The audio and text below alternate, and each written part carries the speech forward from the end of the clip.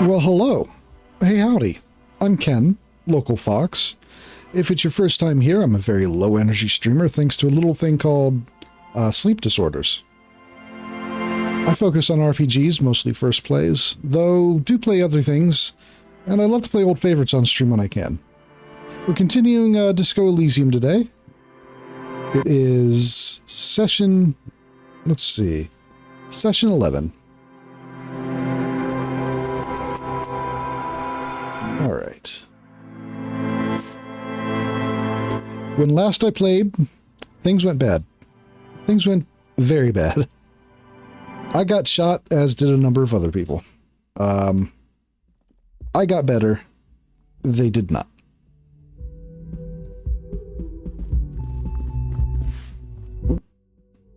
And now I am currently in the Whirling in Rags, about to investigate where Clausier ran away.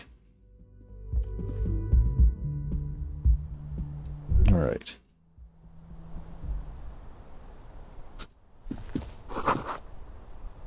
Red thread made of nylon. It leads out of the room and onto the roof. Really? They just had to show me what the angle was? You see the same two neon-lit shapes, a man and a woman, only now a red thread bisects the room, pointing from the antenna outside to the cupboard on the wall. This is ballistics. She's left a trajectory for us. Huh. A ray of backward motion explodes from his mouth to the roof outside, A prime, to then widen into a radius of locations in Martinez, B prime, B double prime, and B triple prime. Where does the thread lead? It suggests the bullet came from the extreme upper quadrant of possible angles, from a point beyond the roof, B triple prime, the island in the bay. Is she trying to tell us the shot came from the islet? Unless she thinks the perpetrator was standing on the ring antenna. That is where the thread seems to point. There are ruins on that islet. A sunken sea fort. I saw it through the coin-operated viewer. I remember. How does she know how to do this? She was there that night. She would have known precisely where the bullet hole was in the glass. She had a long time to think about it after, standing on that roof, staring at the glass. It also looks like there may be more to her skill set than we know. The question is, should we trust her? Of course we don't trust her. I don't know. At this point... What difference does it make? This is also the location we haven't yet, we have yet to rule out. So it is. For a second he seems tired. There must have been something else we've missed. Maybe we need to go to the island?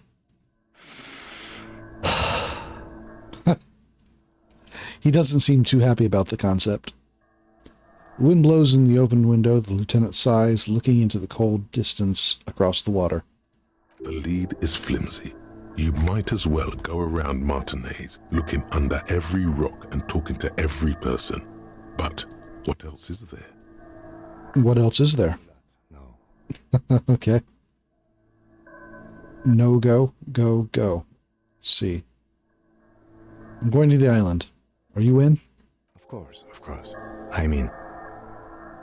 Takes a second to gather himself, then says... How do we get there?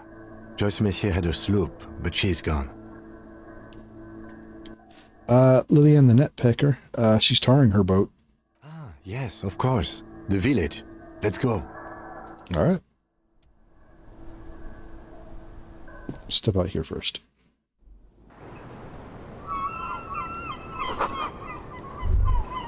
Thread tied to the antenna. The same small, heavy door. No lock in sight. All right, I'm still working on Wasteland of Reality. Okay, there's about 7 hours on that, and once that's done, I might have a chance to open the door, actually. Got a skill point still to spend. And I can always dress myself up really fucking goofy to get a few more points of physicality. Alright.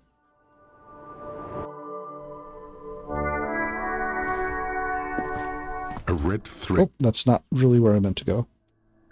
There we go. Also should probably check on the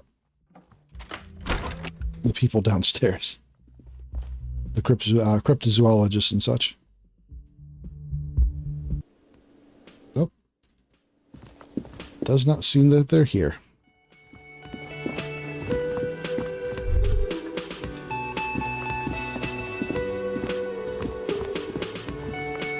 Oh, you're up. It's good to see you back on your feet.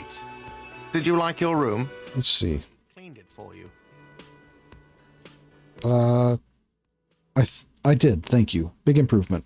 You're welcome. I thought it would be nice for you to wake up in a clean place after you, let's be fair, defended this establishment and its clientele from gunfire. Defended may be putting it a bit generously, though. I had a great view of you doing nothing to stop those psychopaths. Then I crawled inside. Bullets started flying. Anyway. Well, thanks, Gart. I wish you a quick recovery. Also, you and your partner are staying here free now. This establishment supports cops. The stay is free, the drinks are not. I just felt I needed to specify that. Where did everyone go? Oh, you know, people don't tend to stick around after shootouts. Turns out they're not good for business. Are Lynn and Morel still in town? Ah, them. Nice people, but no. Lena said they were going back to Jamrock. I saw them pass by outside. This was before the fight started. Well, that's good. I'm glad she got out of here before all that. Bullets flying and stuff. People inside were quite terrified, you know. I had to take action and step outside too. That was for the best. Yes, you know, and I went outside and took care of it. Everybody calmed down. Felt like the right thing to do. He's almost completely forgotten what this began with. But we weren't done looking for the phasmid. I mean, you're a detective. Perhaps you can track them down. Shouldn't be that hard. Exactly, but all in due time. Crypto business is not a priority right now. You'll see her again one day. You know it. Things went like they did for a reason. What happened to the man with the sunglasses? I don't remember everyone who comes here. And many people wear sunglasses inside lately. Must be a fad. Let's see.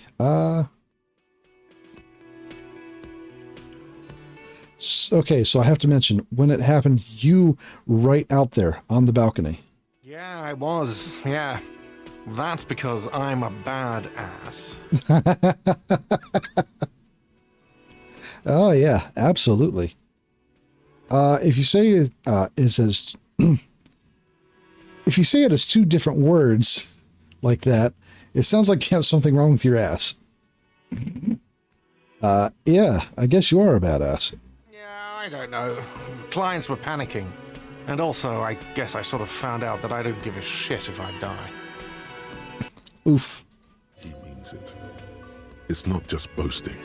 It's something he discovered about himself, stepping onto that balcony. Damn. No problem. They'll come back. They always do. All right.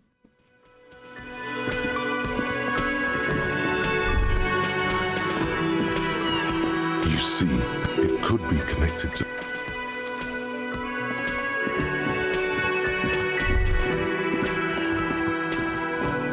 Anything new to say from you?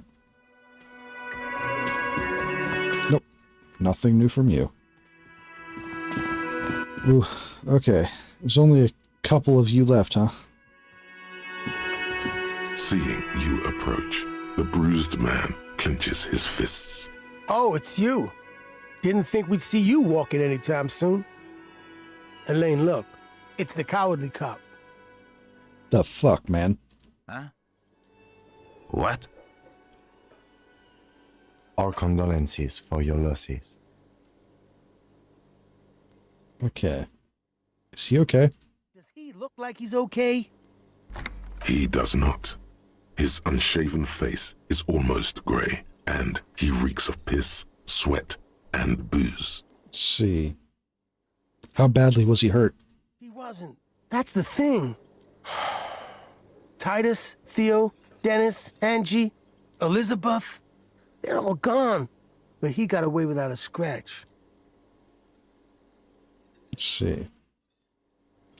There was a name that was listed there, but, okay. There's nothing left. Nothing. This is a broken man. He probably feels that he should have been able to protect the others somehow. And now he feels guilty for not dying with them. Or instead of them. Let's see. What are you suggesting, Kim? I'm not suggesting much. All I'm saying is, he lost everything. Let's see.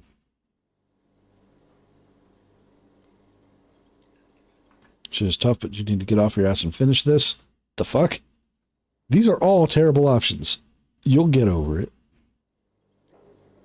You'll get over it. The eyes looking back at you from the narrow face are those of a dead man.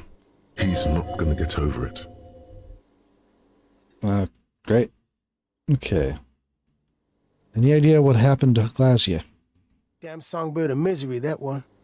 And do you have any information on this songbird of misery? God said she took off sometime before the firefight. That's all. Trying to remember if there was anything. Oh, yeah. He said she seemed to be in a real hurry. All right. Take care. Yeah, you too. It's a rough world out there. It's not easy being a cop. We were too hard on you. Both of you. We shouldn't have fucked with you like we did. You got between us and a lot of bullets in that fight. Matinees owes you one. Hold up. One sec. Didn't you call me a coward when we started this conversation?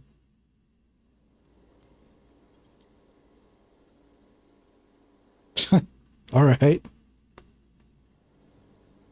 That's kind of you to say. Take care of your friend, okay? I will. You take care of yours. A sharp pain shoots up your side and into your stomach. You must not look too good. Luckily, it passes. Ow. I need to remember to stop running. I was explicitly told to not run.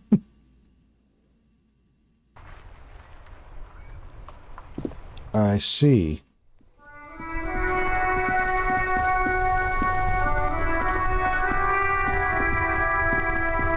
The graffito has been painted over the traces of the fight that took place here. It smells of blood and heavy fuel oil. This was Cindy the Skull. Let's see. Looks like Cindy the Skull finally found the words for her masterpiece. The lieutenant crouches, touching the fuel oil with his finger. Looks like it. Yes. Still Still fresh. It wasn't here yesterday. I smell heavy fuel oil. And blood. Some of it is even yours. Heavy fuel oil. Isn't that flammable? What are you trying to imply, Fingers? You could buy some smokes, light up a ciggy and throw it in there. You know, just to see what happens. See if it's flammable. It's better that way. Safer. I mean...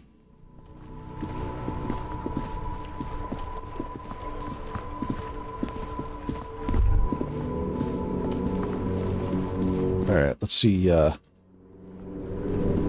My man, you're alive. Almost. Kind of. Sort of alive? alive and limping with a punctured lung. Man, what a day. I missed out on most of the action, but I heard it was quite the encounter. Had a strong sense of finality to it. So what's next? You guys heading back to Jamrock now? Talk is local union muscle were behind it all. I'd reckon the case is closed, even if it kind of turned into a shit show. Let's see. Still looking around. Loose threads to tie up. Good luck with that, my man. Ain't easy being you, but hey, you're still breathing, right? You're not angry with me anymore? Fuck it. I'm a bad guy now. There's things more important than holding a grudge. It's okay. You've been through enough. We are what we are. And you're a cop. All right, a few questions before I go. Sorry, man. I don't mean it like that. Ask away. Let's see.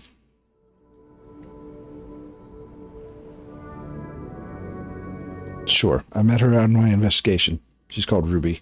Okay. Is it wise to share information about the case like this, sire? The lieutenant throws you a quick glance. What are you doing?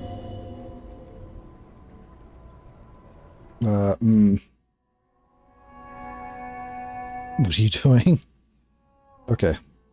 That's it. I can't share anymore. That's probably for the best. You keep your job to yourself. With a job like yours, you have to. Okay. Almost got myself in trouble. Okay. It's so hard to avoid running.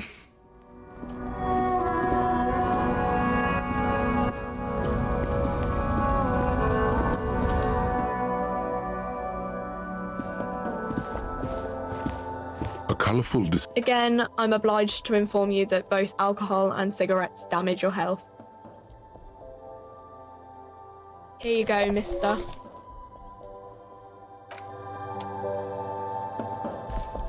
Well, I got stopped from running earlier, and it told me that's a bad idea to run. So, maybe that was flavor and not actually a thing. But, you know, I don't know if I want to push it.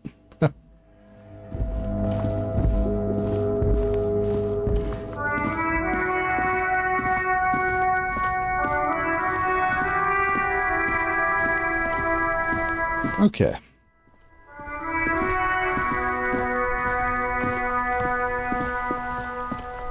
The graffito has been painted. This was Cindy the Skull. Step back, Lieutenant.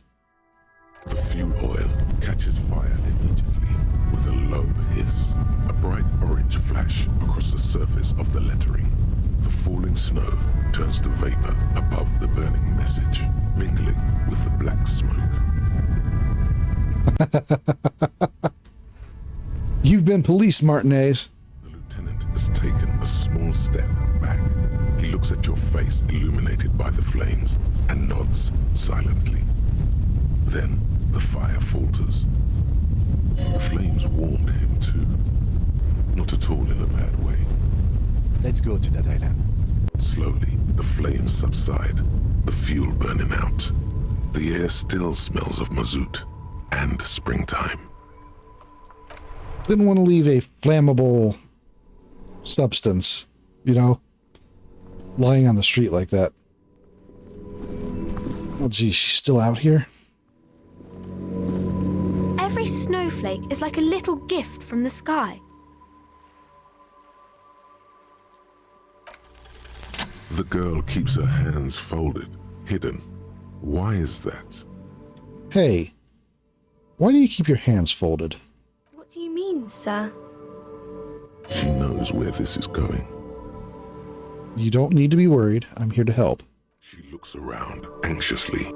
Her hands remain folded in front of her. She doesn't want to show them. The lieutenant stands by, looking at the two of you with little interest. A facade of true professionalism. He is far more intrigued by the situation than his poise reveals. It's okay. She brings out her reddened hands. Her Oh, nails frayed, nearly chewed down to the flesh. you bite your nails. And you knew this from me keeping my hands folded? There were a few other hints. Well, that proves nothing. Anyone could do an easy deduction like that. Okay. Want more? Bet I can figure out why you bite your nails. I got a few reasons in mind. She nods, half provocative, half enthusiastic. Rats have been nibbling on your fingers. Child labor is dismal working conditions. Chewed on nails means you've recycled your bodily material. It's intense dedication to the way of business. There are no riches without personal sacrifice. Your mother's putting a lot of pressure on you. Maybe so, sir. Okay, I know it's a bad habit, and I shouldn't. See. I hope this entertained you. It was okay, sir. There's more that can be achieved here. Ask her to do the same. Think so? Fine, do better. To do something about me. You're quite sober. Quite sober. The lieutenant does not flinch at the comment. He does not flinch even a single bit. He is intensely not flinching. It takes effort. Okay. Let's see.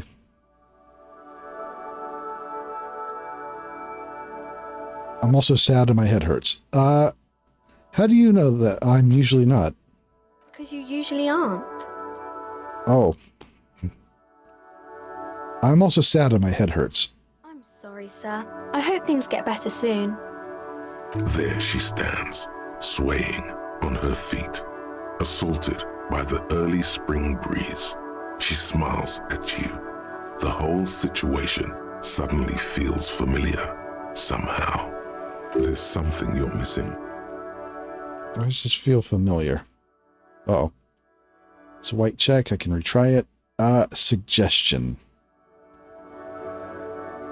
Do I have anything? Okay, well, before I attempt that, do I have anything that would improve suggestion? I don't see why I would, actually, but,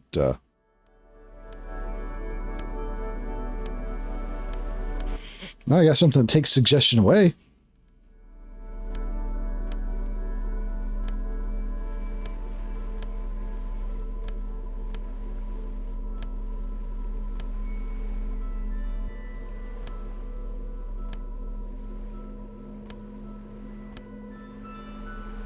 Okay, interciliary suit jacket. All right.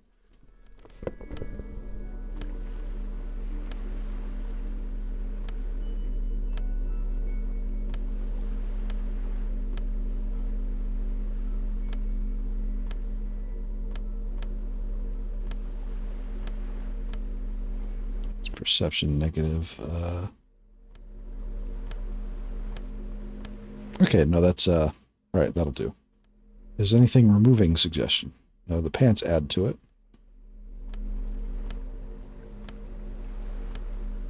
Okay.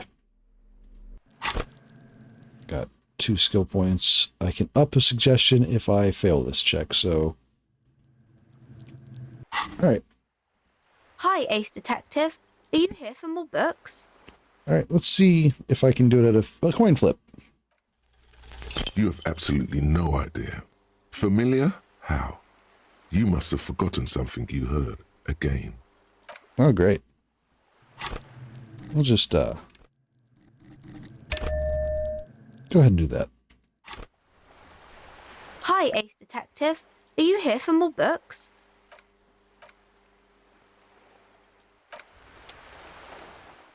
I promise I won't just outright save scum this one, like I did the freezer.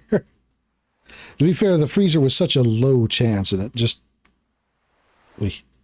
Hi, Ace Detective. Are you here for more books? Because you know each other. She's been talking to you so openly because you've talked before. Hang on, so you know me? We've met before? Yes, I stand in this spot all the time. You've been running around all week without your shirt on, sir, apologising to everyone. I don't really understand what you've done wrong. Oh, no. Did I ever talk to you? Of course, you've stopped by a few times. You certainly look better than the last time I saw you. Thanks, I'm trying. Yeah, I can see. You don't have party eyes anymore. Party eyes? Party eyes. Yes, of course. That makes sense. I'm not surprised children have seen you running around with party eyes on, he thinks. Not at all. Party eyes? You know, like a cat in the dark, all big and wide-eyed. It certainly looks odd on a man. The swiveling eyes of a loony drug addict. That is what she meant. You were probably gurning too. So why didn't you tell me you knew me before, to begin with? I didn't know I had to do that. Oh, thanks. I've concluded something about myself today. I'm glad I could help you, sir. Well, I'm glad I took that check.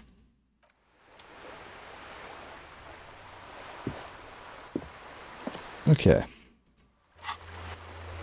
The island.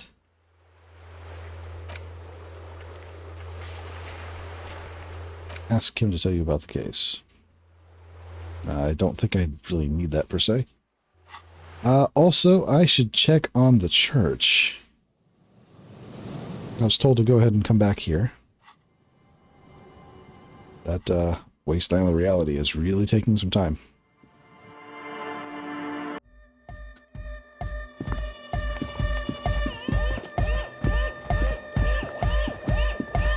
Yeah, it's all set up, man. Can you already imagine 1,000 people in here? 10,000! I don't think you can fit 10,000 people in this small church. I mean, it's not small, but... Ecstatic vibrations, totally transcendent. And I've finished setting up the new compressor too. Let's see. Now the only thing left to do is the name of the club. Will you do the honors, detective? Okay. Suna, do you have an opinion on this? I don't. Good. We have too many opinions anyway. All right. Egghead, you must have a lot of ideas. Yakukata! Yakukata! The place to be! Yeko Qatar, the zone of ecological catastrophe. That's too morbid, Egg. Got anything else? Hardcore! Hardcore to the mega! No, it has to be bigger than hardcore. Yes, it has to be even bigger than hardcore to the mega. It has to be bigger than the scene. Cell, do you want to suggest a name? How about something simple, like the club? Too modern and too ironic. We don't want ironic. We want real. Real and true and beautiful. Like a morning after the rave. What are you 2 cents, Noid? The amnesia. Like the... I can't remember the name of the club, Amnesia. Amnesia! It's not amnesia, guys. What do you propose, Andre? The name. Everything I managed to come up with sounds just wrong. Andre's overthinking it. Yes, you should do it, detective. It would be good for the signs. Noid's right. You've helped us so much. It's the right thing to do. Kim, how would you name the club? I wouldn't. I wouldn't build a club, and I wouldn't name it either. An underground place with no name? Sounds like something the Crabman would say. We're not going with anything the Crabman would say. Why not? The Crabman has ideas, Estelle. Ideas from another level of consciousness. I don't care. I don't like the Crabman, and I don't like his ideas. His ideas are spooky. Next, please. Some real anti-crab man rhetoric here. You have? Well, what's the name? I mean, that seems a little on the nose. Fuck it. Like that DeLorean word for the world, you mean? Elysium. But Disco Elysium? Isn't it wacky? Disco's kind of gone, isn't it? Forgotten. The past is the future, but the future is dead. No, it's beautiful. Beautiful and brave, like we want it to be. I mean, I couldn't choose not that, right? And short. And memorable. It's settled then. Everyone welcome to Disco Elysium. Light beam washes over the dance floor, bathing it violet blue. Andre breaks into frenzied dance-like motion to celebrate the name. Someone turns up the beat. You should go with the flow. Join in on the experience. I enjoy how it says frenzied dance-like motion as opposed to breaks into dance. Start tapping your foot. It feels good. It feels right. But what is this? What is this thing that Andre is doing with his limbs? What are you doing, Andre? I'm dancing. He performs yet another strange pattern of moves, but doesn't look very cool or modern. Honestly, it looks kind of lame. That soft core gyrating is supposed to be dancing? We should talk about it. We should talk about your so-called dancing. Yes, my man.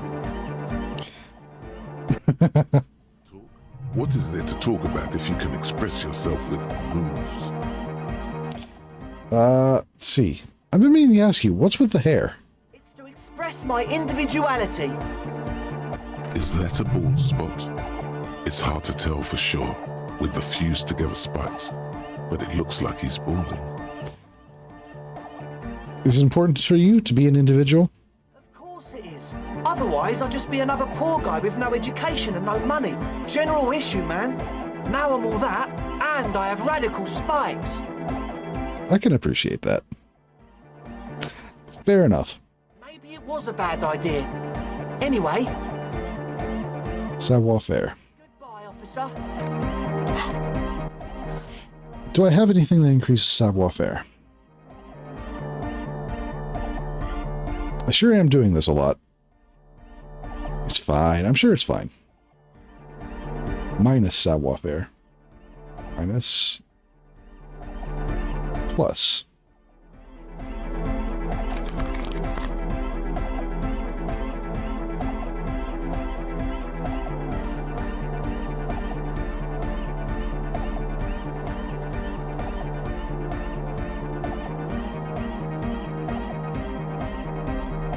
Minus. Of course it's minus. Okay, let's see. Anything I'm wearing that removes savoir-faire?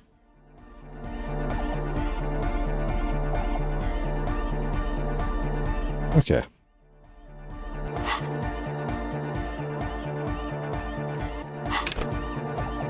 I got 1 point. I can always stand to get some more savoir-faire.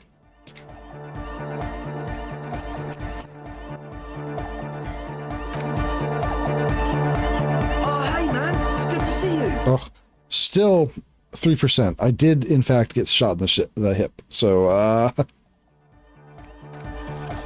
You close your eyes and dream of the shapes your body should form to bring this strange music into life. For now, such ferocity of motion is beyond you. But just imagine the moves you could pull to this futuristic beat. Thank you, Limbic. Your aching leg doesn't want you to imagine anything, however. It just wants to lie down and rest. I hope you're not trying to dance with that leg of yours. Healing from a gunshot wound takes time and... Be careful. Goodbye, officer.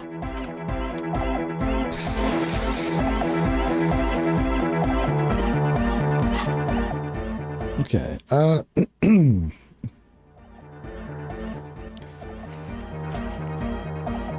pick up dice. Right, I gotta go pick up my dice.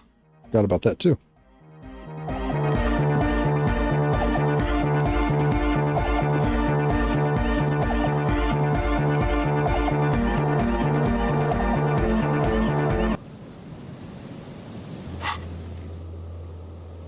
Okay.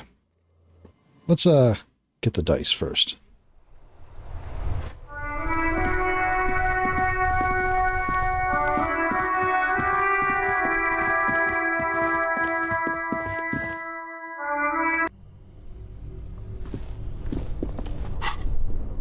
Where are you? Tools. Oh.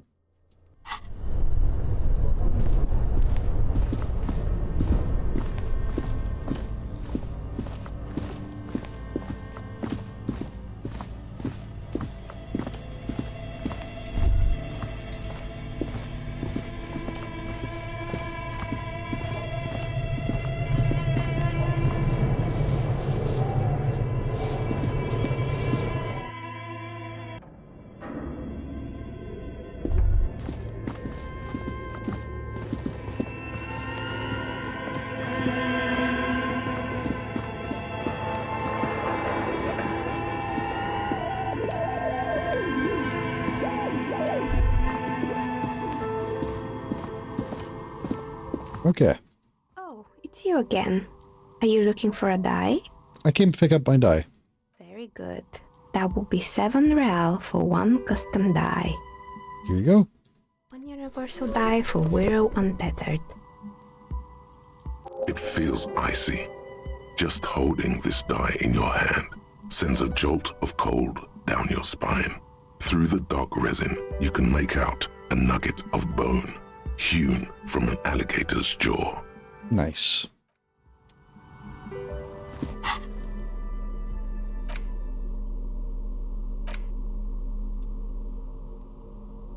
The anti-wear-all dice. Standard 24-sided playing die. Can be used to get results for several die. It's made of alligator jawbone cast in acrylic resin and embellished with frost motifs. Looks like a minuscule blizzard is stuck in there. Note, look at the map tab in journal to see where white checks have opened. Oh?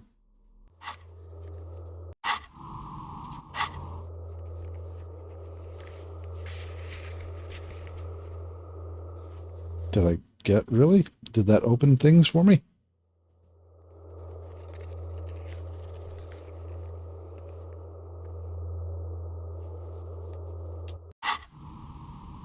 Hey, Zane.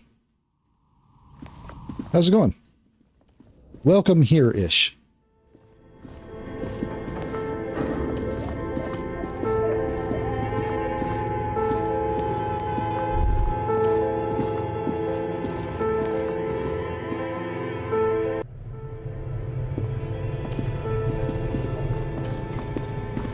I just picked up the custom die that I commissioned from the dice maker. Imagine commissioning things. Who would even do such a thing?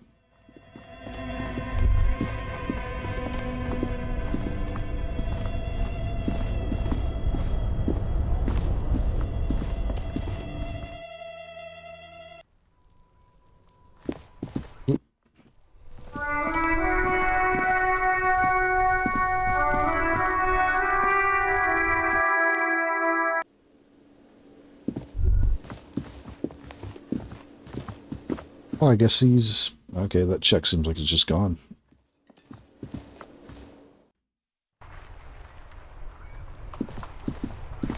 Alright, I don't really need to be carrying that around everywhere.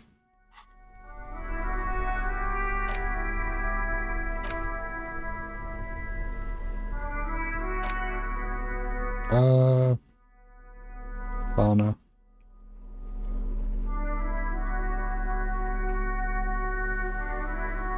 Taking a break from drawing for exactly 1 week. I mean, it's important to take breaks after all. Especially if it's something you both do to earn your money as well as something you do to enjoy yourself. Like, this quarterly journal features a large satirical portrait of the late King Friesel. From the sides of his head, a pair of white antlers spread to the corners of the cover. Why Friesel? Because Friesel was incompetent, foolish, and cruel. In short, the embodiment of everything the communards wished to overthrow. It's satire, you see. Flip through the pages. See what catches your eye. To your disappointment, there aren't any full-color pictures to direct your attention. Just column after column of closely set text, interrupted occasionally by little doodles in black and white. No advertisements, you notice. So who's funding this radical commentary? After rifling the pages with your thumb several times, you return to the table of contents. The magazine is divided into several sections: international development, Kunst und Kultur, and local concerns. Just inside the cover, there's also an editor's note. Let's read the note. Comrade, as you know, this journal takes its name from Mazov's immortal expression, Du cristal à la fumée. This was his way of describing the way the rigid, crystalline structures of capitalist ideology turn to smoke under communism. Aha. But, like the structures of capitalist ideology, we too are at risk of going à la fumée. Unlike many publications which are content to spoon-feed their readers reassuring drivel.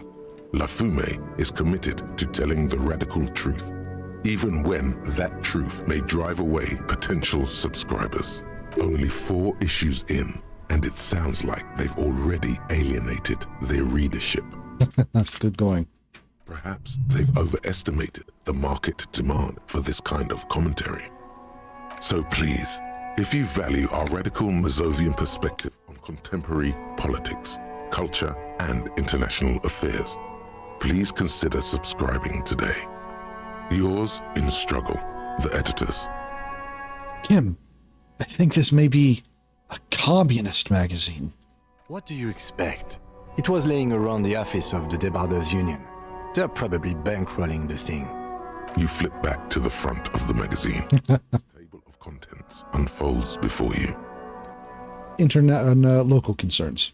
Unsurprisingly, much of this section is taken up with articles declaring unqualified support for the dockworkers' strike. You skim the headlines. Paint the harbor red and white. Martinez tames the wild pines. A city in revolt. First we take Martinez, then we take La Delta. Finally, there's a brief article by the writer G. Martin accusing the owner of the Cape Side apartments of illegally attempting to evict certain communist tenants simply for not having paid their rent. Charging rent to live somewhere is pretty outrageous. Would it be better if everyone in labor capital could reach some reasonable comment? Okay. Let's see. For Wild Pines, all those moochers would be out of a job. Damn communists should have killed a lot of them when they had the chance. Why should I care? This doesn't have anything to do with me. According to these editorials, there can be no accommodation with the forces of international capital or their mucilaginous allies in the coalition. Why do communists love puerile insults? And they wonder why they're always being left out in the cold. You flip back to the front of the magazine. The table of contents unfolds before you. International developments. This section includes a long, tedious critique of the latest round of free trade negotiations between the EPIS nations and the Free State of Semenine. You also skip over an article about heavy fuel oil smuggling along the Mesk-Messina border, something about bear wrestling in Samara, book riots in Yugograd. Face it, you really aren't interested in foreign affairs. You're not even sure where most of these countries are. I mean, at least he has an excuse. You flip back to the front of the magazine. The table of contents unfolds before you. It takes a moment, but gradually it dawns on you that Kunst und Kultur must mean arts and culture. Why they decided to title this one section in Valda is beyond you. Obviously, because it's cool to drop random phrases in foreign languages. It evokes a sense of recognition and fellowship among those privileged enough to understand. As you leaf through this section, you come across several reviews of recent radio plays, as well as a brief artist spotlight featuring a local artist identified only as CS. Cindy the Skull. The main feature, though, is a long essay titled Tip Top Tournée, a critical Mazovian perspective. The Tip Top Tournée is an inter-Isolari racing series, mostly known for its high speeds, ludicrous sponsorship deals, and high death toll. In Revachol is held quadrennially on the prestigious Zero Carousel racing circuit. Okay. Read the profile of CS. This so-called artist spotlight is really just a brief Q&A, made all the briefer by the subject's evident hostility to her interviewer. That certainly sounds like a certain delinquent youth who likes to harass you from her balcony. All right, let's see what these communists have to say about the Tip Top. You think you're settling in for a relaxing recap of the most recent season. maybe sprinkled with some nice anecdotes about a few of the more colorful drivers. That is absolutely not what I thought I would get, actually. Instead, you find yourself skimming a 10,000-word feature about all the politically problematic aspects of Tip Top Tourney. What's wrong with Tip Top? Where to even start? For one, there's the crass commercialism of its sponsorships, and then there's the practically criminal emphasis on deadly motor crashes. So, all of it, basically. Okay. Who wrote this stuff? Oddly enough, this article has 2 bylines. Nazteb Encolada Bernal and Exilus Buka. There's no way those are real names. Wait, why aren't those real names? Have you ever met anyone named Exilus?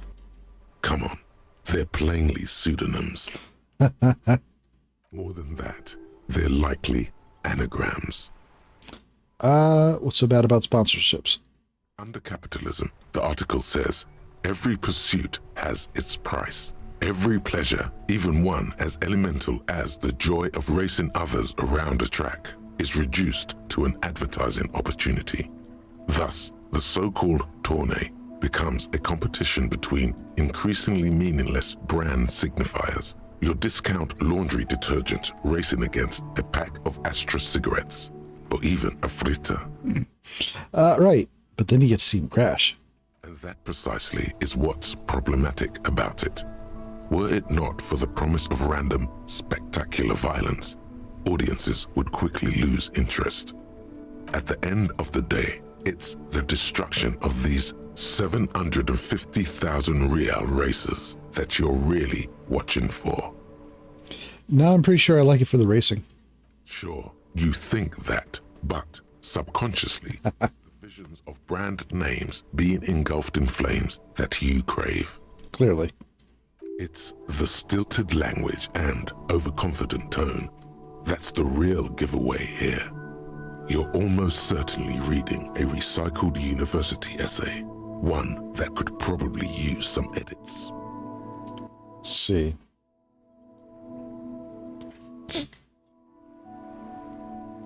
I can't believe someone actually published this utter tripe. Shake your head. The magazine stares back at you defiantly. It's pretty sure you just don't get it. Kim, you wouldn't believe how badly written some of these articles are. I can imagine. Something tells me there's not exactly a glut of young communists teaching to write about Tip Top for La Fumée. If I had to wager, I'd say they've never even seen the inside of a motor, much less a motor race. I take whatever they write with a large grain of salt. You flip back to the front of the magazine. The table of contents unfolds before you. Put it away. All right. Okay, the cockatoos.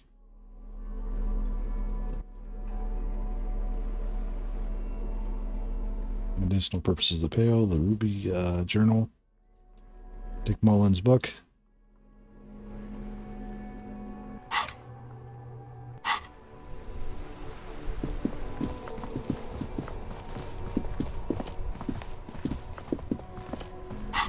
Right.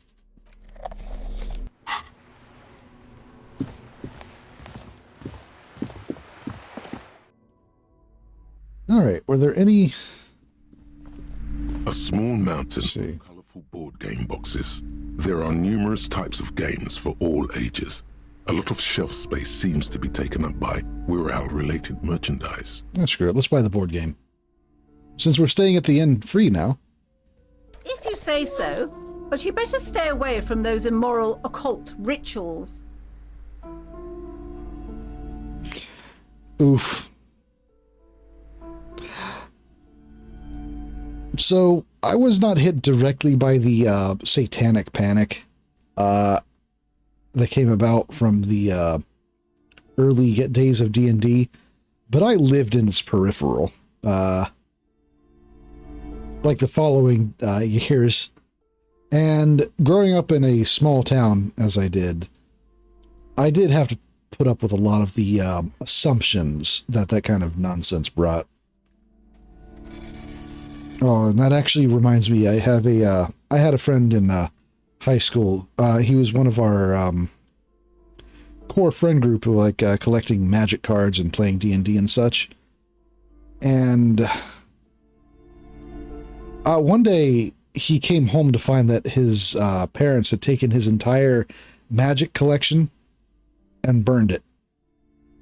And he had like quite a collection. That was heartbreaking, frankly. But it is specifically because of that I got he gave me the set of AD&D books that he owned. Mostly for safekeeping, to make sure that, you know, they weren't fucking wrecked by stupid people. It was awful. What board games do you have here? Wonderful board games, sir. The Viticulturist is a classic for sure, or perhaps you'd like Archipelagos of Insulinda, a very educational game for those interested in geography. Browbritter is a fun game of economic competition, but can get quite intense after a while. We have games for the whole family. You can play with your children. Who are you going to play board games with? Do you have friends or family? Do I have friends? Uh-oh. I don't want to think about this. Wow, I have children? A family? Do I have friends? Are you actually friends? Or just colleagues thrown together by circumstance? Let's see. Look at me. Who don't have children with me? Don't be so hard on yourself, sir. You just need to clean up a bit.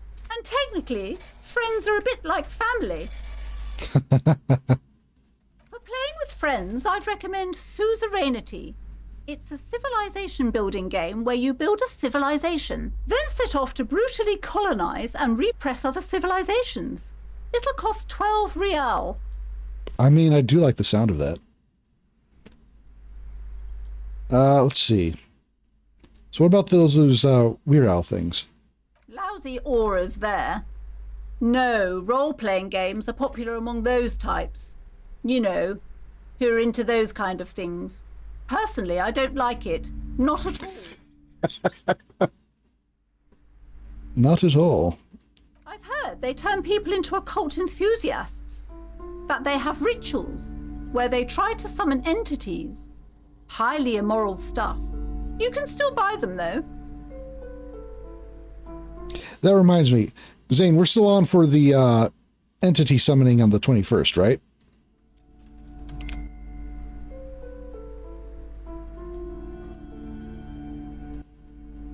Let's see. Sure, I'll buy a suzerainty. Wonderful choice, sir. A wholesome family game.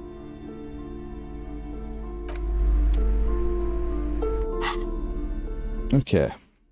Couple things to interact with now. Because interacting seems to pass the time faster than anything else. It's taking so long.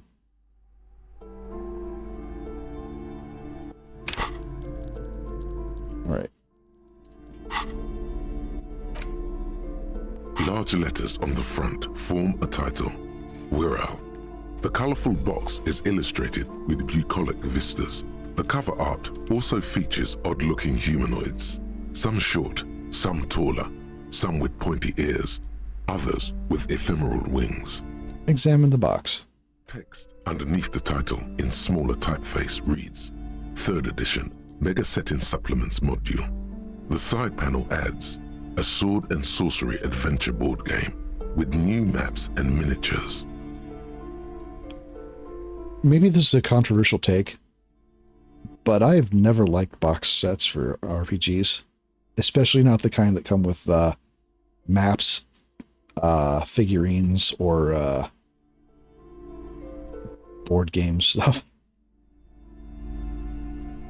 Like, it took me forever even to accept the idea of using miniatures at all for playing RPGs. And even that is only more of a concession for me for running them online. Because genuinely, I prefer completely keeping the action in the head for the most part. I don't know. I know I am strange. I am the outlier there. A blurb on the back reads, "Tired of the tedium and toil of modern life? Escape to Wirral. Leave behind Isolas and nations with their petty squabbles. Discard electricity, magnets, and boring technological widgets." Kind of surprised the mic is not picking up that bass. All right. Succumb to a world of high pasternal fantastique. Unleash your imagination and create an adventure of endless possibilities. Discover the terrible secret threatening Wirral. Can your band of adventurers save the world? I'm not sure I can handle all this responsibility. Definitely not. It sounds too dangerous. Yes, we're ready to take on this challenge. Exactly. That's the spirit. All you have to do is read an intricate rulebook, study an assortment of maps, unfold the illustrated game board, and start rolling dice. In no time, you could be romping through grasslands with low-level characters, hunted by Iskala riders, or battling unspeakable monsters in endless dungeons fraught with danger and despair, conjuring up forceful magics to aid your quest. Do you like the sound of that? Don't forget heated arguments escalate into physical confrontation with your friend. And most importantly, never forget to rage quit if the dice don't go your way. Oof. Open the box. You pry open the box. Inside you find a folded up map, a small booklet, a 24-sided die, and a little plastic figurine. Look at the die. It's made from some sort of wood and has been decorated with peculiar plant motifs. You don't know much about dice, but this one looks pretty damn fancy. Look at the figurine. You see a man in ragged clothes wearing a lopsided hat and wielding some sort of a firearm. Huh, interesting. A communard. It doesn't sound very Wirral-like. It is not. The communards are not a part of the game setting. I guess someone misplaced it during the packaging process. Maybe someone should make a role-playing game about the set during the Revolution. Good luck finding people who'd want to play as communard. You'd be surprised. Let's see. Take the die. Place the die into your pocket. It's always good to have luck on your side. Take the figurine. You pick the figurine up by the base to meet your gaze. The little plastic man stares back at you, his face contorted into a disturbing shout. Then you pocket it. Look at the map. Booklet. Booklet first. A quick guide to the magical races of Wirral. Create your own hero, choosing from any of these completely unique and fantastical backgrounds. The options are in order of importance. The Welkin, the Tweorg, the humans, the fairy folk, and the pygmies. Read about the Welkin. The Welkin, tall, lithe, and graceful, with long flowing hair and pointy ears. They're known for being powerful magic users, but can also hold their own in a brawn-driven fight. The Welkin come with a variety of exciting sub-races. High Welkin, Forest Welkin, Lake Welkin, and Snow Welkin. But if you're not feeling experimental, a basic Welkin will always do. I do like how it's just an alternate reality. Wow,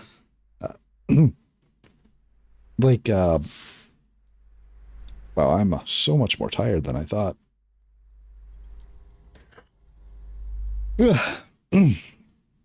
How it's taking basic concepts from real it's weird to say real life fantasy, but fantasy settings in our world and spinning them in a different direction. A grand race of industrious mountain people. They're short, stout, and muscular, and enjoy digging for gold and other precious minerals. They're also well versed in the art of combat, where they prefer to use axes and hammers. The Tweog also come in a few different sub-races: Hill Tweog, Shield Tweog, and Dark Tweog. Read about the humans. They're just humans. What else is there to tell? They're average in all stats, and jacks of all trades. I suppose, honestly, that is really how you have to write humans typically in a fantasy setting, so that you can contrast what the other species in your setting are like. I mean, okay, you don't have to, but it's a tried and true practice to do it that way.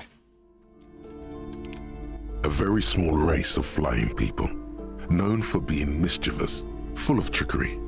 They often lure people into their magical traps. There are no sub-races for the fairies. And the pygmies. The least popular of the Wirral races, the pygmies, are short, rotund, and dim-witted. Pygmies live in small villages made of shoddy wooden dwellings. They spend most of their days tilling the earth and smoking their pipes. There are no sub-races for the pygmies. Fucking hobbits. Okay. Look at the map. A reprint of a crude hand-drawn map. The top left corner reads, Lands of Wirral. The map features both small villages and mid-sized towns with odd names, in addition to meadows, forests, hills, lakes, and seas, also with odd names. It doesn't seem to correspond with anything you've seen thus far. It's not a very helpful map. A colorful box with the title, Wirral, in bold letters. Put the box away. Okay. We have standard Wirral dice.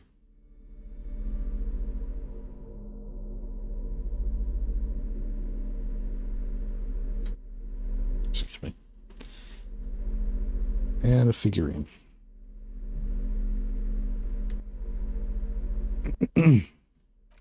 All right, and suzerainty.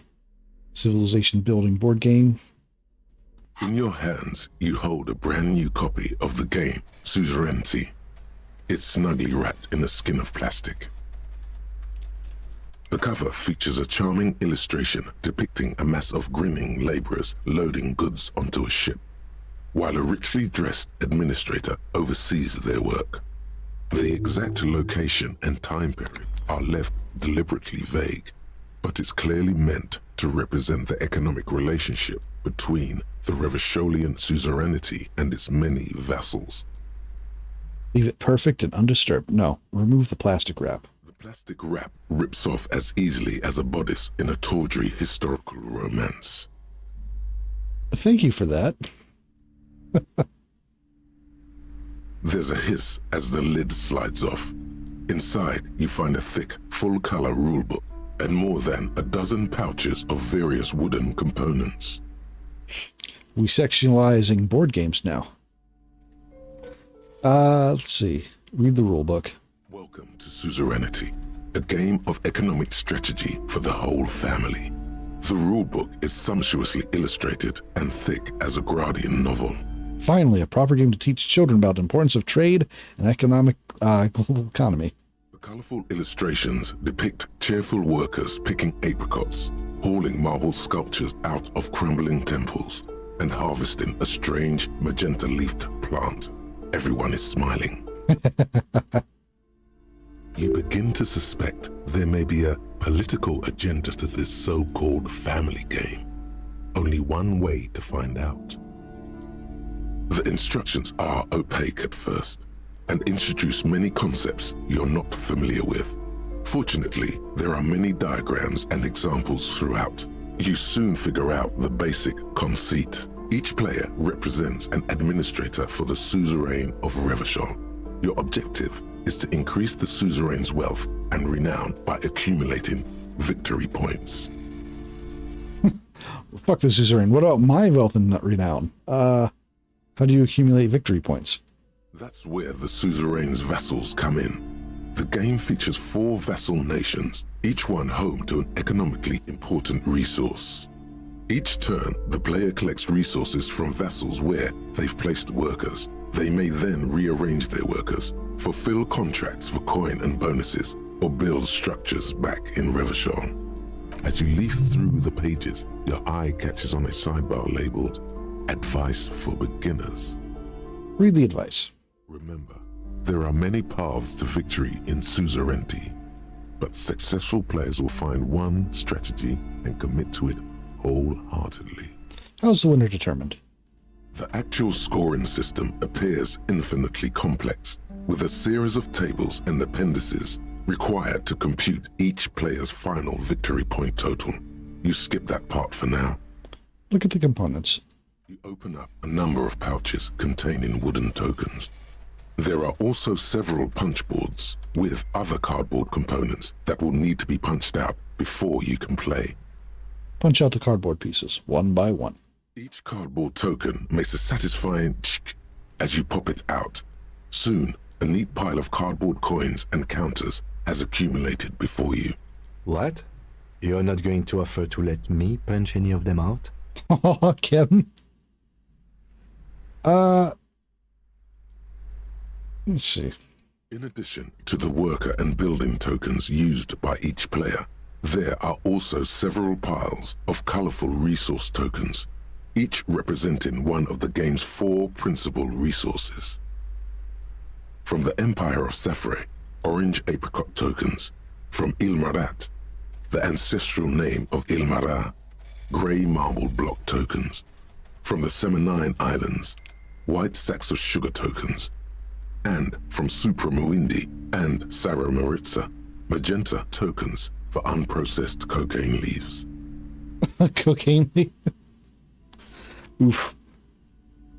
I can't believe you do Kim dirty like that. I mean, look, it didn't give me the option. I would have. Oh, those are nice. Oh. You hold the open game box before you. Hey, Kim. Want to play? The lieutenant looks over the rulebook before he sees something that makes his eyes go wide. Holy shit. The average playing time for this game is 1 to 6 hours. I'm not sure we can afford to set aside that kind of time for a game. Come on, Kim. Come on, we got 6 hours. What is detective work if not an elaborate game? You need logical inference, attention to detail, the ability to analyze your opponent's motives. Come on, it might help us think more creative solutions to the case. I do feel like my thinking has become somewhat rigid.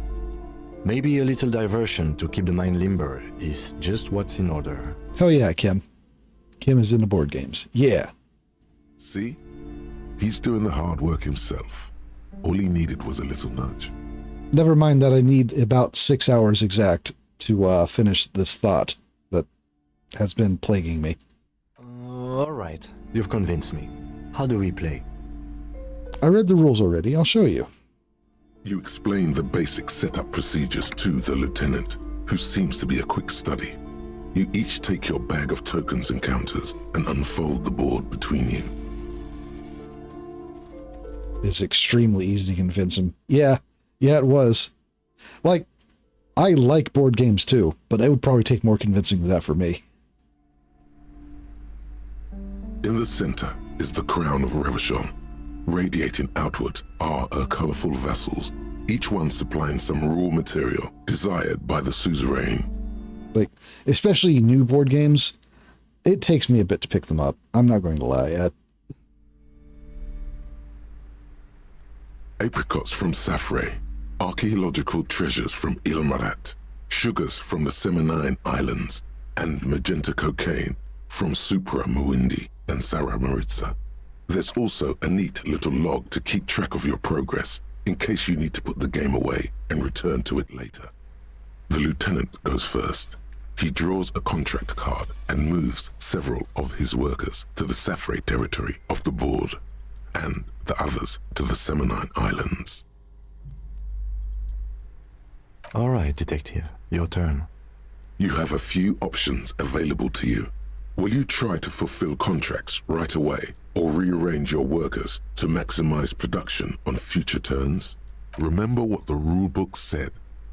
You will want to choose a strategy early on and stay committed to it. Okay. I wasn't expecting to actually go into the actual game. Let's try to fulfill contracts. You draw a contract card offering a number of coins in exchange for archaeological treasures. You place all your workers on the Ilmarat territory. On your next turn, you produce 6 units of archaeological treasure and fulfill the contract for a handful of coins. Not bad, Detective. But not good enough, the lieutenant seems to be saying. That is exactly what I implied. As he completes his own contract card, the lieutenant is rewarded with 4 coins and a round wooden token that he places in the center of the board. That's a market. It's worth 2 victory points. Can I do my first turnover? I think I messed up. Why don't I get one of those? Glower silently. The lieutenant returns your baleful look with a satisfied grin.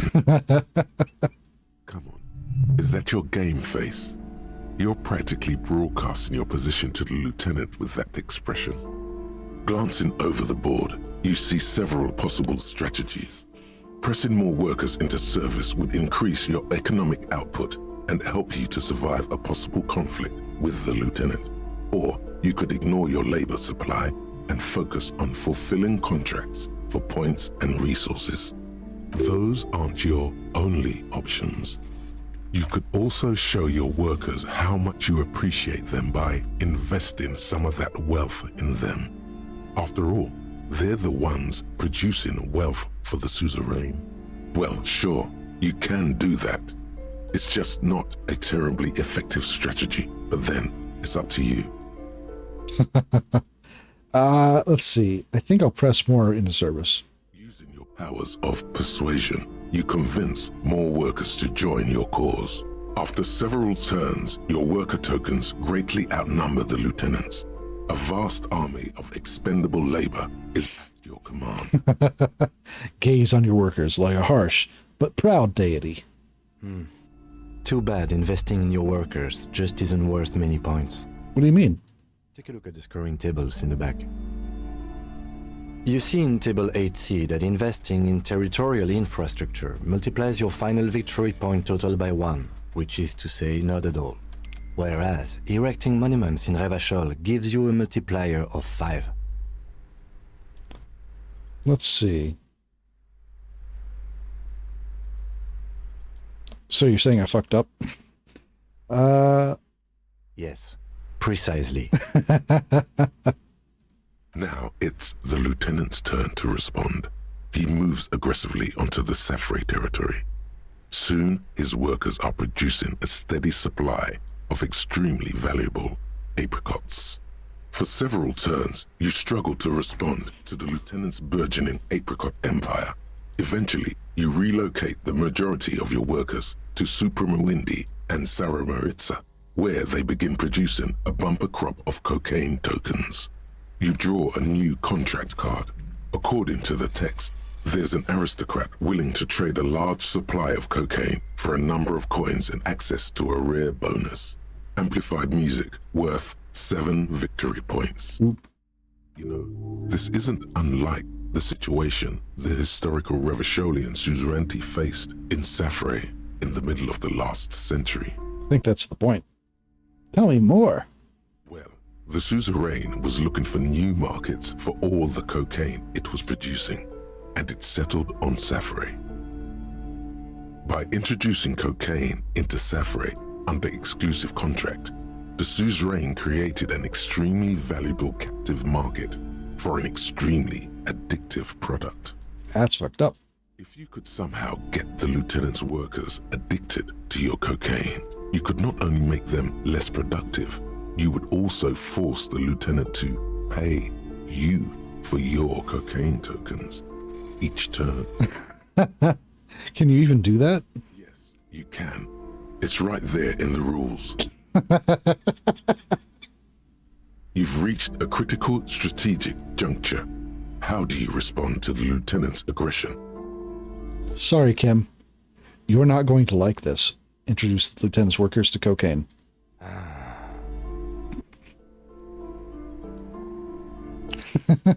He does not appreciate you getting all his workers addicted to cocaine. With each passing turn, you slowly bleed the lieutenant of coins as his own workers become less productive and more dependent on your magenta cocaine tokens. As a matter of historical fact, this is almost exactly what happened in Safre. To this day, fully half of the former Safre Empire remains dependent on international aid in exchange for a steady supply of cheap produce. Isn't this what they did to Apricot Suzerainty in real life? More or less. He's thinking about less historical wrongdoing and about how to get the jam you put him in. Realizing victory is slipping away, the lieutenant launches a desperate gambit: protectionism. By erecting tariffs on your cocaine, he hopes to starve you out of the market at the risk of incurring the suzerain's disfavor. The end game is upon you. Do you escalate the trade war with the lieutenant in hopes of crushing him with your economic might? Or do you ignore his aggression and focus on building the mighty victory column structure in Revachol herself? Alternatively, you could throw the whole game away by trying to build a public education system for the children of your workers. The choice is yours.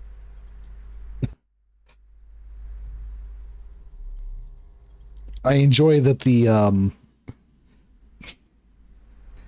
I enjoy just how heavily it leans into telling you that it's just throwing it away if you do it. It's on, Kim. Launch a trade war. The lieutenant nods gravely as you erect tariffs against his apricots and sugar. This is going to get ugly. With every turn, tariffs are raised until neither you nor the lieutenant are producing any income or generating resources for the suzerain.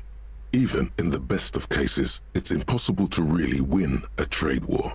But this is far from the best case, and the lieutenant's apricot-powered economic engine crushes yours. Soon, your coffers are empty, and the map lies strewn with your worker token. I hope you learned your lesson. Yeah, never get involved in a trade war in Insulinde. Never fuck with Kim Kitsuragi. Now, let's tally up the scores, shall we? Computing the final scores is almost a game unto itself. Each spend an inordinate amount of time making stacks of coins, consulting tables, and struggling with basic addition and multiplication. Kim going straight for the throat. After double, then triple checking your maths, you have your final score. Disco Elysium so real, right? -5 victory points.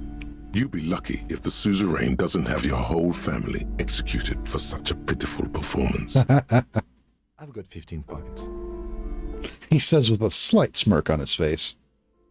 Don't look too glum, detective. There's always next time. Figuratively, I mean. There's no way we have time to play this game again. Now, let's clean up and get back to work. You hold the open game box before you. Put the game away.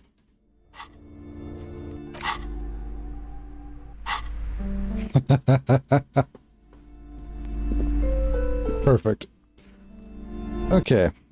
That actually did leave me with more time than I would like. Still have 3 hours before this damn thing procs. Okay. What else do I have left to do around here in town?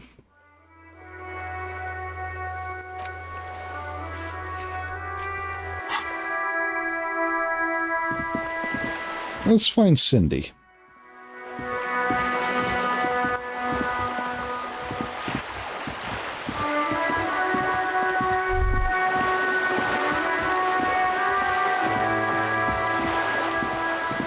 Assuming she's still on the balcony.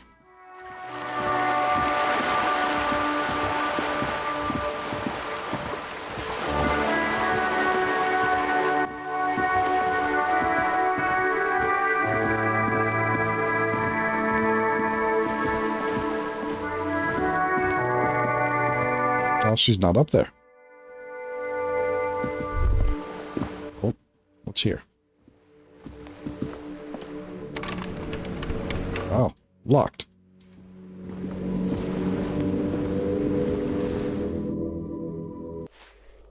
Okay. Give me a moment.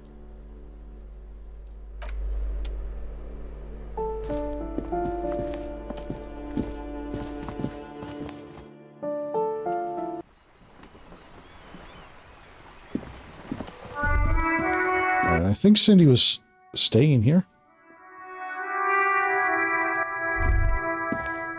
Well, no, this is where the worker lady lives. Okay. I suppose I should probably just push the story. I am effectively wasting time at the moment. But, okay. Yeah, I'll just go ahead and push the story. Wrong way.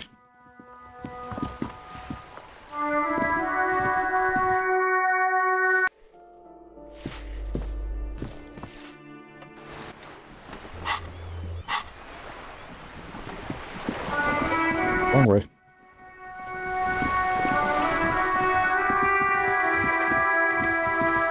Alright, I'm just going to take a gamble that the, telling me not to run was actually just flavor. Rather than actual something I should keep an eye on.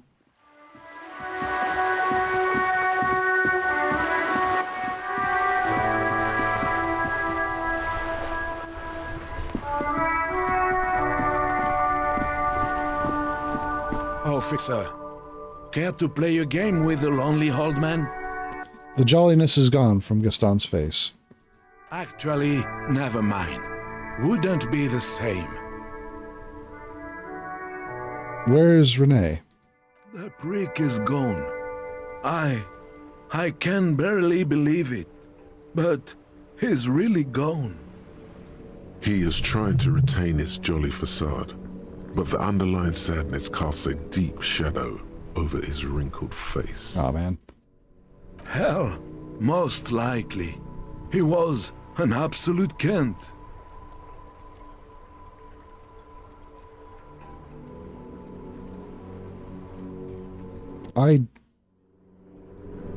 That's...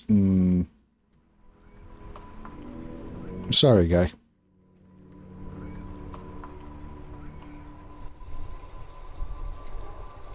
That's not really a good way to jump in. Pretty sure that was a bot. Okay. Was he killed during the mercenary tribunal? Oh, he would have liked that. Violent lives ending violently. That's how he wanted to go. Sadly, it was not the case. Was he really that bad? I repeat, an absolute Kent. Even his old army buddies didn't want him around. He was like an old viper. The only people who could stand to be around him were Jenny and me. She saw something in him when we were just kids and she never lost sight of it. And I thought if the most beautiful being in the world can love him, then there must be something worth holding on to. How did he die exactly? His hungry little heart finally gave out. The dock workers found him in the guard booth this morning. Wasn't even supposed to be working for another week, but he just had to prove how tough he is. Did he feel like he has to prove he can still pull his weight? Doesn't need handouts? Yes, he was about to head home. Cause when the dock workers found him, he was wearing civilian clothes and not the Kuketu uniform I saw him in all the time. Sometimes I thought he was wearing it just to piss me off. Now the joke's on him, cause he's gonna be buried without it. Let's see. Do you think our conversation about his job pushed him to go out there? No. René was the most stubborn man in Revachol. Nothing you or I could say would ever push him to do anything. The man was completely immovable. He has doubts, but right now, he just wants to move on and not think about it. Did you love him? We've hated each other our entire lives. So much, in fact, that... Yes, I loved that angry prick. He didn't deserve it, but I did. You know what his last words to me were? Something mean? In Guillaume's time, you'd have been shot without trial. That's what he said to me. He lived a cunt, and he died a cunt. Let's leave it at that. Here, something to remember your friends by. Give him the photograph of Renee and the girl. Let me see. This was 60 years ago. We all went to that parade. Young Renee looked so happy, and Jenny... I'm sorry, officer. I just... Thank you. Thank you for this little memorabilia. It really means the world to me. That was nice. A small thing for us, but invaluable to him. He probably didn't even know René had the photo. Let's see. God damn! What a fucked up thing to say. Okay. I offer my sincere condolences. Yes. We are both very sorry for your loss. It is what it is. Part of life, really. But to know someone for 79 years, then one day they're just gone. I just don't know anymore. About anything, really. But you must need something. See, I was hoping to ask about Maybells. René wasn't really what you'd call a botanist, officer. And believe me, he didn't like Insulindian lilies. Insulindian lilies? That's their old name, dating back to the time of kings and crests, and all that other stuff he loved so much. Why didn't he like them? There were many reasons, but mostly it was the communards. They called them the belts of revolution. I guess in the end, the Insulindian lilies were just another piece of the whole Insulinde. The royalists had to surrender to the Mazovian insurgents. It doesn't really matter anymore.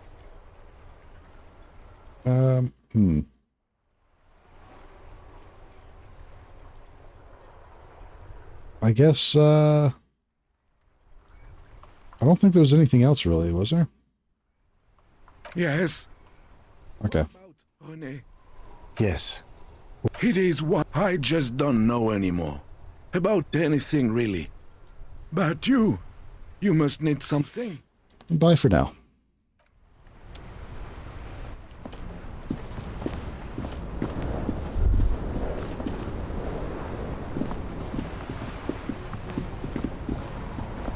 Okay. Check the carriage. Inside, you see a set of steering levers, a radio microphone, a pull-out toolbox, and the... I guess nothing.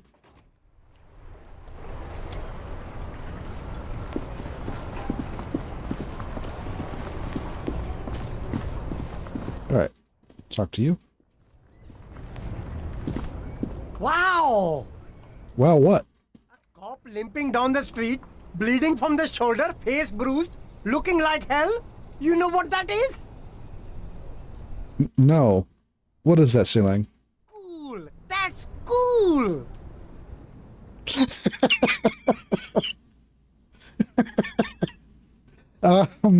Sure.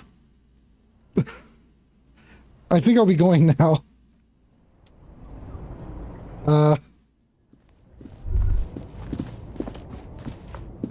Wait, was there more in here? You keep coming back! That's good, officer! Keep browsing. You find your hands deep in... The box smells like... Economical, but also trendy. Look first hand, buy second hand. Okay, I just thought there'd be more in there then. That is one word for it. I'm not sure it is.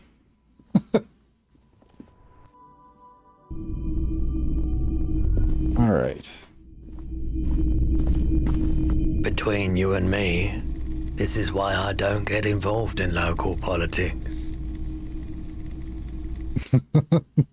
That's local politics? Someone has to. So it goes. Now, what can I do for you?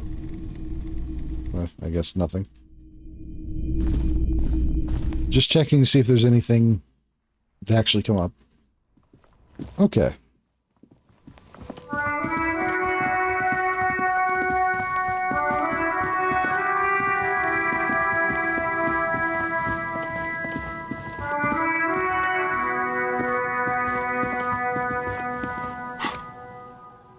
Two hours. Yes? You know what? I don't think I ever actually did these things, did I? What do you want to know? What did your preliminary information say about it before you came here? You mean like a brief? Brief. Want me to brief you? Yes, that sounds good. 3 days ago, the RCM Emergencies Desk received a report about a security guard who was found hanged in Martinez. An anonymous caller said there was a dead body behind the Whirling in Rags hostel cafeteria. The cadaver had been there for 4 days. No one had come to investigate. During that time, the victim had been stripped of his belongings. The caller did not identify him, but used the word lynching. There is an ongoing labor dispute between the local dock workers and the logistics company Wild Pines. They, okay, as we've come to suspect, didn't identify themselves in any way. The tone was muffled using a device of some sort. The desk could identify neither the caller's age nor sex. Or hide themselves. Strong prejudice against involving the RCM in what's seen as union matters. The dock workers' union is the de facto police in Martinez. Now it appears they've started executing too. We cannot allow that. Okay. I understand everything now. Just to be clear, we are police officers. It's our job to find the killer. That's the case. Uncover and arrest the killer. Okay. I probably should have had him do that at the very start. That's all I need for now. That was a long hanging journal. Right, okay.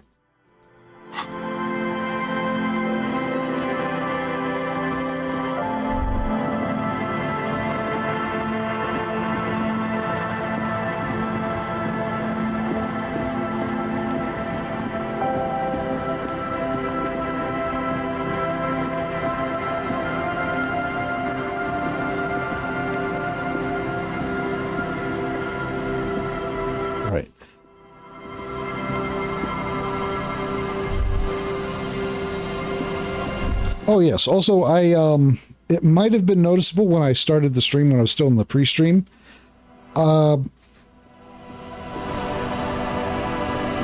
Excuse me.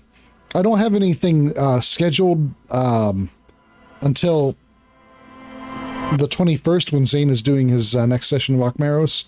That's not actually true. It's more of I'm probably only going to be streaming once a week until the 28th.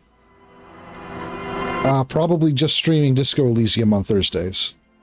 You're wounded. Why are you wounded? You look terrible. She sounds almost disappointed with you, reprimanding you for falling and hurting your knee. I got shot in the foot. It was pretty badass. You would have liked it. Some people hurt me. Let's see. You seem angry. Why? Look at you. You can barely walk. Some people hurt me. Is this from the shooting in town? We heard gunshots. Not that we don't hear gunshots all the time, but they were closer than usual. There was an exchange of fire on the Rue de Saint-Ghilaine. It's nothing to be worried about, madame. You should see the other guys. They're all dead. I got shot in the chest. That's nothing to brag about, officer. It's not serious. He'll be okay. I have questions for you. Of course. Can I help you with something? Let's see. We need to get to the island. That won't be a problem. It's wind still and the tar just dried. We've got 2 days of relative sunshine ahead. 2 days of sunshine? Let's see. What's on that island? I saw some kind of ruins through the binoculars. Used to be some kind of fortification there before the war. For the communards. An anti-aircraft gun, I think. Bombed to bits in the landing. I haven't been there myself. Always steered clear of it. Hasn't been there herself. Who has then? You said not yourself. Who has then? If not you. My husband used to drink there. Oh. Him and his drinking buddies. Always seemed like a bad place to drink to me. People died there during the landing, you know. My mother told me. This must be one of the many fortifications that was used in the dying days of the revolution against coalition forces before they took this city. The kids sometimes go there too. I know they do, on rafts. I tell them not to, but they bring back old bullet casings and such. Which kids? The twins. Aren't they like... They bring the girl along on some rickety barge. Are they like 5 years old? Can we maybe ask your twins about that place before we go? Would that be alright? Be my guest. They've a strange way of talking. See if you can get anything useful out of them. I seldom do. 2 days of sunshine? I just got bacterial infection. I'm sad to hear that. Take care of that with Ether, will you? Don't get too many RCM men round here. Be sad to lose the first one. Is there anything I should know about getting there? Well, most of it's sunken. Underwater. That means concrete underwater. Cut your boat if you're not careful. Be sure to enter from the south side. Water's deep there. Can we borrow the boat? I probably should have led with that question. If you promise to bring it back. And no scraping the hull. I just got it nice and yellow. And no drinking on the boat. And no joyriding either. Of course, ma'am. It's only for a day or two. Official police business. Aye.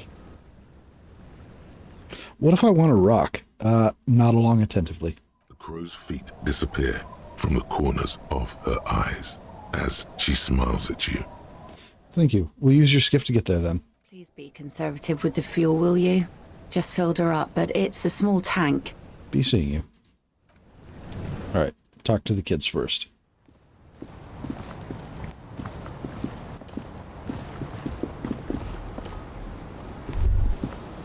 Our tenant, the policeman. I hope the waves don't keep you up at night. What can I help you with? I got shot.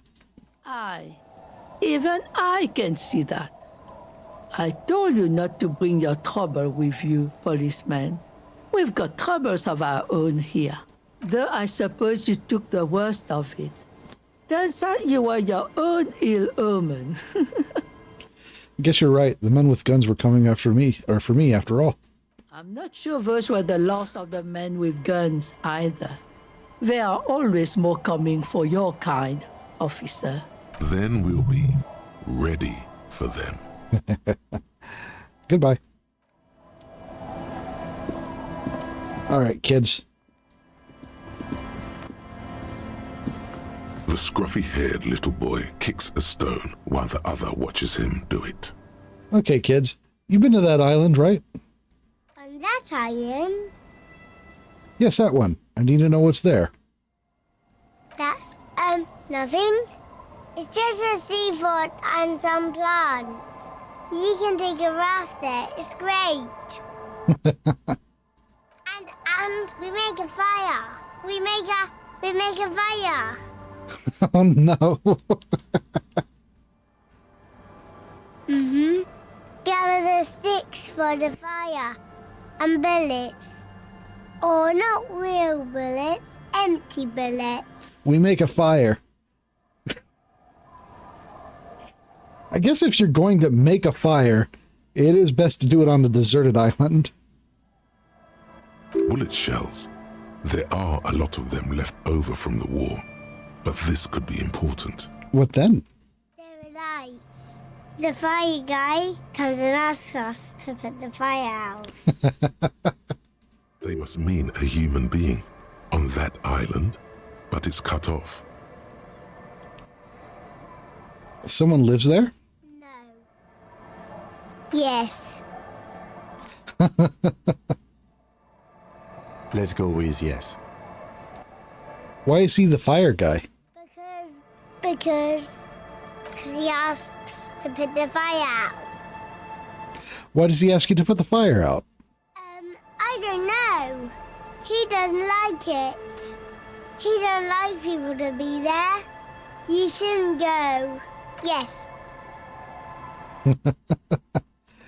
Let's see. Is there anything you can tell me about this guy? No, he doesn't live there. I don't think. No, he lives there. Been there twice, 2 times. He doesn't live there. He isn't there sometimes. Anything else? What does this guy look like? I don't know. How come? We ran. He just yelled we shouldn't be there. Oh, you mentioned some lights? I don't know. Did you mean there are electrical lights? Yes. Is that all you know? Is there anything more you can tell me about the island? Lights, fire guy. We should check up on that island. Bye, kids. Take care.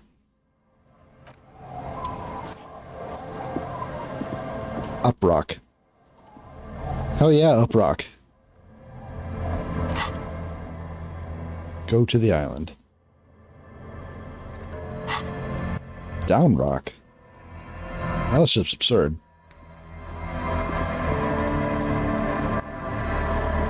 Alright, I guess I should check the mirror before I go.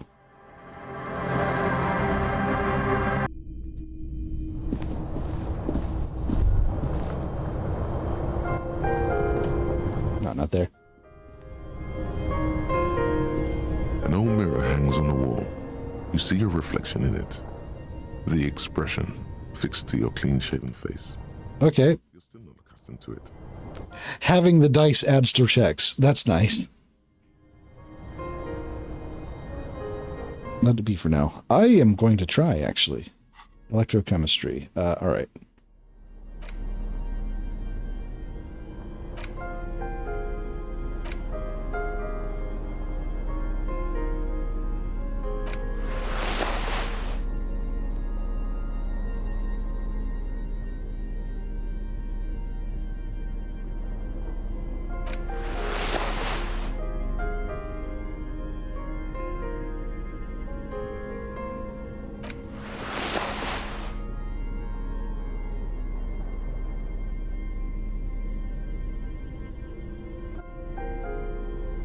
Excuse me.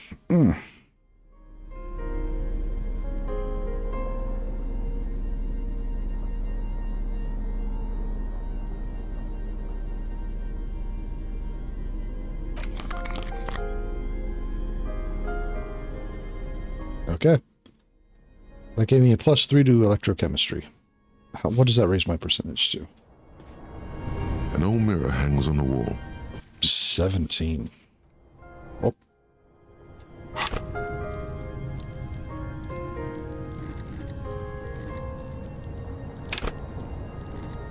Go to party planet. Okay.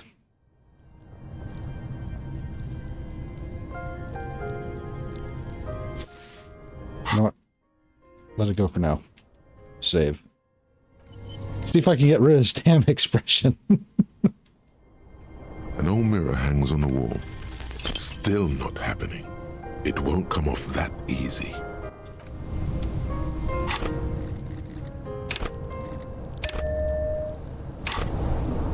An old mirror hangs on the wall. You see your reflection. Still not happening.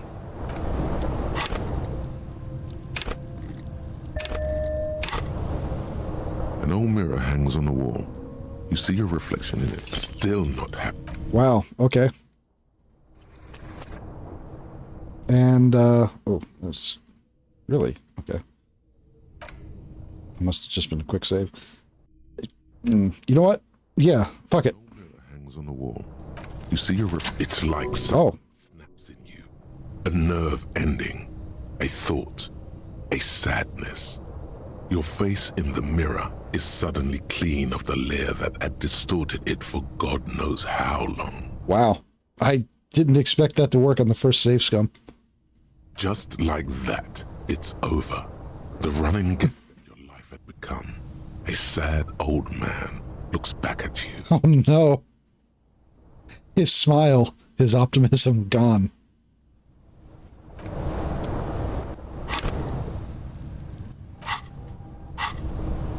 Somehow it's worse. Why you do this? Oh no. See if Kim notices. Yes? He does not. First his beard, now his smile.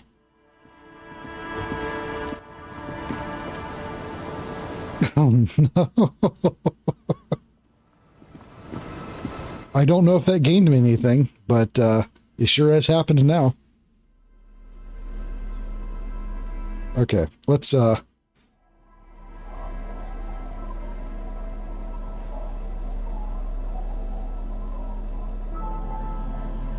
get back to wearing not these things.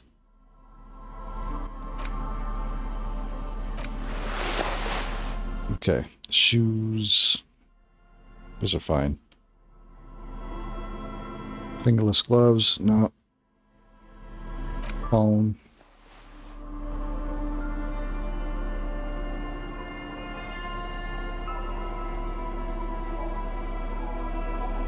Esprit de corps. Short calculus. Alright.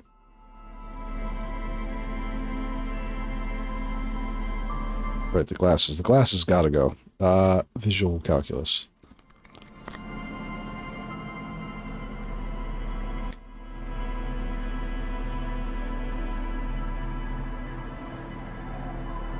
Alright, I think that's good on that.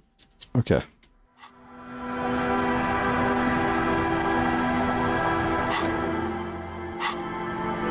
I guess I gotta go to the dock itself. Yep, okay.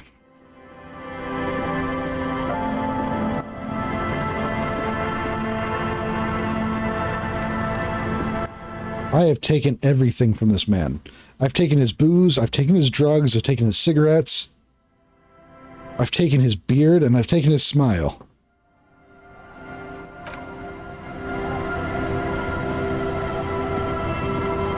A skiff with a small steering engine in the back floats on the calm mirror of the sea. Its 2 seats are empty. Once you get in, that's it. One pull of the starter handle, and you're off into the bay. A strange trepidation comes over you. Are you sure you want to go now?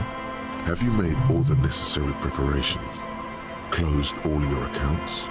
Remember what the net picker said. It's a small tank.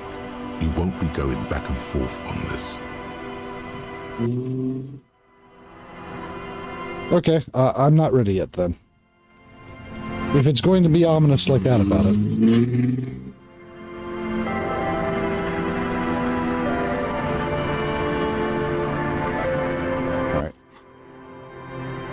Alright. I want to burn the last 2 hours.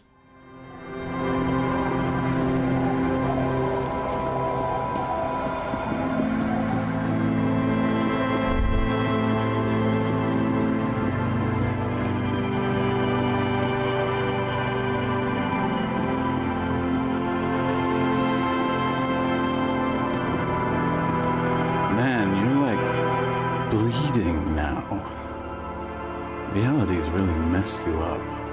Have any more stories? I do. But as you can see, my fuel tank is running quite low. If you catch my drift. Let's see. Medicinal spirit. Don't have any on me right now. Here, have the strike brew. Interesting. Ah, this is what they use to keep the working man going. The tale I'm about to tell you is an urban legend particular to Martinez. That said, I first heard it from a former bicycle courier in Koran. There are many variations on the basic story, and the details often conflict.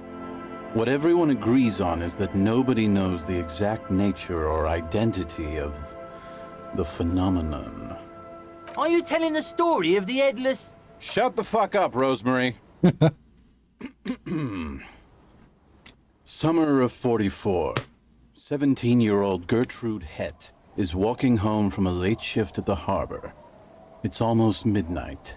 She stops for a cigarette near the canal. Our heroine finds herself enjoying the peace and quiet the canal provides.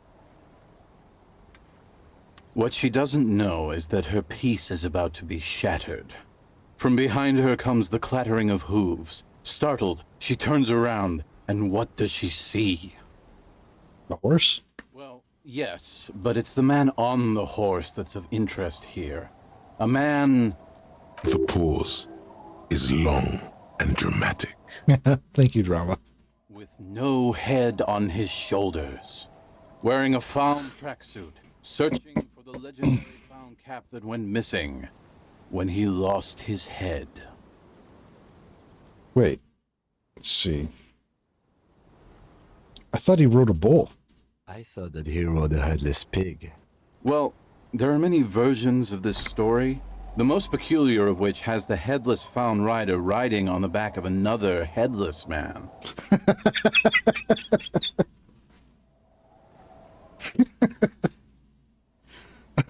I mean, that's super spooky. Yes. According to legend, young Gertrude Het had to endure years of psychotherapy before she was able to look at a horse or tracksuit again. And she's one of the lucky ones. Gertrude Het may have been the first to witness the headless found rider, but she wasn't the last. Oh no. Tell him about the two feminists by the locks. Fuck, Rosemary, they were dating. No one said they were feminists. Everyone always misremembering this stuff. This wouldn't be the De Ponte Delgado case, would it? What? You know it. I've read the case file. But please, go on. Right. Early autumn of 46. Ula de Ponte and Eva Delgado are fishing near the waterlock long after the sun has set. The wind picks up. A sky already dark now blackens. Water starts falling from above. The first cold rain of the season. The women are caught in the downpour. They act quickly. Eva gathers the rods whilst Ula turns around to reach for the tackle box. Don't turn around. Don't turn around. When she sees something, her shriek is so violent that the residents of the nearby apartment building believe lightning has struck. But there is no lightning. Only a heavy downpour and the silhouette of the headless found rider looming on the horizon. Ula makes a run for the shore, but Eva slips on a wet rock and disappears into the cold, cold canal with nary a sound. Oof. Her body is never recovered. What did the case file say?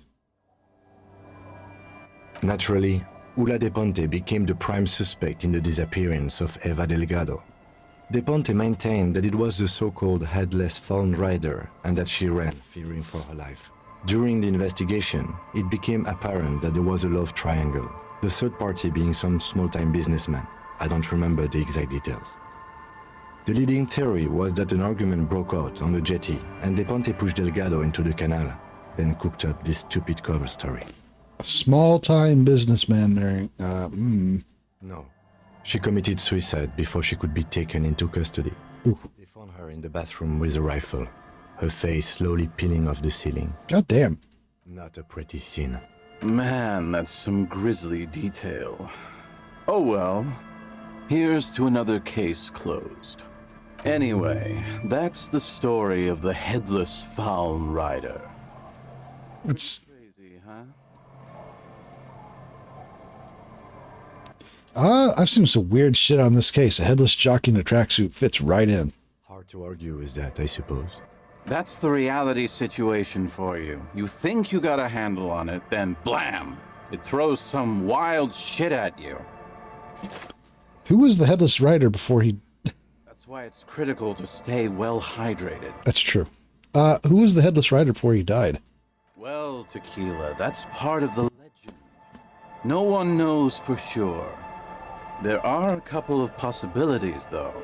Some say he was an undercover cop who blew his cover and got beheaded by the vicious gang he had infiltrated. Super spooky. He rides. Hey, Damos. For his lost found cap, plotting revenge.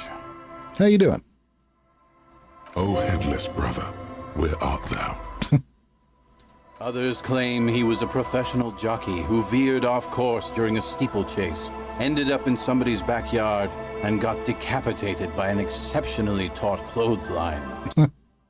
Personally, I think he was just some guy who hanged himself from a really tall tree, and the fall was so violent that his head came clean off.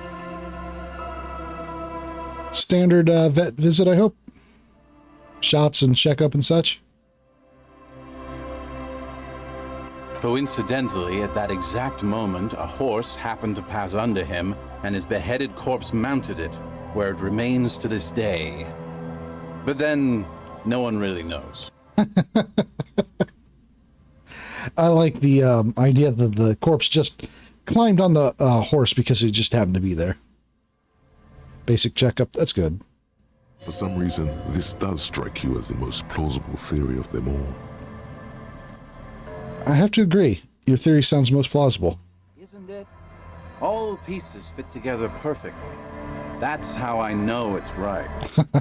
Anyway, to each his own. You want to hear any other stories? Whatever became of the headless found rider? No one knows. Some say he stalks Martinez to this day, and can be seen near the canal when the clock strikes midnight. Idiot Doom Spiral does seem like it would be one of the names of the character's skills or some such. He won't, though, because it's just a stupid legend. Aye, I saw him one night when I was right shit-faced. Any other urban myths? I actually do have one. The strangest of them all. But I'll need to fortify myself before I can tell that one. Do you have anything to fortify old Doom Spiral? Tell me you got some story juice. Story juice. A potent Pilsner? Not much, but it will do. This last one is the most Martinez story I've ever heard. Story juice.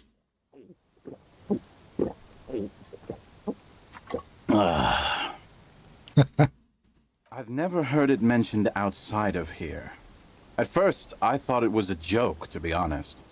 But I've been on the coast 8, 9 months now, and in that time I've seen at least 3 expeditions come through, searching for something. Cryptids? Magic animals? No, man, this is serious stuff. What kind of expeditions? All kinds. I've seen archaeologists, gangsters, even a bunch of ad agency types. I'm telling you, Tequila, this thing's got a pull on certain kinds of people. What do you mean certain kinds of people? You know, obsessive types. People with predilections. What exactly are we talking about here? Some of those expeditions come back after a week or so, looking haggard and dejected. Others don't return at all. The first time I saw one of these expeditions, I thought they were fucking with me. There was no way it could be true. It was just too high concept, even for me. Were they maybe looking for the personal computer that was being developed? I'm not even sure I should be telling you this story, to be perfectly honest. You're in a fragile state, and it might be too much for you to handle. I can handle it. Okay, fine, I'll tell you. But I'm warning you, it's pretty out there. Our story begins at a legendary design studio, right here in Martinez. God, this guy leads you on without getting to the point as bad as a YouTube short. There was this designer. His exact name is lost to history, but in life, he was a legend. Made it big in Aranya, where he did some real pioneering work on grotesque and sans serif typography. A fucking genius, man. That is, if he even existed. Who knows? It's an urban legend, after all. sans serif typography. Anyway, sometime later he started his own personal studio here in Martinez. And that's when he started working on some really wild stuff. I'm talking some glass-smooth, forward-looking design language, the kind of thing that would totally overthrow the old regime, design-wise. A paradigm-shattering revolutionary? But then something turned. You see, it's widely known that nose candy and pioneer graphic design work go hand in hand. Nose candy? Tequila, nose candy, the white railroad, party powder. The kids on the streets also call it snow day. Or Imean gold. For the plateau on which most of the world's supply is grown and harvested, typically by slave labor. Nose candy. Hey, Cody. Sinus salt, the white knight. Can't see, for its popularity among the aristocratic class of the prior century. How's it going? Along with a number of more banal street names. Blow, of course, but also flake, powder, pearl. Really, anything that's white will work. He's talking about cocaine, baby. Are you referring to cocaine? Shit, yeah, Tequila. You know exactly what I'm talking about. Oh no, it's catching. So what happened to him? You've got to understand, the work this guy was doing was so high concept that regular amounts of cocaine just weren't cutting. By the end, they were bringing it in by the lorry load. Now, as you might imagine, snorting that much cocaine can't be healthy for a regular human, right? Right. Wrong. Do it all the time. All the time? All day, baby. Thank you, electrochemistry. Hey, Tequila, pay attention. The story goes that one day he was balls deep in work on what he thought would be his pièce de résistance, an advert so minimal it contained neither text nor images, just pure white. I mean, I suppose that is minimal.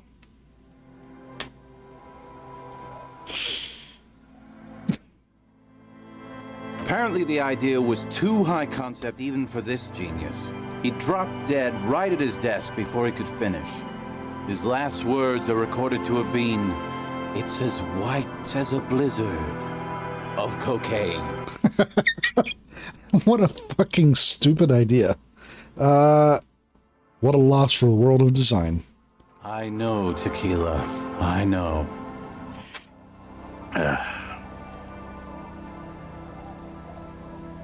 But the story doesn't end there. Supposedly, when they performed the autopsy, the coroner discovered nearly 1/4 kilo of coke jammed into his nasal cavity. That's almost certainly anatomically impossible. Wrong again, nerd. Where there's a will, there's a way. That's right. 250 grams of blow had accumulated in there over the years. We're talking high-grade Saramaritsian pure. Not that cut-rate shit your grandma does. There are those who believe the designer was buried with this 1/4 key of nose candy still lodged in his sinuses. That's what those expeditions are looking for. The cocaine skull. The cocaine skull? Cocaine skull. If this were any other game, I would say that's not a thing, but that absolutely sounds like something you could find in this game. And why do people think the skull is here in Martinez? Here's the kicker. This designer, this lead designer of a world-famous design studio, was born in Martinez. A local boy, Martin Martinez. That's why he brought his studio here, back to where it all began. And that's why they buried him here, too. Perhaps right under Ab's pipe there. Or probably further down the coast, or in some yard in Martinez proper. A hidden mausoleum. No one knows exactly. No, my grandma always told me his grave lay somewhere on the islets on the bay. This is ludicrous and physically impossible. Sinuses can contain that amount of anything. Now, detective. Always the skeptic. Let's see. What do these expeditions plan to do with it? The archaeologists say they want to put it in a museum. The gangsters say they want to sell it on the black market. And the ad agency guys say they're seeking inspiration. Fused in the bone. Bullshit. They just want to snort it. But you could beat them to it, Harry. You could snort the magic skull cocaine instead. Go away, electrochemistry. I only put a point in you to get rid of the smile. I'm pretty sure they all just want to snort it, though. And why wouldn't they, eh? Sounds like right strong stuff. Let's see. What have you learned from the other expeditions? They're pretty vague about it in general. The gangsters like to claim they're looking for the grave of a friend, with picks and shovels. The archaeologists act all official about it, saying they're conducting serious research. Honestly, I think they're not really scientists, just rich. The junkies, for some reason, are pretty upfront about it. They just say they're looking to snort some blow out of a dead man's nasal cavity. I mean, I suppose. Honest men on an honest quest. You should join them. By now, I'd say I know about as much about it as anyone on the coast. You said something about islets? Don't listen to him or his grandma. He's just making things up. Yeah. I killed the expression. I killed his smile. Gone forever. No, my grandma told me. I've heard other people say it too. That it's underwater. Or no. Maybe it was the storm sewers. Or maybe it's in the air. Or in an ancient step pyramid offshore. In a pyramid? Now that would be something. Okay, I'm convinced. Let's go find it. Whoa, whoa, whoa. Hold on just a minute. Finding it right now is literally impossible. Forever. What? Why? For one, the way is blocked by that big lorry that says Delta Logistics Company on the side. You definitely have to search the area behind that lorry too, yet it is impassable.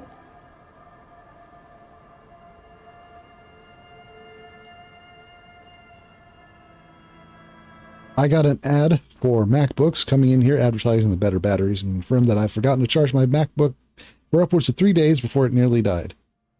Oh. Hey, Zerg. Welcome in.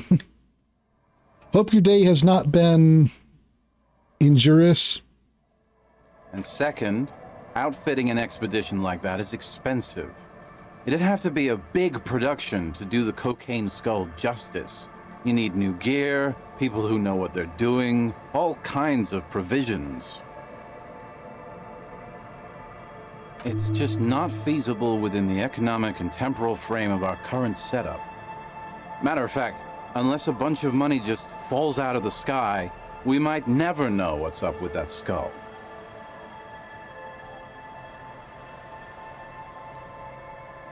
God damn. Really?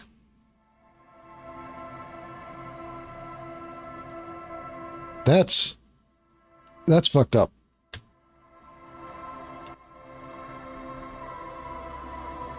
I have to agree. We barely have what we need to solve the case we've got now.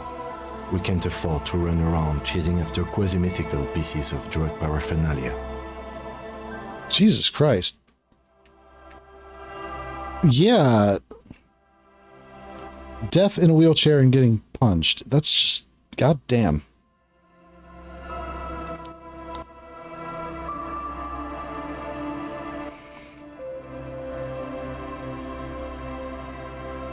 Besides, it would look extremely bad for the RCM to be caught up in something that has the word cocaine writ large on it. The PR is tricky on this. Damn, that's too bad.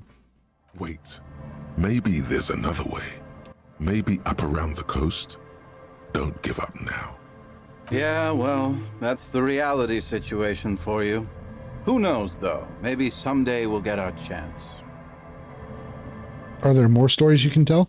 Not that I can think of, currently. I guess that makes sense. You've been drinking a lot. That might be the case, yes. Be seeing you. I still have an hour left on this.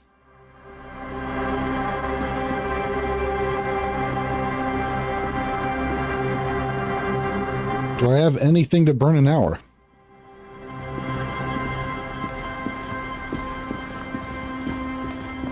I have been trying to, finish the Wasteland of Reality for quite some time now. And it's still got about an hour to go. And unfortunately, all the waiting spots are, ugh.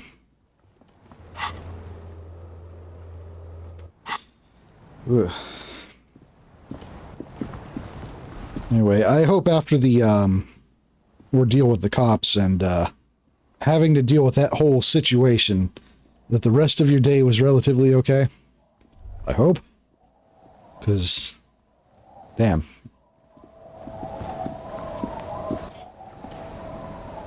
App. Church.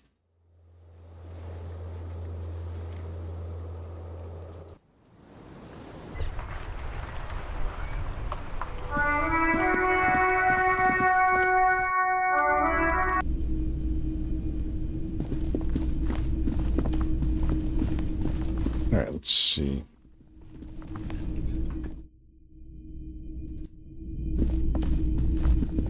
Did I ever...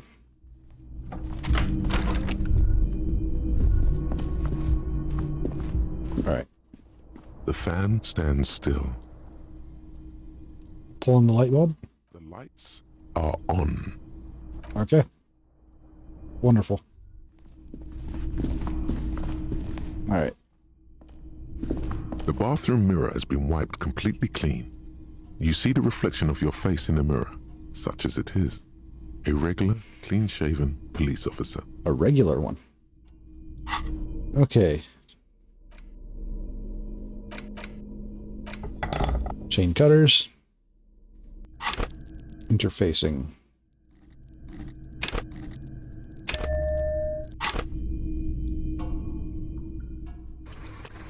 All this stuff I absolutely don't really have to do, but had to dispute a bullshit attempt to charge me on absence after getting involuntarily pulled. Had to deal with them writing down a wrong day off for an upcoming convention. But I did get the day off I wanted to fly to said convention. I was worried. Yeah, that's...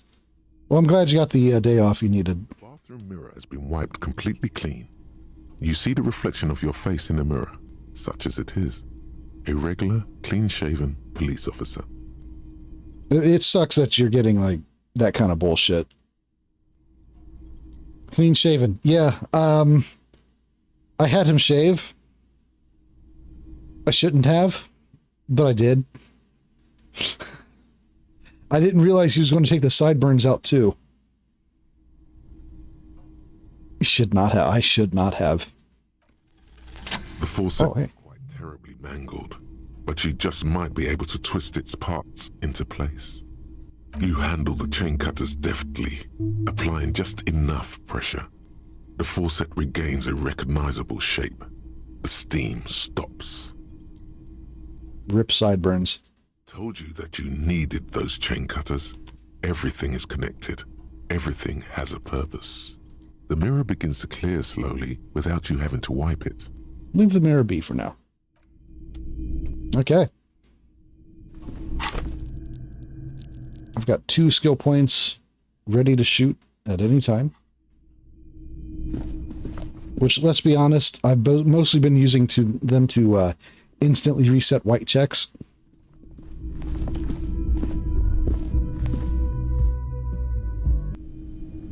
Okay.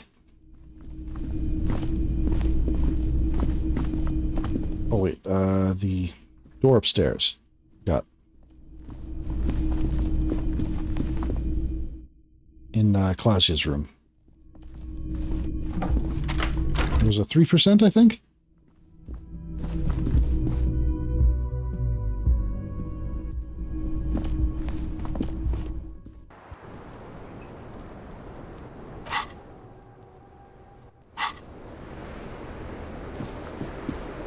The same small, heavy door.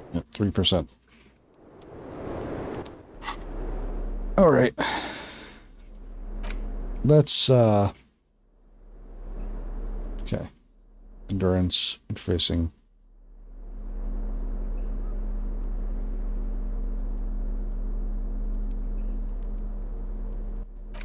Okay, get that on.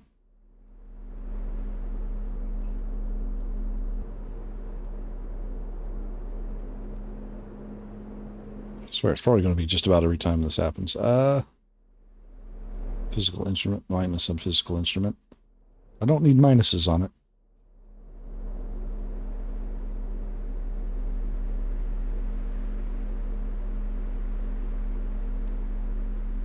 Tank top. Okay, I think that is really the only...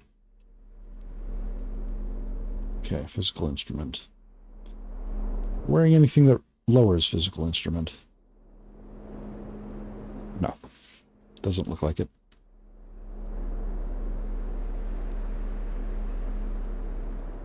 I thought I had something else that raises it as well, but maybe not. Then again, this is exactly why I was struggling with opening the ice cream maker. All right. The same small, heavy door. No lock in sight. 3%. 3% is... Okay. So, that is a reload. I've been working on that for too long, and I just... Okay.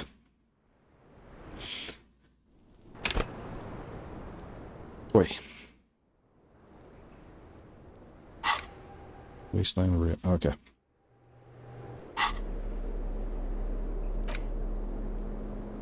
Let's get the actual... Yeah, that's better. All right. Yes? I guess I should do this dialogue tree too. No response. He just arches his brow.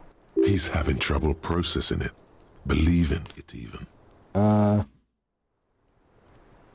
don't remember anything. There was heavy drinking involved. So this is clearly stuff I just didn't do at the very start of the game. So I'm just going to speed through this.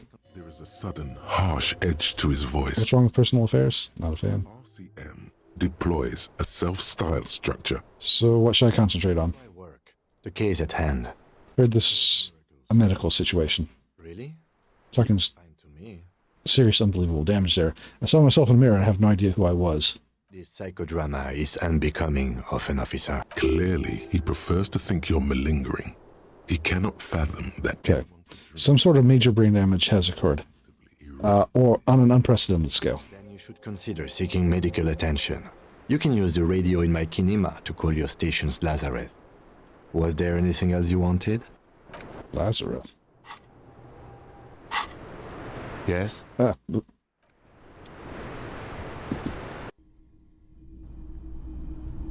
Actually, I wonder. Okay, so the amount of time I have left on that is 1 hour and 12 minutes. I know books are able to pass time. Can I read a book and have it pass time even if I've already read it? Let's give that a try. In your hand, you hold 4/5 of why? There's truly no point. If you insist, the story of Spillane, an extremely unprofessional and hurtful stereotype. 2 days desperate to clear his name. Mullen, of course, Mullen didn't do it. That's the whole premise of the book. Anyway, Mullen returns to the seaside bar where Spillane was murdered and meets a beautiful, mysterious woman named Diana de Nerva. In your hand, you hold 4/5. Okay. That actually did just pass time. Okay, so I'm just going to reread some of these books until the time is up. Also, yes, I've heard that about DID and Disco Elysium. It is interesting to see, like, entertainment media get something right. Like, ever. Medicinal purposes of the pearl. The cover, flipping through the book, you find a number of sections of general benefits. General health advice. Through the pearl recently. Yes, twice a week. And on your walks, do you stop to meditate on the nature of your being? Totally, every time. Good. And when you meditate, are you in the nude? Oh yeah, buck naked. Excellent. You're doing everything as you should. Regular pearl meditation has been shown to help keep your body alive and strong, your mind alert and expansive. A note of caution, however. Be sure to limit your exposure to the pearl to no more than an hour a day and no more than 3 hours total per week. At least they give that much information. 9 minutes. Okay, I wish I had realized that I could just reread books to pass the time on this, because I would have done that quite some time ago. A cockatoo is... This book talks about where to even begin. All cockatoos are known for their need. Pet owners also report moodiness, loudness, and it is not recommended. Finally, it's time.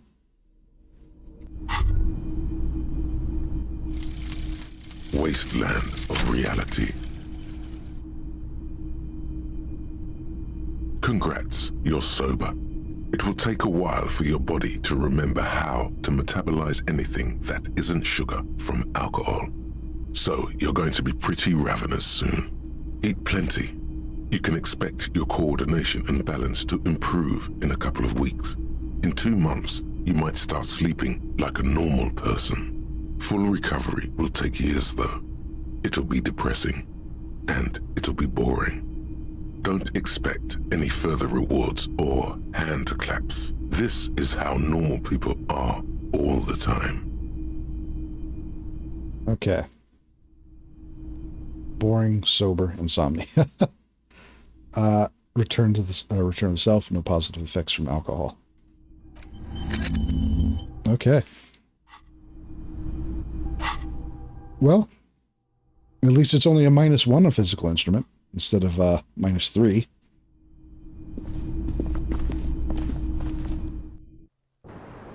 So now, the door is probably going to be still 3%. The same small, heavy door. Damn. No lock inside. Alright, where's the shirt? The shirt.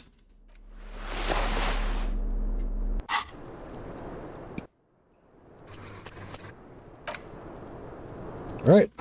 The same small, heavy door. No lock in sight. 8%. Should I try to save scum this?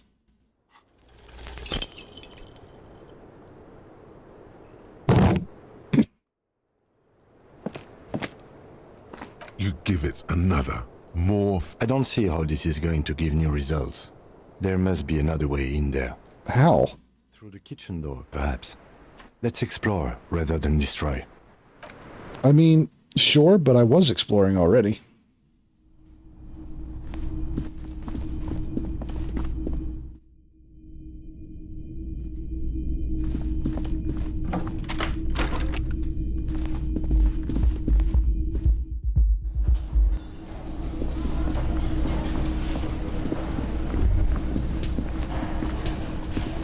You see a heavy... It could be connected to the barred door upstairs. The cobalt blues, old cobalt. It leads to a side building, adjacent to this one. The old building next to this, half ruined. Whatever is behind it must be older. The door does not. Brilliant.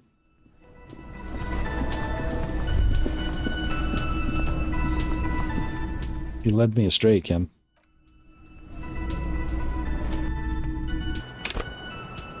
The same small, heavy door. No lock in sight. I had forgotten. Just... I don't see how... Through the kitchen door. Okay.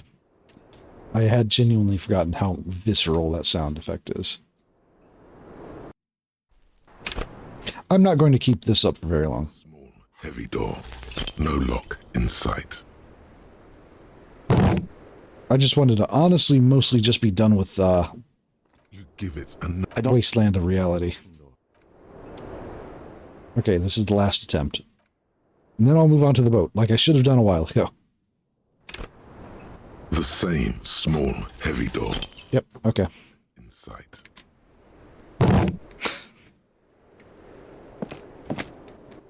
You give it. I don't see her through the kitchen.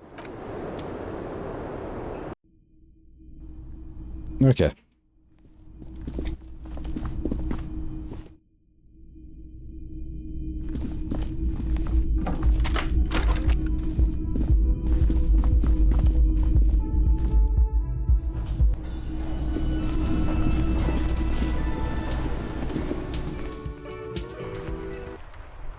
Okay, so there was a...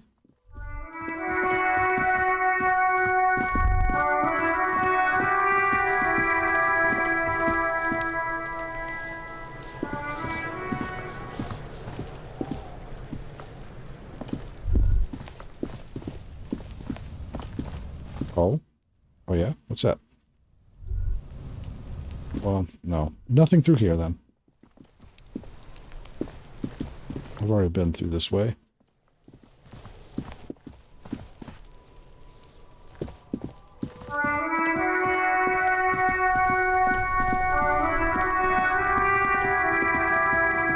I am wondering if maybe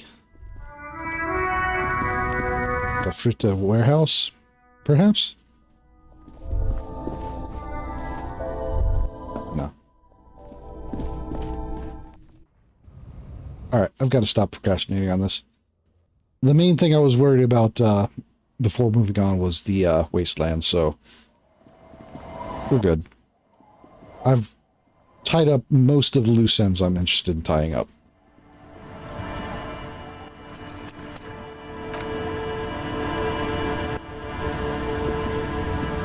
The skiff float once you get in. Have you made all... Remember what the net picker said? Okay. It's a small tank. You won't be going back and forth on this. You take the engine, Kim. I'll hold the boombox. What? How else would we blast Sad FM on our way to the island? Fine. Let's blast Sad FM then.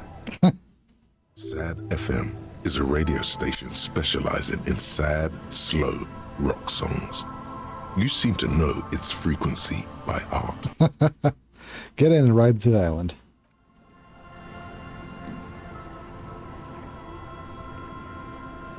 Oh, I wasn't being serious, but sure.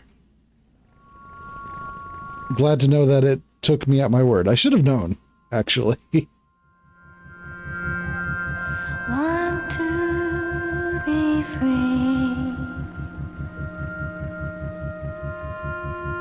1, 2, be free.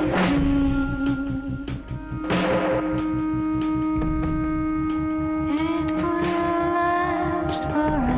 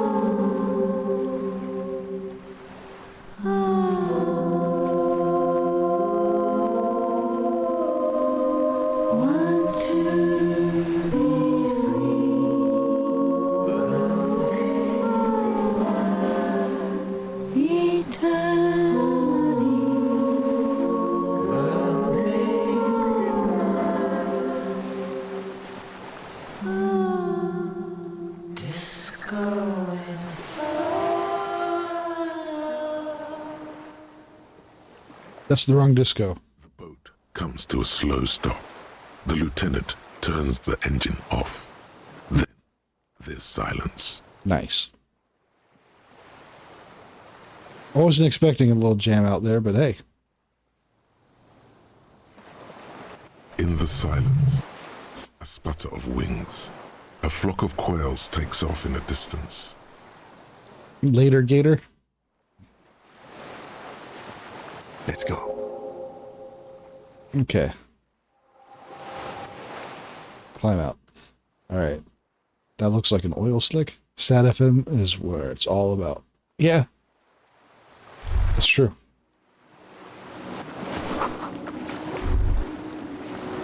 Palms are powerful enough to shake the foundation. Rusted chain trails off into the ocean. The chain trails off into the ocean, connecting the island to the supply depot on the coast. Leads to the depot in Land's End. Ah, yes. So it seems. This means I sort of got to the depot door. What do you think it was used for? For bringing munitions to the island, maybe? And supplies? You could also lock the bay when you raise the chain. As a defensive measure, lock it off that side of the bay. Lock it from whom? From enemies. Enemies of the commune of Revachol. This sea fort was a revolutionary fortification, I believe. It means I sort of got to the depot door. Technically, no, it doesn't. Immediately shot that down. He's right.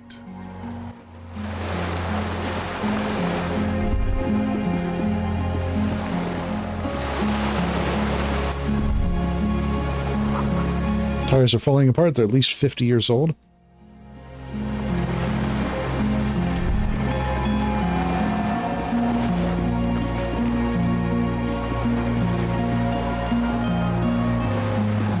Okay. Flammable. Oh, it's just straight up leaking, huh? Lingering trace of mazout in the air. Some fuel is leaked out of the barrel, black and viscous. That seems dangerous to have parked the boat by. I feel like the boat's probably going to be on fire when we come back to it after this.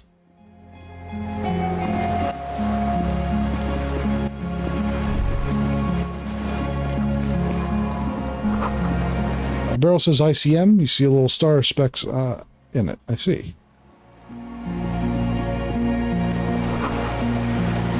Warm blood trickles down your armpit. Ligature is off. It's nothing. Oh. Little burst from the corn-operated viewer. Still holding up. No way getting up there and the stairs are gone.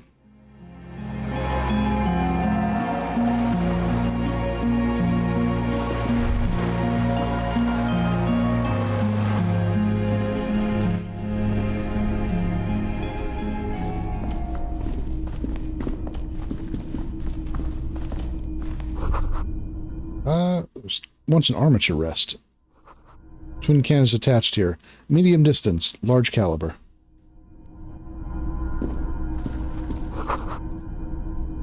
Careful, these stairs have collapsed.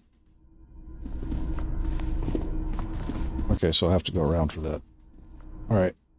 Someone's clearly living here. An old cylindrical generator is nested above the ammo lift, with makeshift electrical wiring running out of its side and across the floor. The cables disappear into the wall to your right. The lieutenant puts his hand on the metal barrel, checking for warmth. It's cold now, but someone has been maintaining it. The wiring has been repaired. Let's see. What kind of generator is this? Liquid carbon. I would imagine it takes mazout. Okay, he points to the open fuel cap on the side of the dynamo. The kind that's favored by vagrants and fuel thieves. It's been a long winter, long and cold. If anyone stayed here, they'd need a generator. Where do these wires lead? Downstairs, somewhere? What does this mean, a generator here? I'm not a philosopher. Why is it here? Someone with basic electrical skills has restored it in order to keep the room warm. Maybe it's the fire guy. The wind outside picks up suddenly, with a faint howl. Inside, it's warm. Tap on the side. The hollow ring.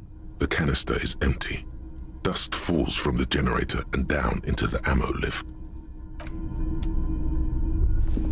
Okay.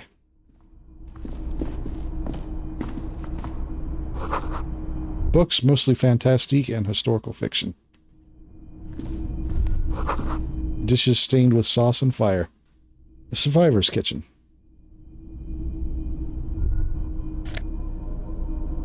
Fallen arrower shirt. See. Scandal.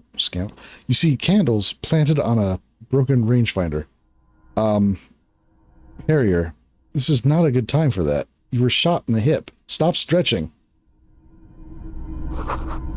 Moth-bitten bedsheet keeps the wind out.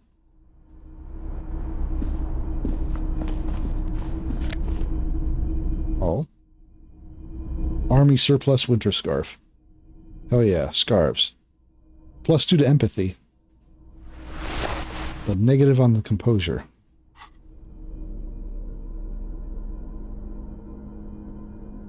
Pain threshold. I'll keep with the pain threshold scarf.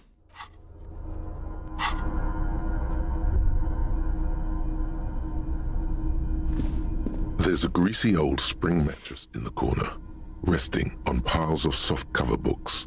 White linen and a pillow are visible under a worn-out caracol blanket. Someone has been squatting here. The linen is fresh, recently washed. How recently? A flash of pain interrupts you, making you wince instead of letting the words out. You know, officer, you can rest here if you are feeling tired. I will keep watch. You could use some rest for what's ahead. You know what? Sure. You face the concrete wall. There's less light there, in the dark corner. Like a dog, you lie there. Curl up with your knees close to your chest. The blanket feels cold. The entire room does. Concrete and cold. Minutes pass. Half an hour maybe. The sounds of the sea beyond grow distant.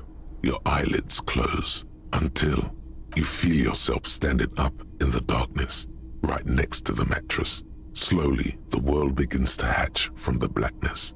It's evening. Sleep.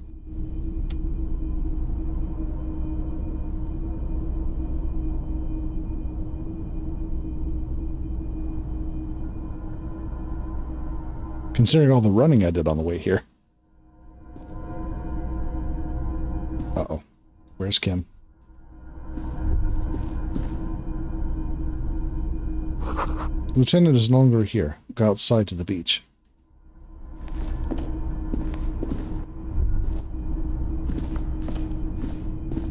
I wonder if that was the right decision. Oh, this way.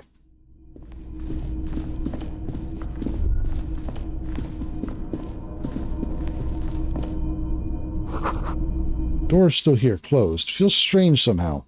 You can't get in. Is this a nightmare?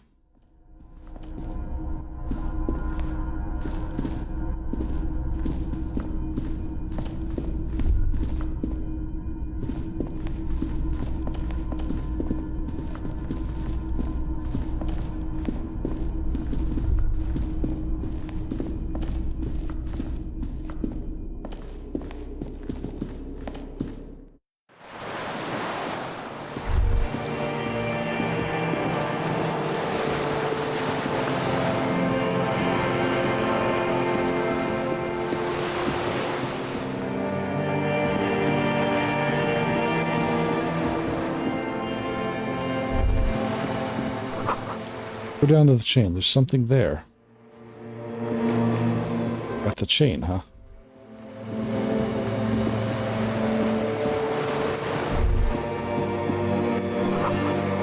Walk into the water. Now. I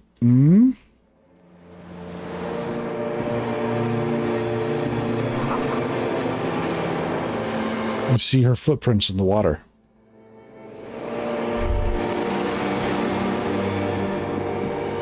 Yeah, I knew it.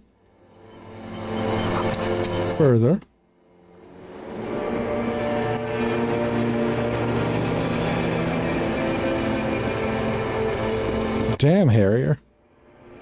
Dolores Day, the innocence of humanism, internationalism, and the welfare state turns around to face you. She has an airship airbag in her hand. She seems to be in a hurry. Okay, don't say you need to talk right away. Melt the ice first. This way you're already talking. But you don't even want to talk to her. She would only be cold and mean. Let her go. Let her go. This is the holy queen of the territories of Muindi and Insulinda. Think of the historic knowledge we could glean. This is a once-in-a-lifetime opportunity to win her back. I think maybe Harry has her all fucked up in his head. I'm not sure where I'm getting that from, but I think that might be the reading here. Win her back. How does that fit in here?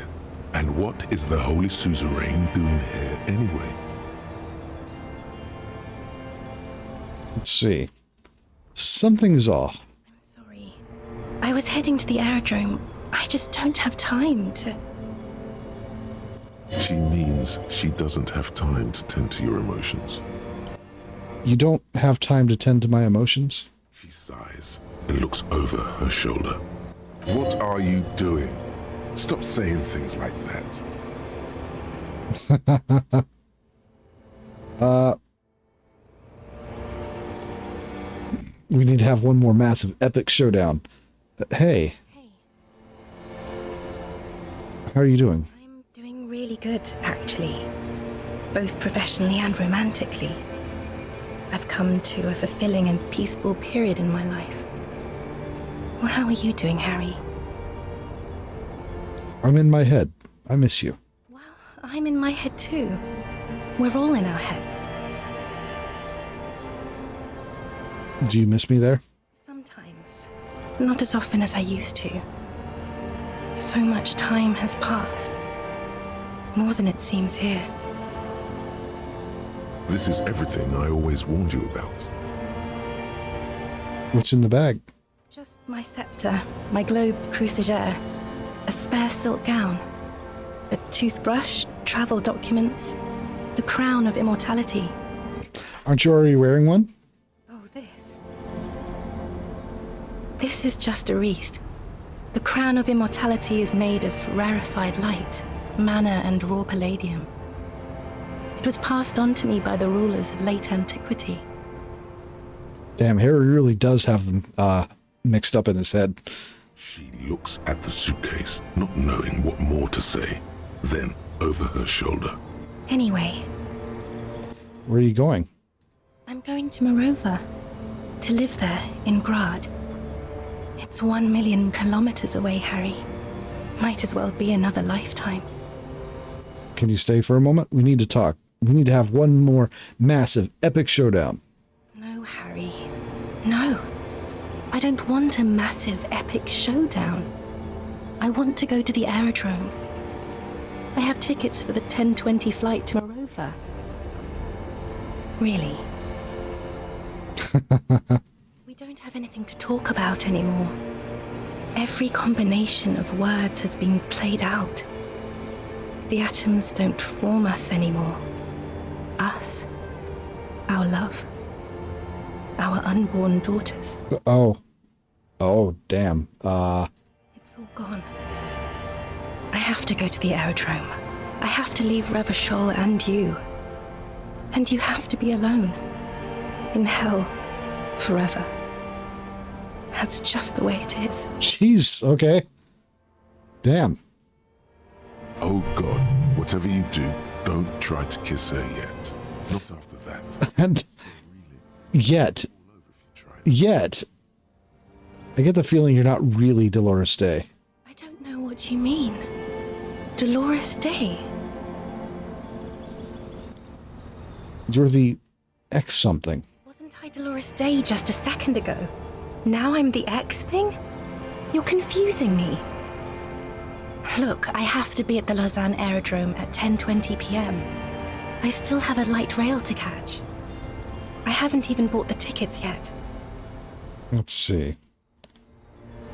should have gone even deeper to a place where I never met you. I'm glad we're having this conversation. Getting so much closure. I'm glad too, but I have to go. My friends are waiting for me on the platform. What?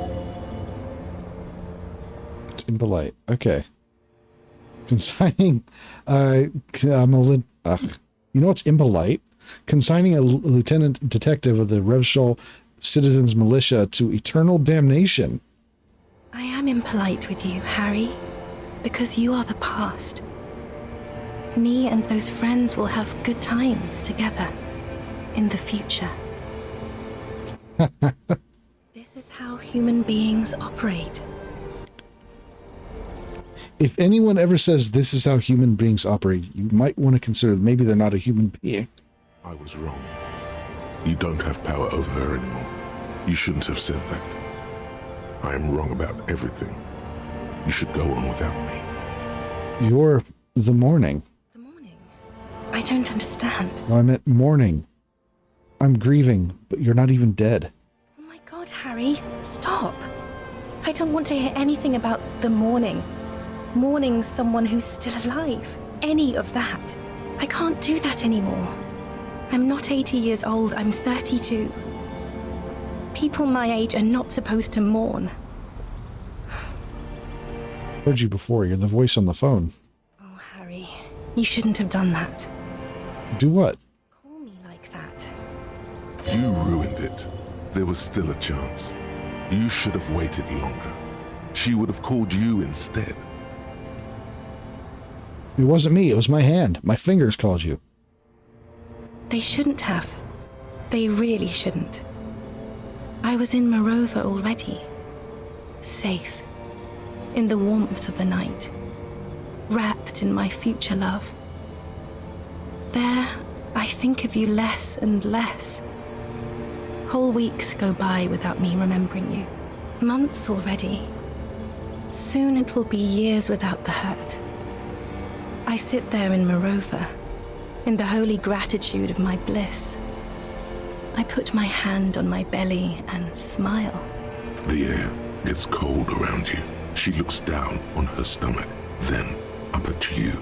Her eyes are full of tremendous distance and mystery. Oof. The death blow is coming.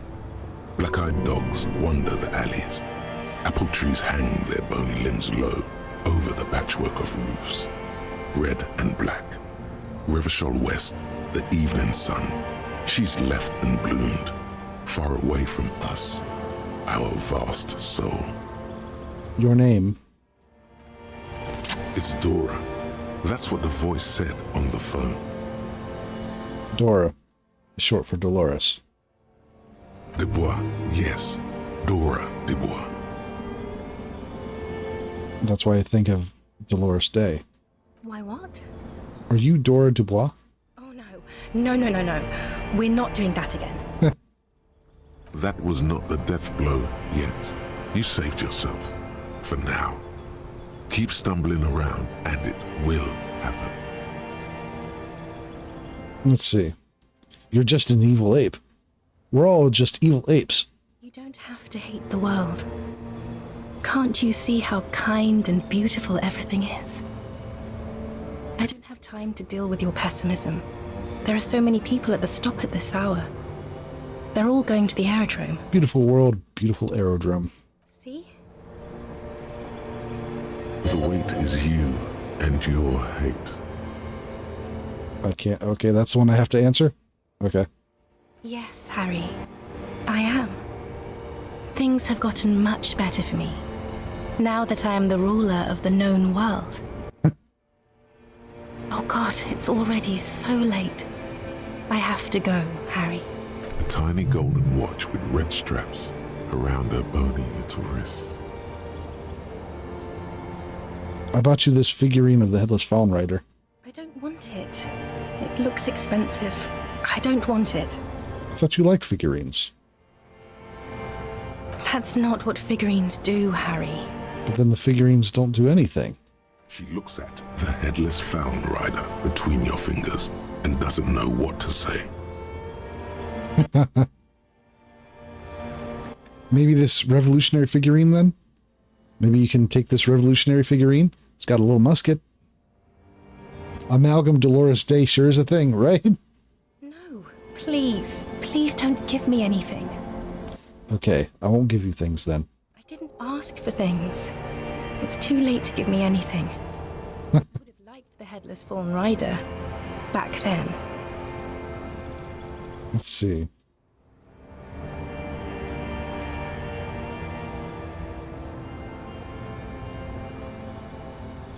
War criminal? That's not a very good way for things to be. It's not. But But what? Tell me there's something good. I don't know why I said but. There is no but. Big same. That's it? That's it, yes. We've talked about it a million times. You will get over it, just like I did. People do. Things will get good for you again. Where in hell? Stop. You're only making it worse for him. You never help with anything. Let's see. Good for me and where? In fucking hell?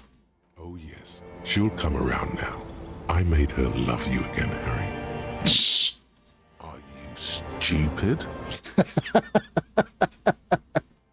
She's about to say something. Here it comes. She started to love him again. I enjoy when my skills argue amongst themselves.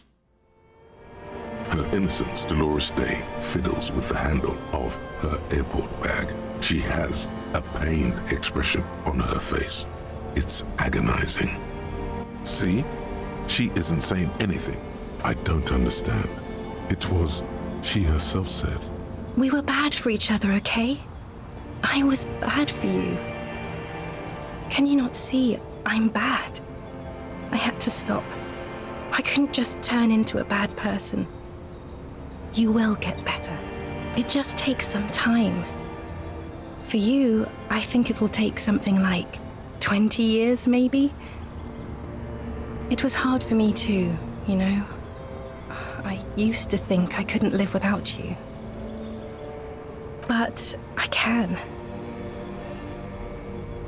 Let's see.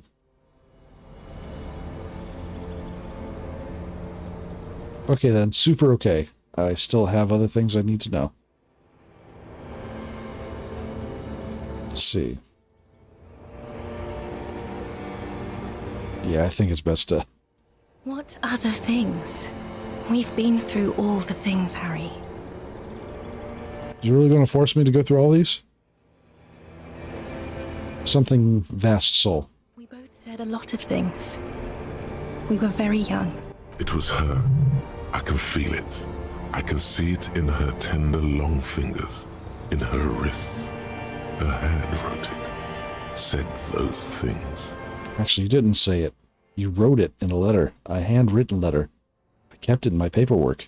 As Queen Regnant, I write a lot of letters. You need to recite it to her, for effect, all of it. Summarize. Yeah, reciting. Please, Harry, I just don't have time for this. Take out the letter and read. Okay, stop. Yes. Are you happy now? There's more. Being a police detective, I've performed a handwriting analysis. So this, I know it was you. No, I'm not happy. Then why are you doing this? Very well. I wrote it. It was morning. You slept. There was hoarfrost on the ground when I left, on Voyager Road. It was autumn. The first autumn. But Harry, please understand, it was 1,000,000 years ago. No. It was 100 million years ago. I was someone else then, filled to the brim with love for you, hanging on your every word. Oh, Harry, you were the coolest. But I am no longer that person. this has taken her place. It will devour you. Harry, I will eat your mind. The light of the video rental shines through her dress now.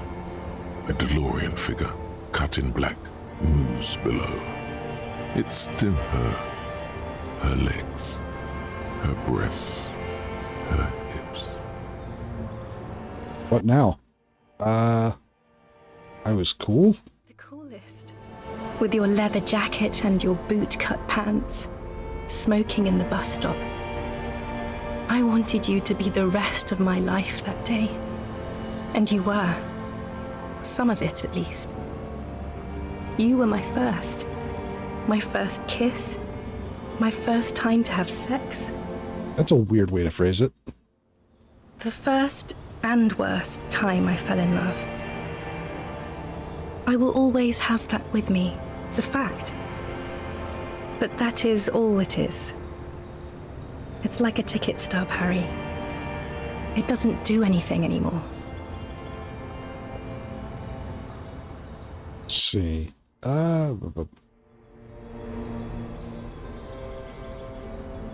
Ticket stub. Yes, let's talk about that too. Let's bring it up, the zoo. In Le Jardin, the day we went east of the river, to the aquarium first. I was sad about my mother. I don't even know why. The shimmer of the fish tank on my face. The octopuses. Have a good night, Zira. Thanks for stopping in with us today. Sleep good. It was just a day then, but to think.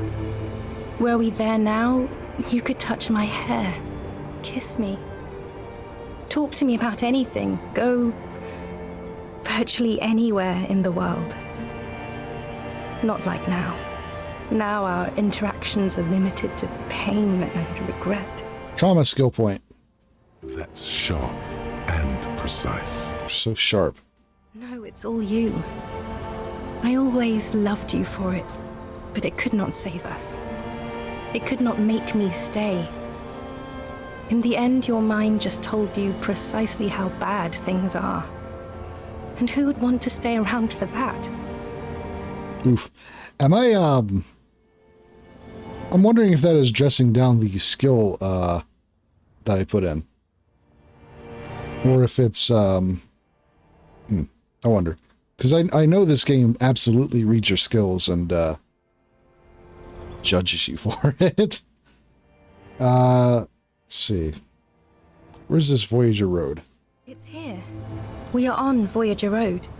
At the end of it, 300 meters from the stop. We used to come here to rent videos. There. You could not pay the electrical bill. It became a lightless tomb. The years you spent training for the militia, my parents' money, it was not good. Surely the alcohol didn't help either. Let's see. No, that's not it. It's super easy to quit drinking. It has no effect on human relations of this kind. Were we drinking? Everyone has a little glass of wine every now and then. I certainly do. It's a queen regnant thing. I don't think it was the alcohol. It was inevitability. Let's see. Zabot Collector, light rail, streetcar number. 42. That is the light rail that took me to Coron, to school and work. Every morning. It's the same stop I met you at, Harry. 100,000 million years ago. No human being should still remember the position of atoms such eons ago. It must feel unnaturally sad. A sadness so ancient, it is shared even by archaebacteria. But now, what happens now? Is there really anything left? If not, we can always repeat one of the things we have already talked about. Talk about it again. If you do not feel like doing that, you should let me go to the aerodrome. I'm not going to attempt to kiss her. That's, goddamn. I have to, Harry. Really, I've already missed the 8:30. I'm gonna go now. I was wrong. You don't have power over her anymore. You shouldn't have said that. I am wrong about everything. You should go on without me. That is absolutely not what you said. You have sworn a holy oath, Harry. She herself begged you not to let her go. Not silently like a martyr, but I swore I wouldn't let you go. You told me. You asked me to be this way. What is there to do in Morova? Wait. What is there to do in Morova? Life. Culture. It's so much better than here. Everything here reminds me of you and the horrible times we had. The nights we stayed up fighting for our dying love. I have to wipe it all off me and be clean again.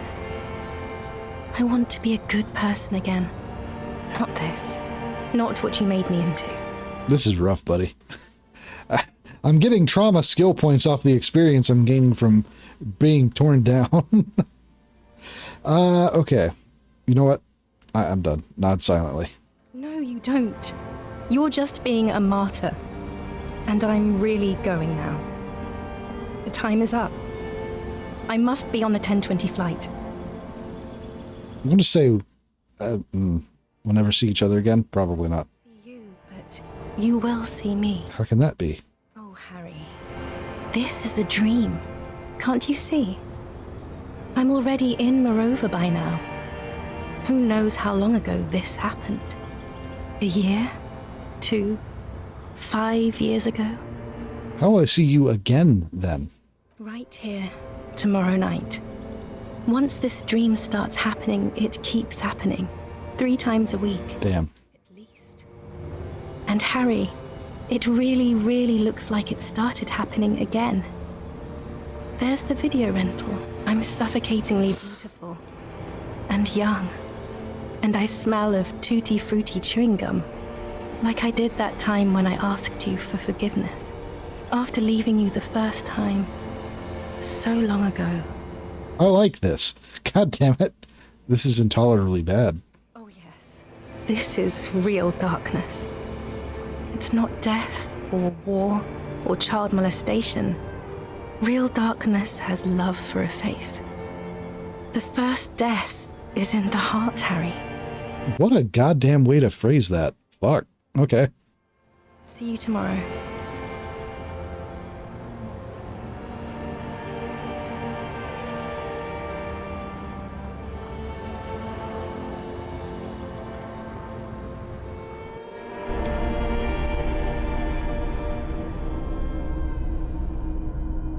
I mean, that explains the absolute blackout drinking behavior.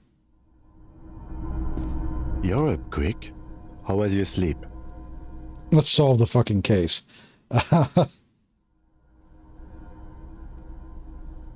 My sleep was deep and invigorating. Desperately try to cover all the blood seeping out with your hands.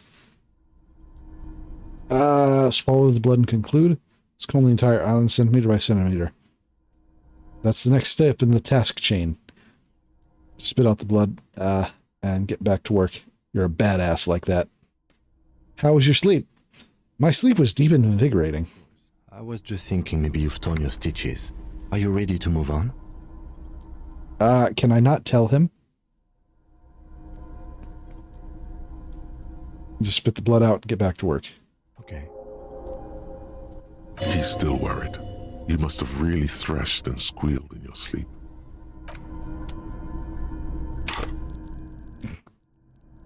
Trauma skill points. Shy pad. Yep. Okay, I think I need to up the pain threshold just a little bit. Let's do that. Just something nice for Harry.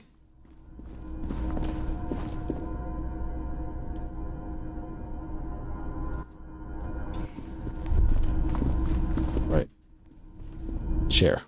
Books and magazines lie scattered on the floor and on a makeshift cupboard.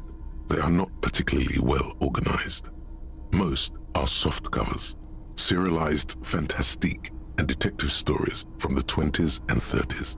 This disparate digest includes the classic Animal Adventures, popular depictions of man versus nature by amateur naturalists T&T Harpin, husband and wife, widely read by people from all walks of life. Who doesn't like nature? Who doesn't want to survive? Among what is mostly commercial fiction and serialized stories, you find a magazine cathodique for electrical engineering. Then it's back to pulp. Light erotica, an international thriller about circuit benders. Circuit benders? Someone's made themselves a home. Let's see. Conceptualization. Man, my conceptualization isn't that bad, is it?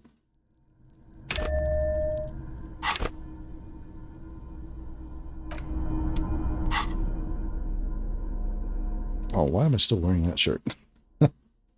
Logic, get out of here.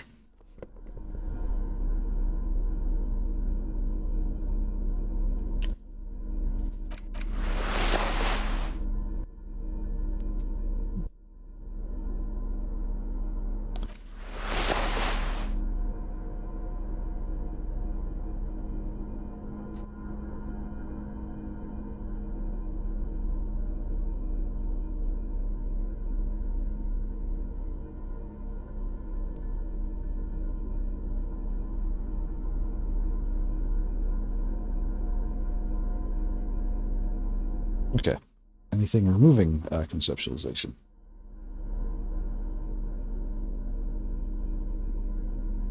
Okay, no. All right.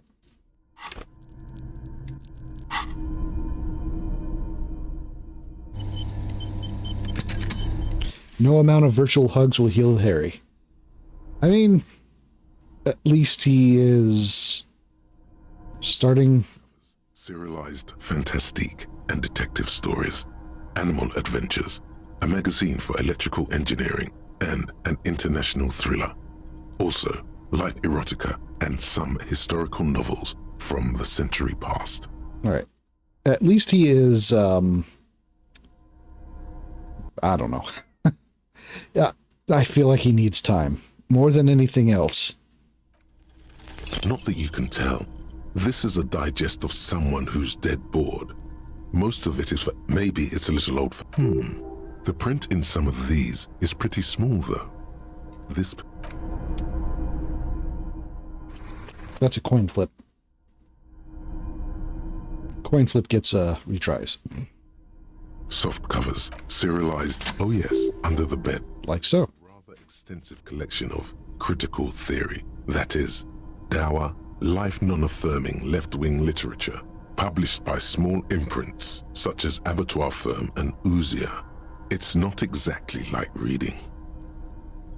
Okay, deranged communist ring, downbeat dribble for people who can't get shit done. Look, Kim, a book, left wing. I have no comments. Do you?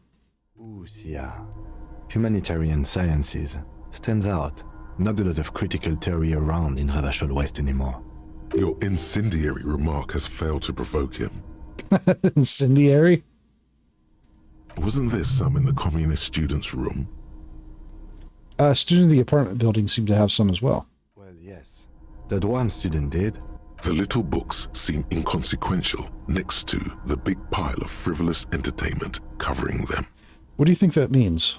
Again, I am not a philosopher, but whoever has lived here, they have some education and a certain set of interests. Interesting. All right.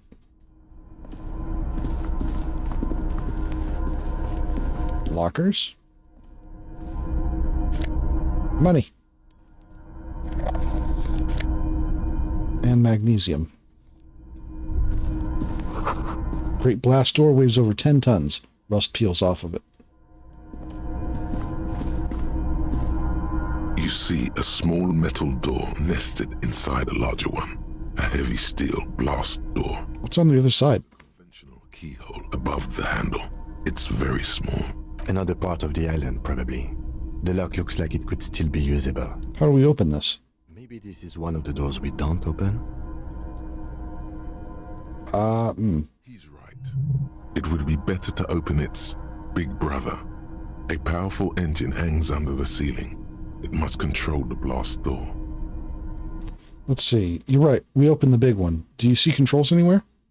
I think there's a console just southeast. Let's look around. Getting the blast door open seems like the best plan.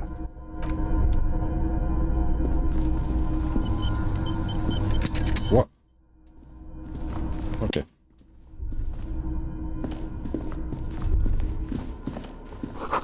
Hatch is jammed shut. And there's something here. More money. And more magnesium. Water rushes below, far down below. Kind of want to explore the other side of the beach, now that I'm awake. Oh. Firing slip. You can't see inside.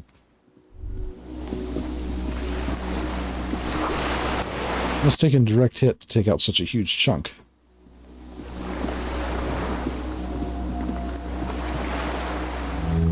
This is the sound of cargo ships. Signal horns echo on the water.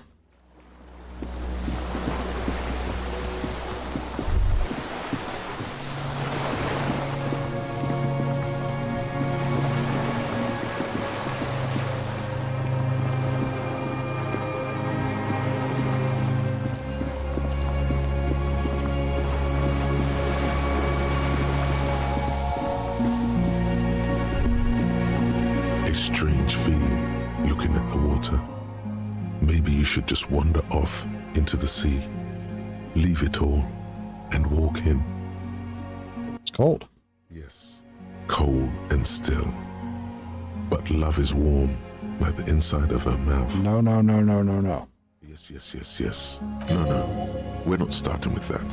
Not now. Not this time. Raise your head. Raise your sight. In the still mirror of the bay, you see Martinez reflected. Tall edifices of ruins reach into the water, like shimmering towers. And the shacks too. Pine trees and motor lorries, upside down. Islets and posts, like stepping stones, lead into the water in front of you. Go. Step in. It's been too long. Nope. Huh? Why is it? That was weird. What a strange place to focus on. Which is broken. Rust has eaten what remains of the chain.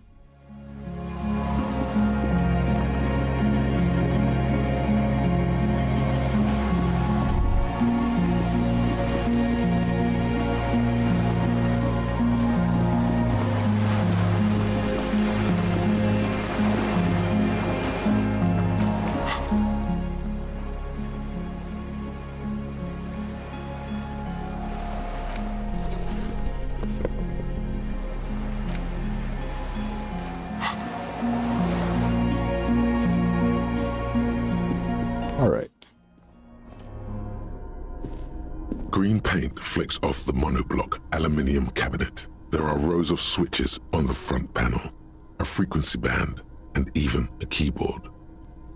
It's every police officer's right. What's all this then? The console of an antique computation device. The generator upstairs, with wires coming out. They terminate here. Could this open the blast door? Possibly. Urgence, ouvert, allumé, radiodiffusé. It sounds like the device was used to control the electronics here. Maybe it still does. This device was used to control the electronics in the room. It could open doors, control lights, function as a radio computer. Slide the radio dial. The dial slides under the glass, silently. You make out defunct stations on the UKV frequency. The words, Feld Insula, are written on the band. An idea lights up in your head. Maybe we could contact Suna, the programmer, later? See if she could open the door for us remotely? This is an air-gapped system. Of air, I think they call it. That won't work. Okay. We are better off looking for a mechanical solution, if we need one at all. Light interior. Alright, emergency open. We need to restore power before using this, officer. The generator, it didn't look like there was fuel in it. Well, I think I know where we can get some fuel. We should look around outside. There are barrels all over. Maybe one of them still has something in it. The boat engine. Well, we can come from the boat engine? But officer, then we would have to swim back to the mainland. Let's just look around, okay? The consul stands by, mutely. Urgence?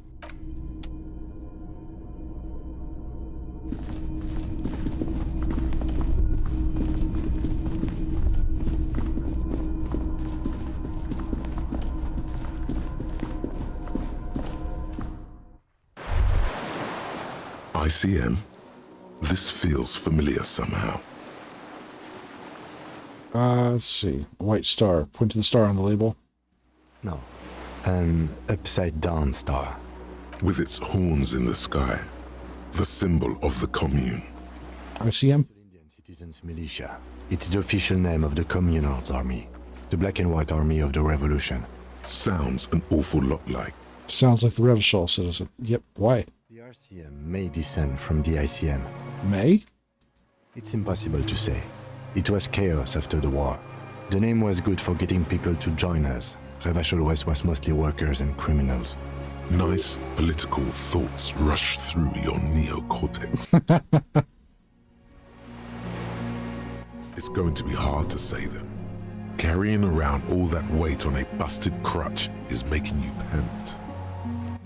What I'm hearing is we descended from the glorious revolutionary let's see, a little embarrassing in 51, no? Maybe we need a rebrand. No one remembers the ICM. The connotation is less important each year. Let's see. Are those spec stars too? No, that's the uninhabited archipelago. A DeLorean-era symbol of Insulinda, known as the face in the sea. Looks old. What's it still doing here? After 44 years?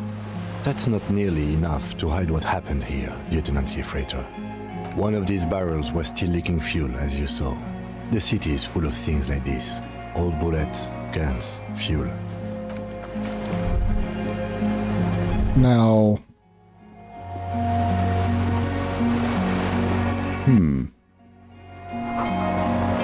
Inside of the fortress, you can make out the console and the blast door. Oh.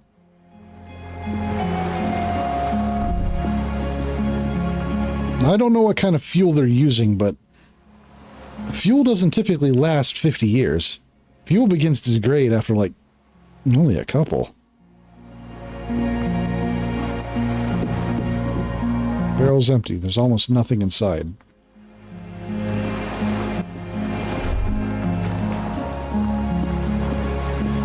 Almost nothing?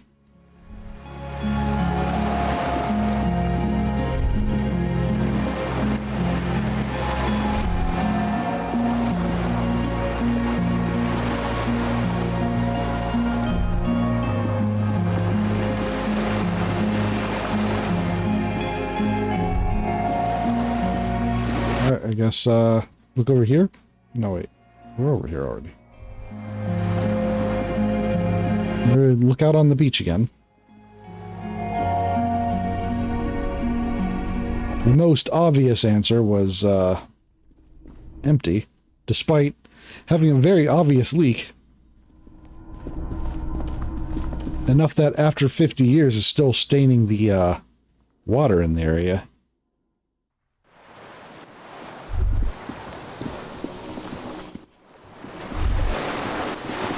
I don't recall seeing any barrels out here, but finding fuel for the generator. Open the blast doors.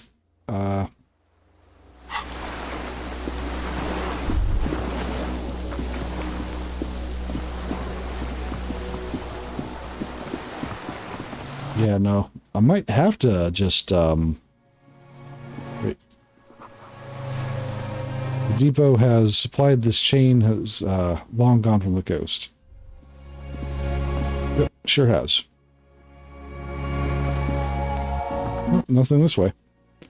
Okay, so...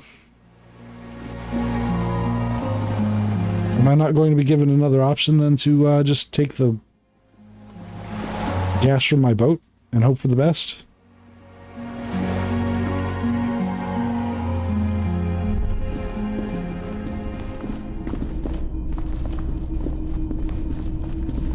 heavy metal door stands as it did. Fuel, generator, console. That's our best chance.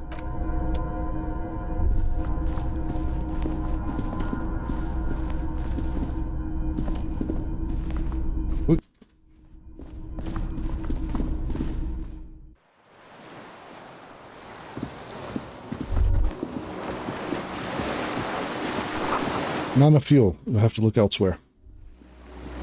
Okay, there's not a lot of elsewheres to look.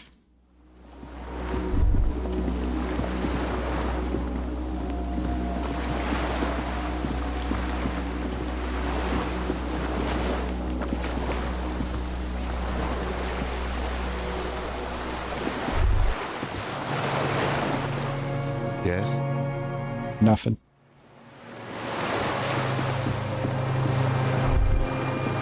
The skiff is swaying on the waves by the dock.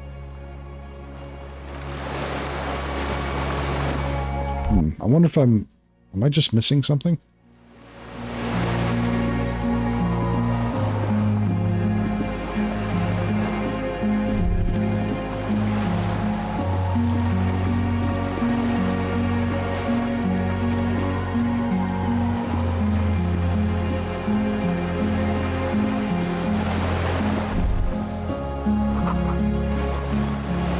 Careful not to fall. Why would I, an injured, recovering alcoholic, have to worry about falling off a cliff face?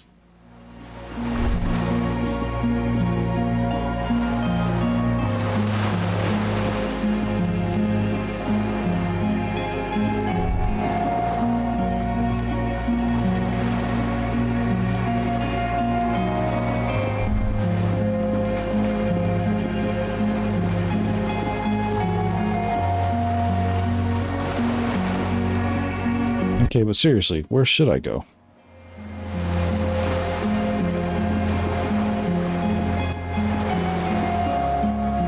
Cliffs are fun. Swaying on the waves by the dock. I guess the mainland.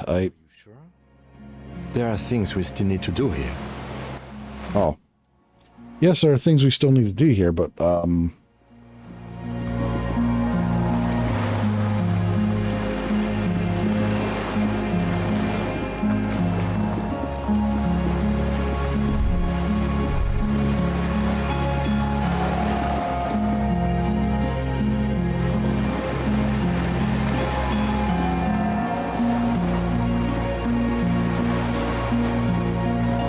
do I need to look at the stuff up here again, or?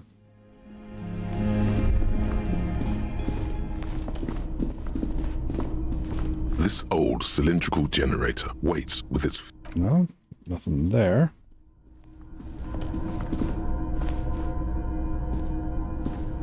The greasy old spring mattress. No. Yes, anytime. If you need a rest later. You don't have to be a hero. Soft covers. Nope. Serialized.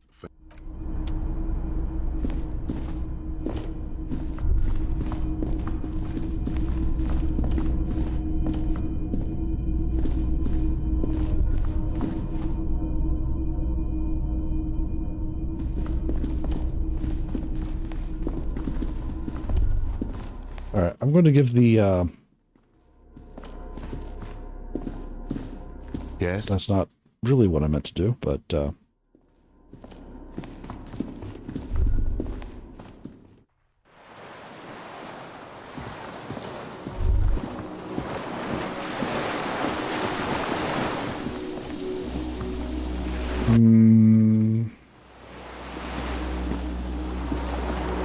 genuinely not sure where I'm supposed to check now.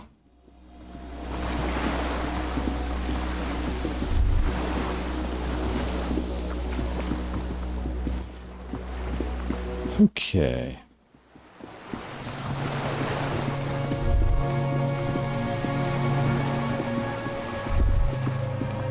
Yeah, I think I might,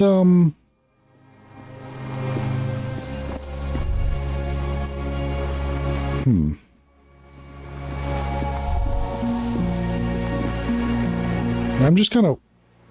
Really? I'm mad. No. Painting your fellows makes you wince. Then you continue.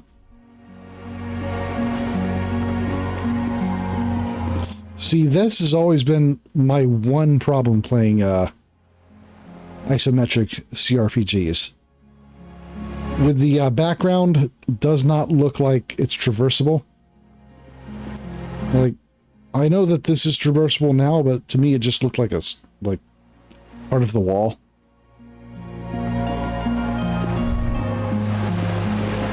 It is difficult in isometric to telegraph exactly what things are sometimes. There's a rain-soaked mattress on a concrete slab, only half covered by the crumbling roof. At the head of it, double embrasures, firing slits like two eyes in the wall. B triple prime. This looks like a good place to shoot from. A single-person mattress, modern, civilian use. Brand name, Marjorie. There's a fuel stain on the cover, along with cigarette burns. And an empty can of beans on the ground next to it, filled to the brim with cigarette butts. Pick one out of the can. The silhouette of a tobacco picker adorns the paper filter. The brand, Tio Moteri. Let's see. Saw the same brand of cigarettes extinguished on Land's End. Could be a coincidence. Or the same person has visited Land's End and here. That's why you gotta click, click, click, and hope the devs program navigation well. That is the hope. I didn't see any signs of smoking inside, though. If people live there, they keep it tidy. This here may also be a smoking spot. Inspect the wall. There's a firing slit in the wall in front of you, like a little window. Quite old and grimy from years without cleaning by anything other than the rain. Look through the hole. The springs screech as you lean on the mattress and crane your neck to look out. Trepidation. A tingling feeling in your stomach. Uh-oh. A small piece of Martinez coastline opens up in the square in front of you, like a tiny landscape painting. 1 kilometer across the water. The ruins look familiar. On the left? A towering skyscraper, its top floors shaved off by artillery fire. Capeside apartments. Rue de Saint-Ghislain, 33A and 33B. On the right? The red chimney and collapsed back of the 4-story tenement in front of the whirling in rags. Rue de Saint-Ghislain, 10. The doomed commercial area. And between the two.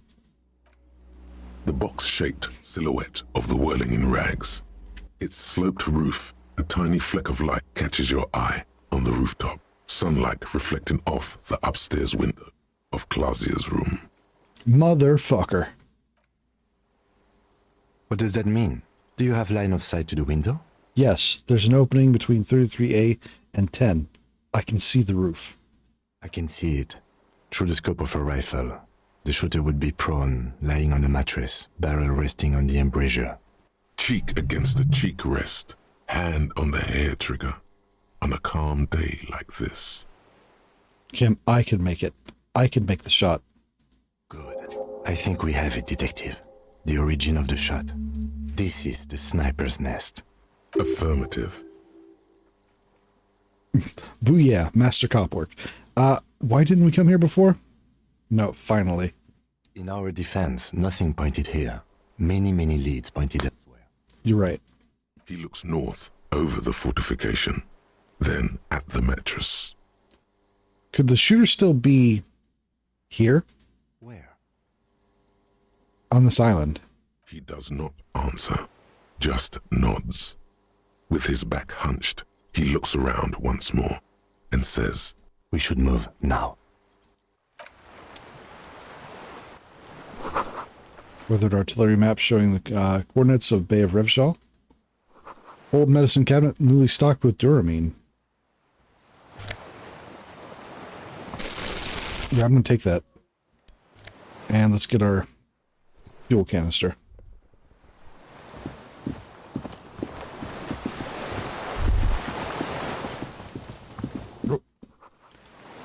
You feel eyes on your back. Someone's watching, but you can't say where. That's a pleasant feeling.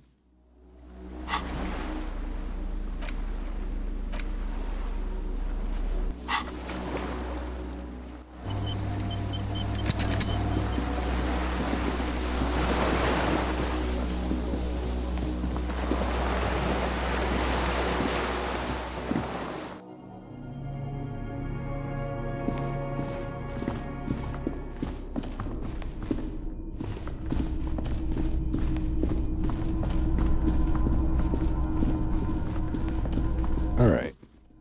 Into the generator. This old cylindrical, the lieutenant assists you, holding the canister up to the fuel tank as you tilt. Dark brown, viscous fluid pours out, and the room fills with a chemical smell. There's a red starter switch on the side of the cylinder and a start rope on the other side. The lieutenant flicks the switch. Pull the rope. The recoil start wakes the old generator up. The machine sputters like an old warhorse before settling down to a rattle. That should do it. Okay.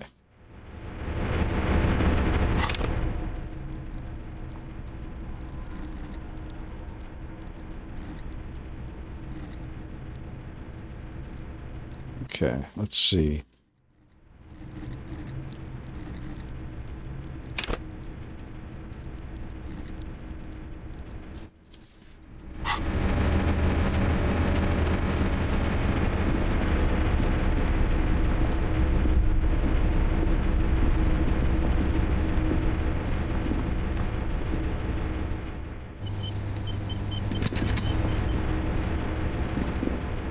A dim golden glow animates the console. Faint, like a ghost light. Urgence ouvert reads one dial key. Allumer reads another. It's on. Turn. Automatic boot. Okay. Emergency open, I suppose. The blast door opens with a series of clicks. A shaft of light appears, then widens as the light shines in. I feel like opening the small door would have been a little more stealthy.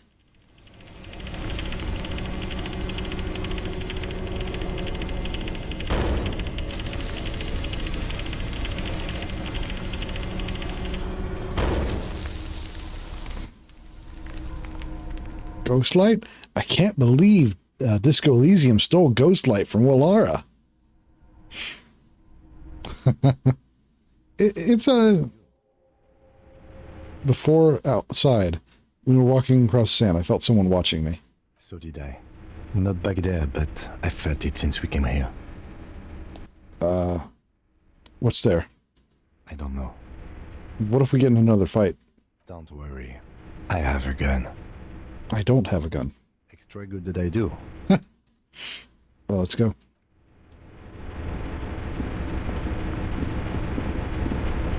I never did track to my gun, partly because I was utterly unwilling to work with the Deborders Union.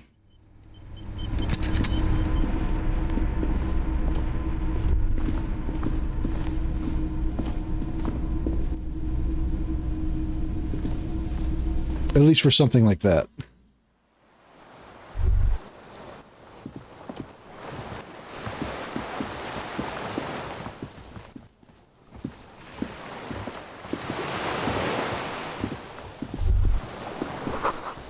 Small white flowers blossom all around you. Rubber dinghy. It's deflated. Broken. Same. You know, I was showing this game to my cousin some time ago. Showing him the... Oh, yep. There's a shooter. Maybe not the shooter, but a shooter. Anyway, I was showing this game to my cousin some time ago. I'm going to save here. And showing him the first stream. I told him how long this game tends to be on average. And he could not fathom how this game could be more than like a few hours. So I don't think he was really paying much attention to the potential there. Well.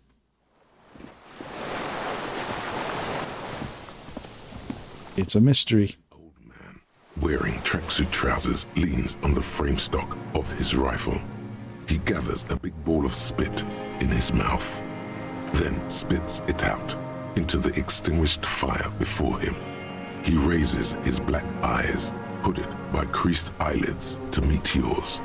Unclouded by cataracts, his eyesight is sharp. He's practically tearing up from spite. Hatred got the best of him a long time ago. This man hates everything. You the fire guy? What now? I can't hear you. Did you recently tell 2 kids to put out their fire? 2 twins? I may have. All sorts of little rats have come sniffing around, trying to give up the position. Fire guy.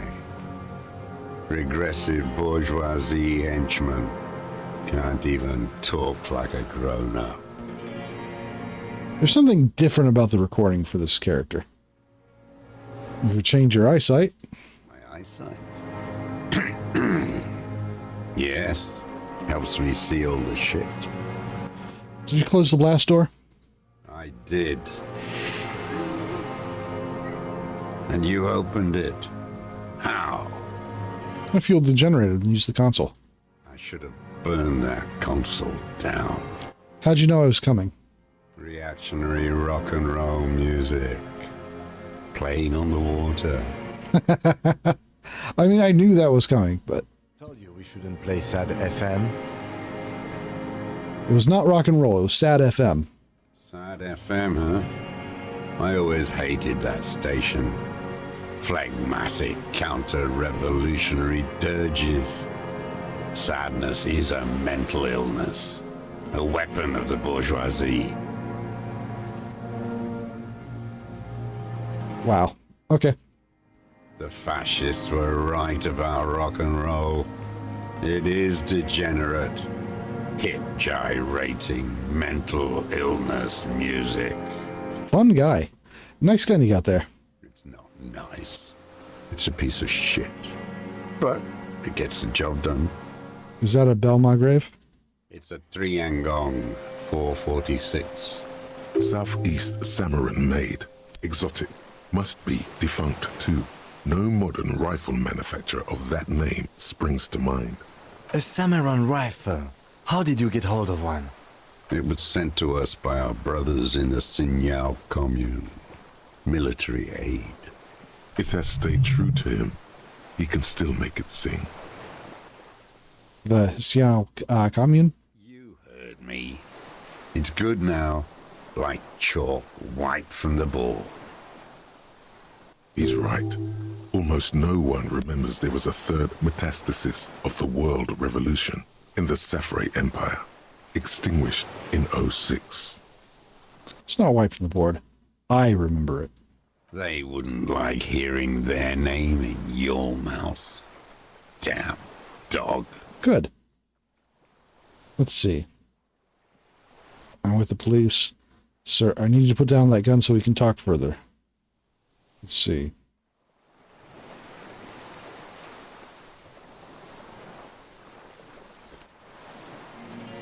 I'm with the police. You can keep the gun, but keep it down. Not one move. No.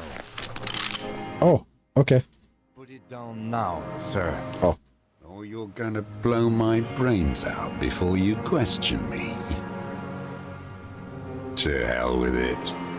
It's a walking stick anyway. It's out of bullets. He stares on, his wrinkled mouth moving without a sound. A strange sadness, like a song. What did you say? The future teaches you to be alone. The present.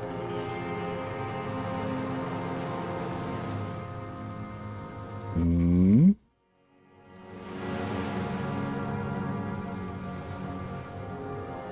Let him say it. The present, to be afraid and cold.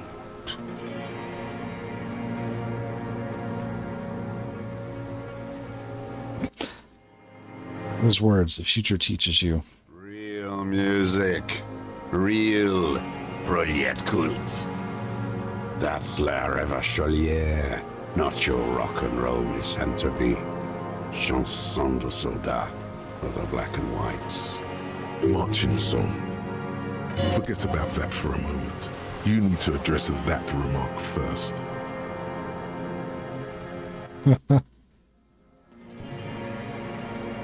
I know that. It's the marching song of the World Revolution.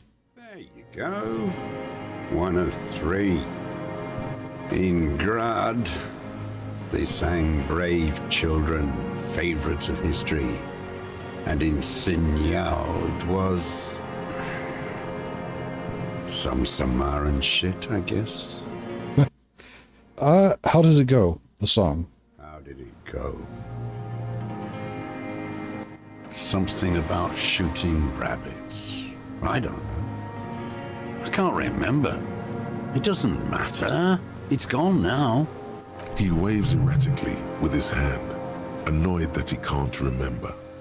A little tremor passes through him. It was dear to him. He resents forgetting it. What have you been using this old gun for? No reply. His leg twitches.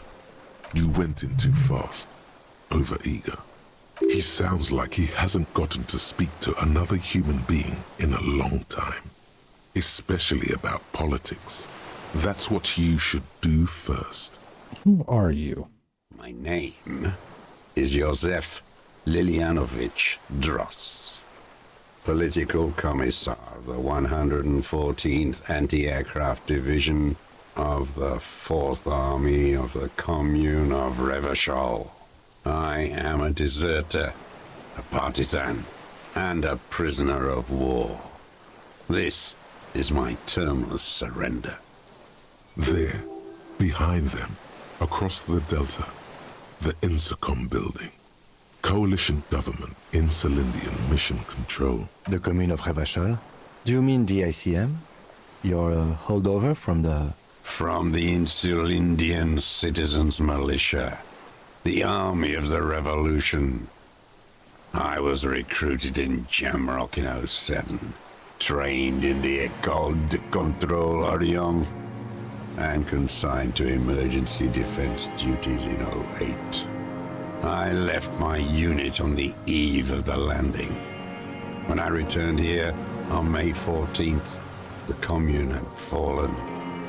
Still armed and ideologically trained, I wrote a criticism of myself and resumed partisan duties. 51 minus 8 equals 43. Thank you. You've been on this island for 43 years? I've been on other islands, too. I was an Resurrection until they turned it into a spa in 18. Then I was an E-48, a nameless sound, until the sea washed over it. Then I came back here. That was 22 years ago. You've been hiding for 43 years? 43 years and 10 months. That's steadfast. It's not how a human being should live. But I had to. I couldn't just forget. I couldn't just forget what I saw. What have you been doing during all this time? Hiding, fishing, waiting. 2 police officers step out of the Whirling in Rags cafeteria. Satellite officer Jean-Vic Mayer inspects a series of burnt black letters splashed across the plaza mosaic. Patrol officer Judith Minot points west. The fishing village. She glances at her watch. We meet in 15 minutes. It's a 10-minute walk. The officers go, leaving behind the writing, still smoldering. One day, it says, I will return to your side. Always waiting. For what? For her to return. Her who? Girl child. Revolution. Okay. I come from there, mainland. I can assure you that is not what the people are planning. Let's see. I've been there. City's a tinderbox. Seen it? The capital is too powerful. The rich are well going to... Nope, that's not what the people are planning. I am not a fool. I know the material base for an uprising has eroded. The working class has betrayed mankind. The historic opportunity for a revolution has passed. It will not come back anymore, however hard I try, whatever I do. You said you deserted your unit? I was just 16 years old, 15 when I volunteered. I had a lapse of faith. And of courage, too. Understood. Well done. I won't explain it to a minion of capital. What is this place, this island? It's not an island, Dwat. It's a defensive fortification of the commune of Revachol. And I am its last surviving defender. What was it used for? The congenitally deformed King Philip II built it to restrict access to the Bay of Revachol. We captured it in '02, retrofitted the fort with an AA gun to defend against an airborne landing. Against the whole world. I don't know what it is about the recording. It is very... I don't know. I think maybe they just used different recording equipment. Maybe this was from the original recording of the game before they went back and added in the voice acting from the skills and such. I don't know. It's honestly a little bit distracting. The voice is very nice, though. Deep resonant.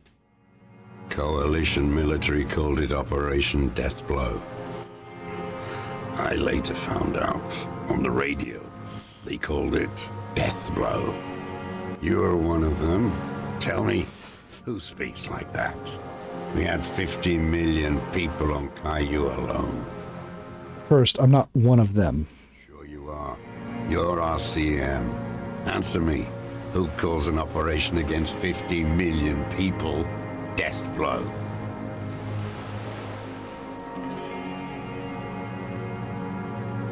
Murderers. I know what you mean. You don't know. You haven't seen it. Iblis. Iblis? The black-eyed angel. How have you survived all this time? How does anyone survive? I steal. Now hold on there.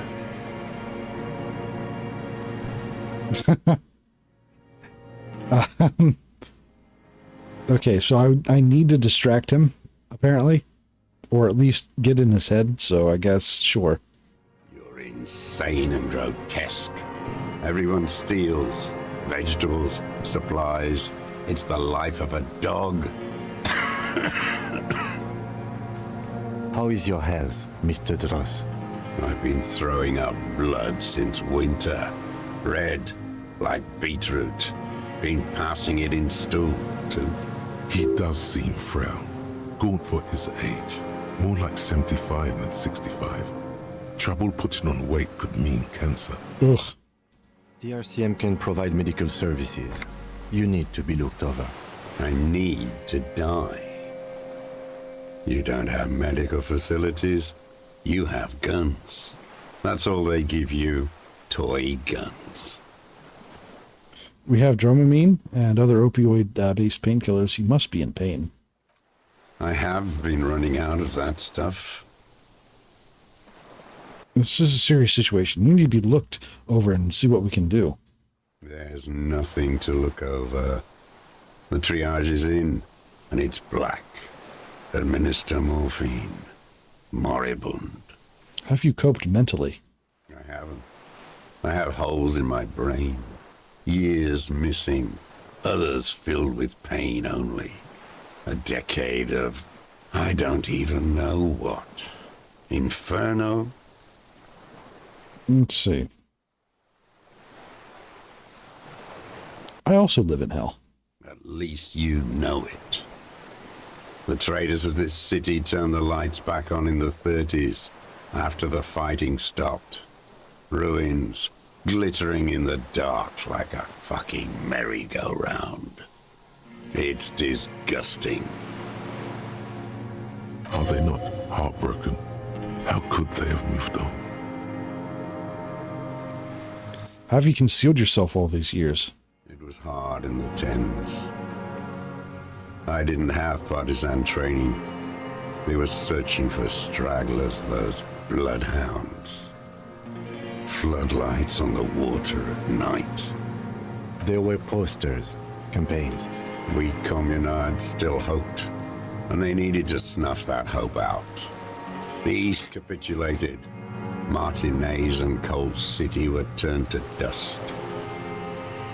But Jamrock, Forburg, even Coron, and Boogie Street, of course.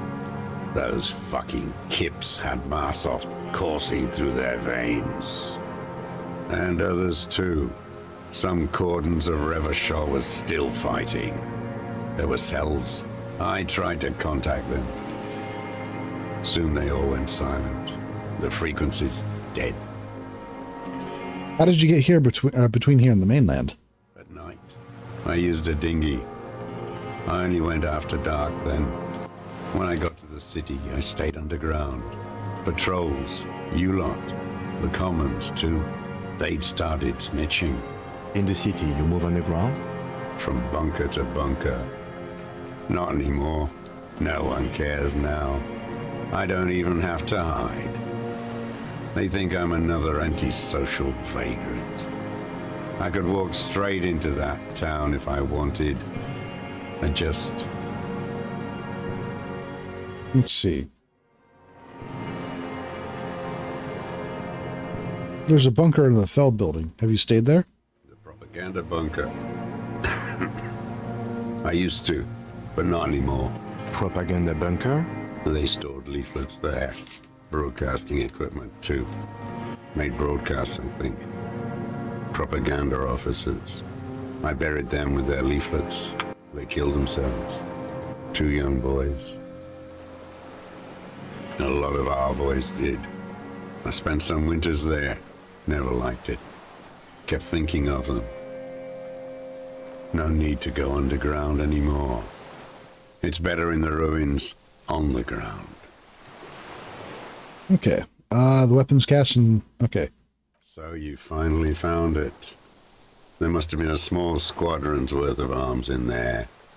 Elmer Graves, right? They were damaged beyond use. I know. So you've been there? Sleeping. Some nights. Ammo scrounging on others. Those McGraves were shit, even before they corroded. Some had bullets in the chamber, however. You feel the dots connecting. Little dots on the map he's walked across. Why don't you just walk there? I don't want to. They're all traitors. Pigs, rabbits, and dogs. Men without ideals are only animals. So that's the secret to becoming a true furry. Okay, I gotta write that down. He does not want to see life moving on.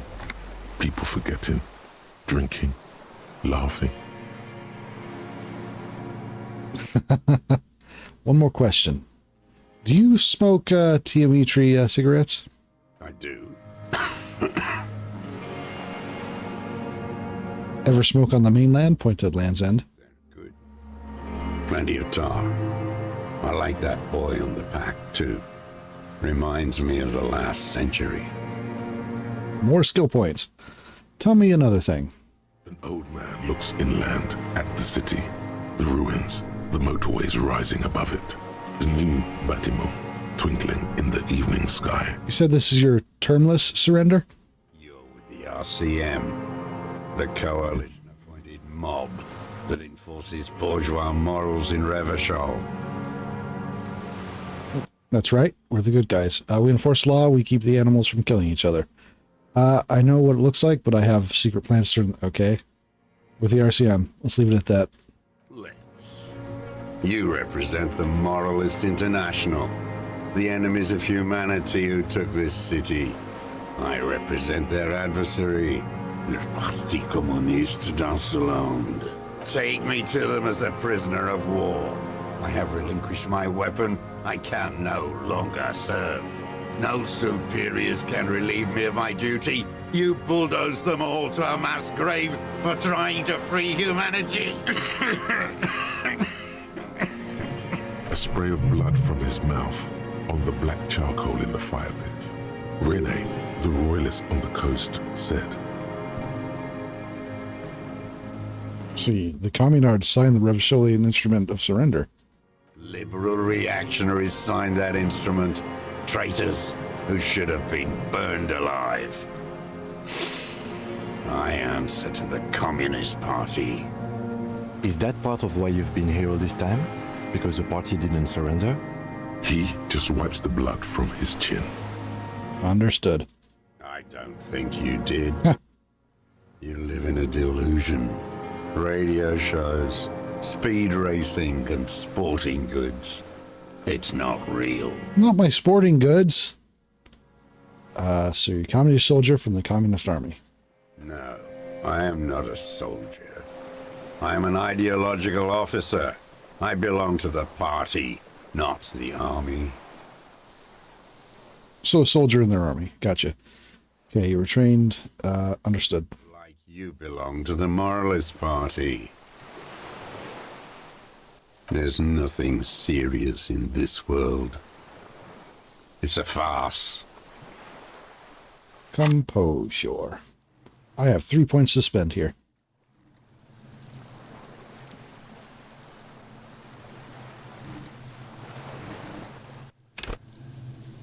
You're upping. Go up.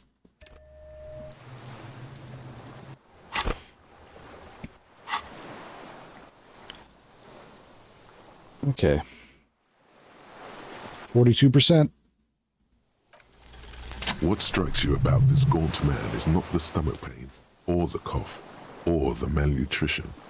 44 years hidden in the urban wild. He is surprisingly okay. Indeed. He speaks fluidly. His movements are rapid, if erratic. His voice, despite the cough, is there. It is capable of expressing complicated ideas. Above all, he seems animated. Animated by what? It's a mystery. This animation comes at a cost too. Erratic hand gestures, thought processes cut off like threads, as he just stares at the logs or the reeds. He also suffers mood swings, bubbling to the surface, unconstrained by his nervous system. Dementia? You've seen demented people before. This feels similar, yet different.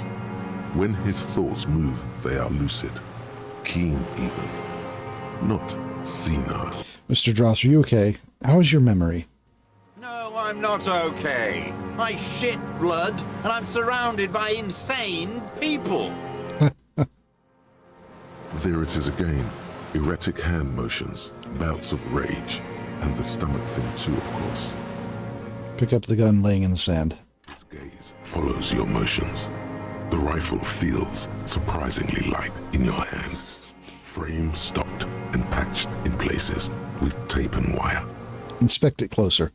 The rifle's in a shabby state, like a crutch that's seen too much travel. Hieroglyphs are embossed into the forearm, made of walnut. On the butt, you see Vespertine writing, burned into the wood. Triangon, 4.46mm, made in Sinyao. This uses jacketed ammunition. 4.46. The right type and the right calibre. He's liking this. It's as he said, Triangon, made in Hianxiao. No one said it has to be a Belmagrave. We were just guessing. From ballistics, it could easily have been a Triangon, too. It doesn't matter if it was made in Shanti Shanti. All it has to do is use jacketed ammunition. And it does.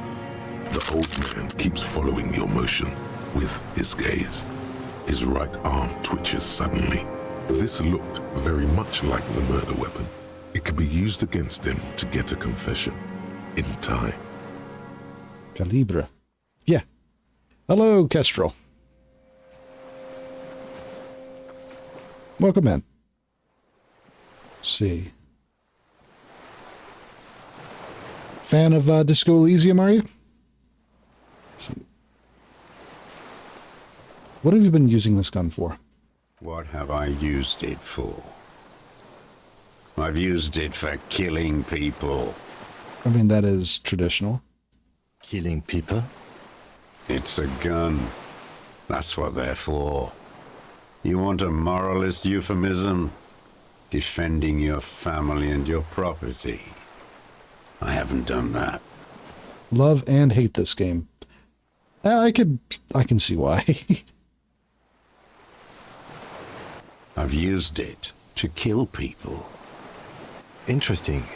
During or after the war? There is no after the war. Class war is never over. So he's continued killing after hostilities ended. Okay. Go in straight. No euphemisms. He doesn't like those. No. Be careful now. Slow and steady does it. Make him repeat it first. Don't mess this up. Remember, he wants to tell you. Get personal. Okay. So you've killed people after the active fighting stopped. What did I just say? What did I just tell you? Don't drop the ball now. Okay.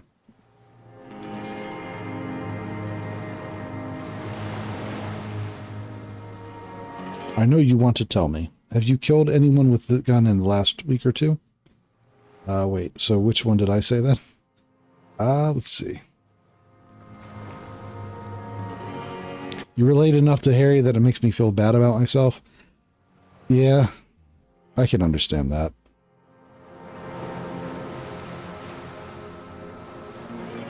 I can't say I personally find the character of Harry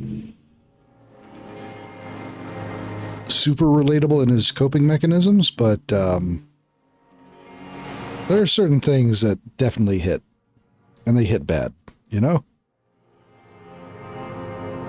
Ow.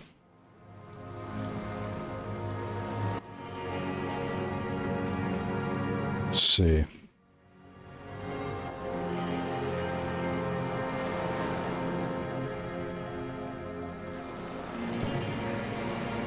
Oof. I don't know if it's the one that I just had a moment ago or not, but it was rough. Let's see. Use that gun to kill Colonel. Let's see. I know you want to tell me. Have you killed anyone with that gun in the last week or two? I don't want to tell you anything, you grotesque murderer. And why did you think that was a good idea? Don't listen to me. I'm wrong all the time. Okay. Grand.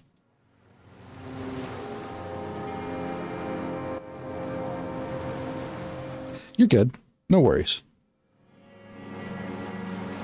Use that gun to shoot and kill a colonel of the security contractor Cornell. The who now? He heard you. He just wants to hear you say it again. This is dramatic flair on his part. Right choice. We're in. Do it, sire. Okay. A beautiful, strong man, the corpse in ceramic armor, hanging behind the whirling in rags. Did you shoot him? Oh, yes. That one. Ugly piece of work, that boy. Did you kill him? I am a son of a welder and an officer of the commune of Revachol. I do not collaborate with murderers and pederasts of the liberal regime. Exhaust him with proof.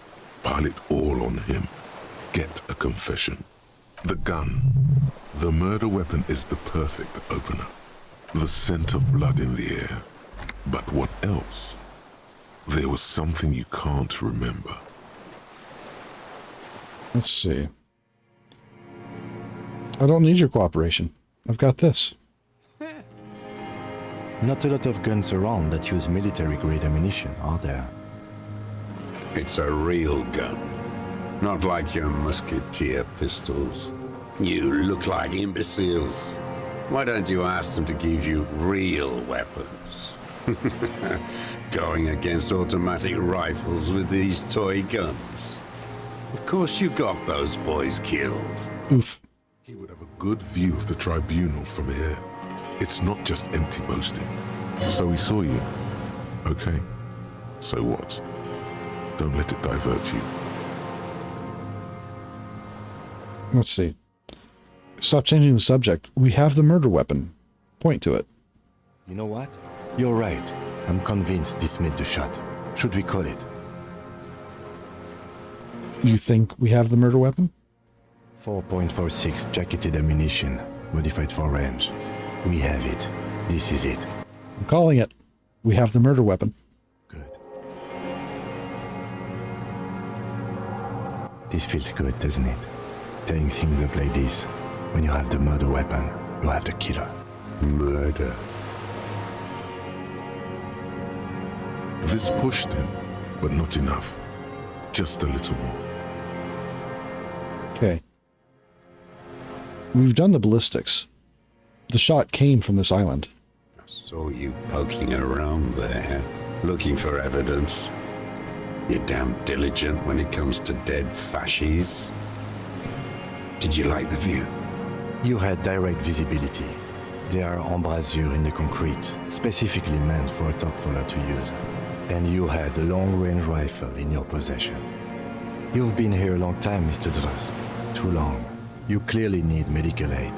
I'm ready to die. I've done my part. He's practically admitting to it. Dead fascists for fascists. Done his part. Just one thing remains unclear. The rifle does not seem to have a scope. Ah. One thing. Where's the scope? How did you make the shot without a scope? We have everything else. Forget about your stupid fucking scope. I don't know where it is. Find it yourself. It's your problem now. He lost it. He just doesn't know where it is. Forget it. Push on. You said fascist. You admitted to killing him? You're sad for your fascia brother, aren't you? One twig got broken. Now the others are sad. Almost. He almost burst out there. Keep piling arguments.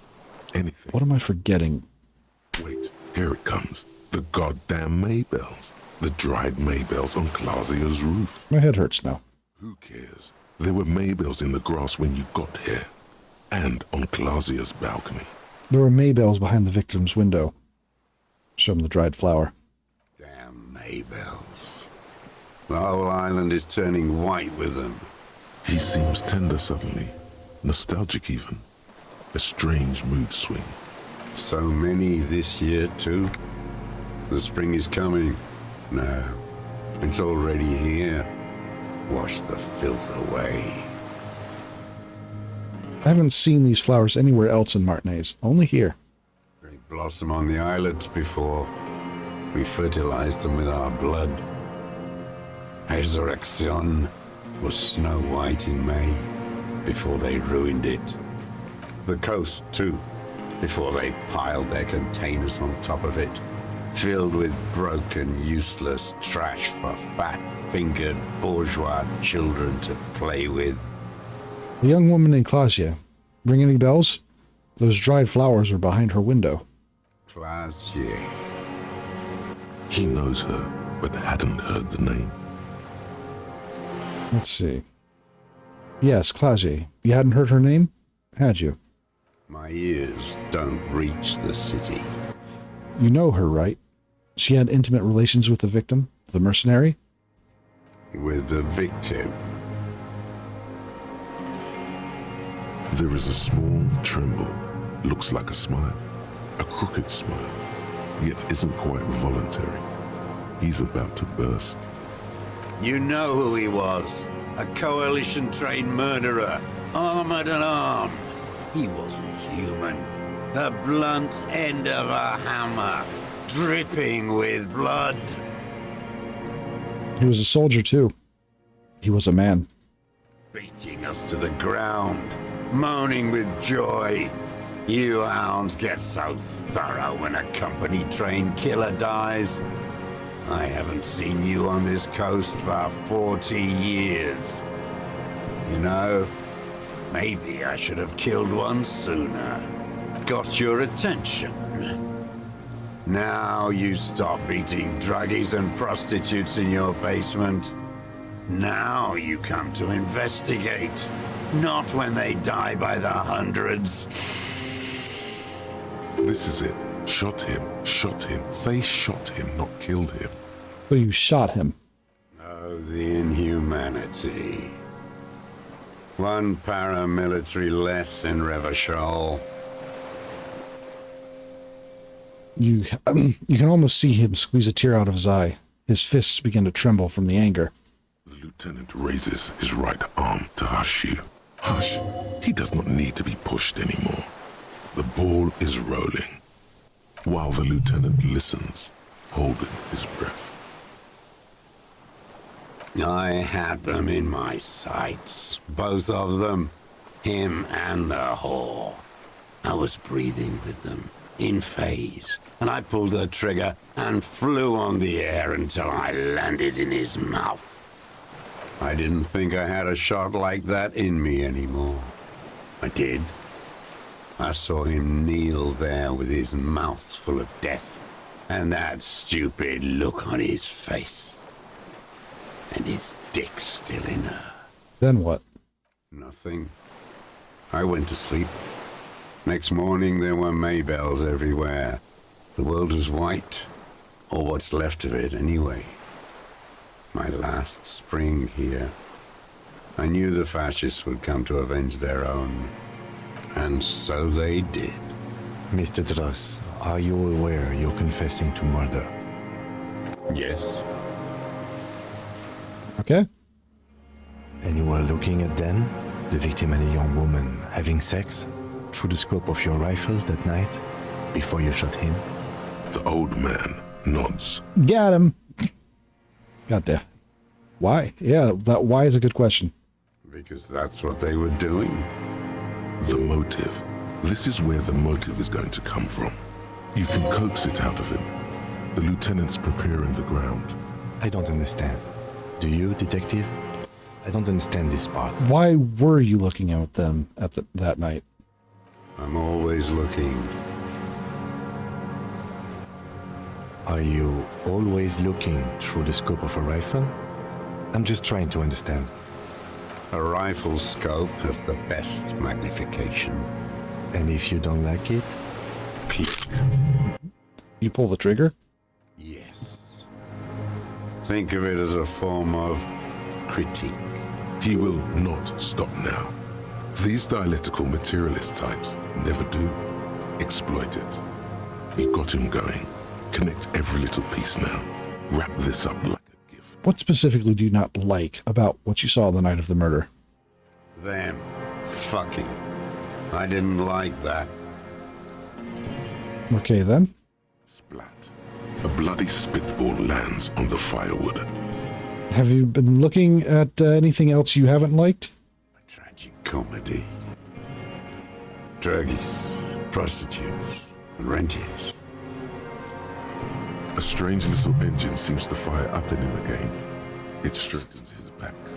The familiar put, put, put of hatred. More specifically? Specifically, the whole city is a charnel house. Stripped clean and draped in neon. But Martinez is the worst. How come? Because of the racists. Everyone is a racist in Martinez. It's their favorite thing to do in the whole world. Listening to race-themed radio shows. In the ruins, in their lorries. Pumped full of steroids and Radio Revachol 92. Race this, race that. It's all sanctioned by that social democratic union and the farce of a social democrat who runs it. Mr. Clare? Yes. the fly larva in his container. He let some nihilistic advertising yuppies erect a statue of Philippe III, a syphilitic murderer, on the town square, to spit on the working class. Do not interrupt. Not since the serfs of ancient Pericarnassus has history produced a more inert social class than the Martinez proletariat. The rest of Revachol at least pretends to rebuild. These people still live in ruins. In tents, like animals, like those boom-boom morons on the ice. A pity they didn't drown in that tent of theirs. Let's see, that's all? The worst of them is the blood-drenched Sucrion on her yacht, licking her lips. The old whore's gone now. Her gun-toting porcelain men are dead. So, actually, no. The worst is that old cock parading around in his uniform, throwing balls all day. It's not enough that the racists and liberals are dancing on our graves. The old loyalist ghouls still parade the ruins too. Every morning he's there, while the parasites he fought to protect are off in Ozon or Quayamoran, or some other island they built their palaces on, feeding on drugs and having sex with their own children. Aha. That's all the rich really want. Sex with their own children. Throughout history, even the royal bloodline of the suzerain, it's all just an excuse for them to have sordid sex. At least that old cunt, Frisell, is now dead. Jesus. Okay. I have questions about this. We did good when we pushed him under the horse car. Until, in the 30s, those disco whores.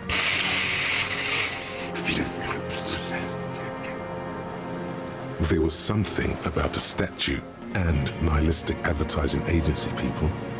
Might be worth investigating. Let's see. You mean Renee? Every fucking morning for 34 years. Throwing that ball. One ball against the other. I've always loathed that game. That is not a working class game. I don't care what they say on Radio June. Royalist ghouls played like it was life itself. Click, clack across the water each day. And that uniform, like a parrot plumage. I won't even mention that he's a traitor to his race. A petanque maniac race traitor. Let's back off before you get too agitated. What is there to be agitated about? The unholy ghoul? I love it there. It reminds me of everything we fought for. At least we killed that Fistel and his kingsman. Oof. Okay. You said something about the statue in the roundabout? And syphilis? Syphilis is a disease Philippe III contracted in a whorehouse. The statue is an abomination. Abomination? The bacteria entered his brain and made him squander trillions on sparkling wine, cocainum, and monuments of himself. His son, Philip IV, the insane, contracted syphilis in the womb. That is technically possible, although Philippe III was not actually syphilitic. He was just mad. And he still went on to govern Revachol for 25 years. We lost 2 million lives toppling that mode of government. And those grotesque statues, too. Hundreds of them. But it's still there. What a keen remark. Yes, it is, isn't it? It's still there. Do you know why? Because the cynical advertising yuppies erected a deconstructed version of it. That's right. Some advertising cockroaches erected a cynical deconstruction of it. We tore it down with honest working-class plastic explosives. And there it is again. You know, working class plastic explosives. Art is a bourgeois establishment. It's an affront to humanity. Every gallery should be bulldozed, and the artists should all be given 30 years of hard labor in Yekokata. So, not much of an art guy, I take it. Disco whores? Whores. You mentioned Yoon is a social democratic, and Mr. Clare is a farce of a social democrat. Another hideous disappointment. Unions are the real enemy. The true enemy of the proletariat. Placating the masses. Yeah, his voice is goddamn fantastic. I don't know, the equipment he's using makes it sound a little more rough than it actually is. It feels like he recorded on something different than the rest of the voice actors.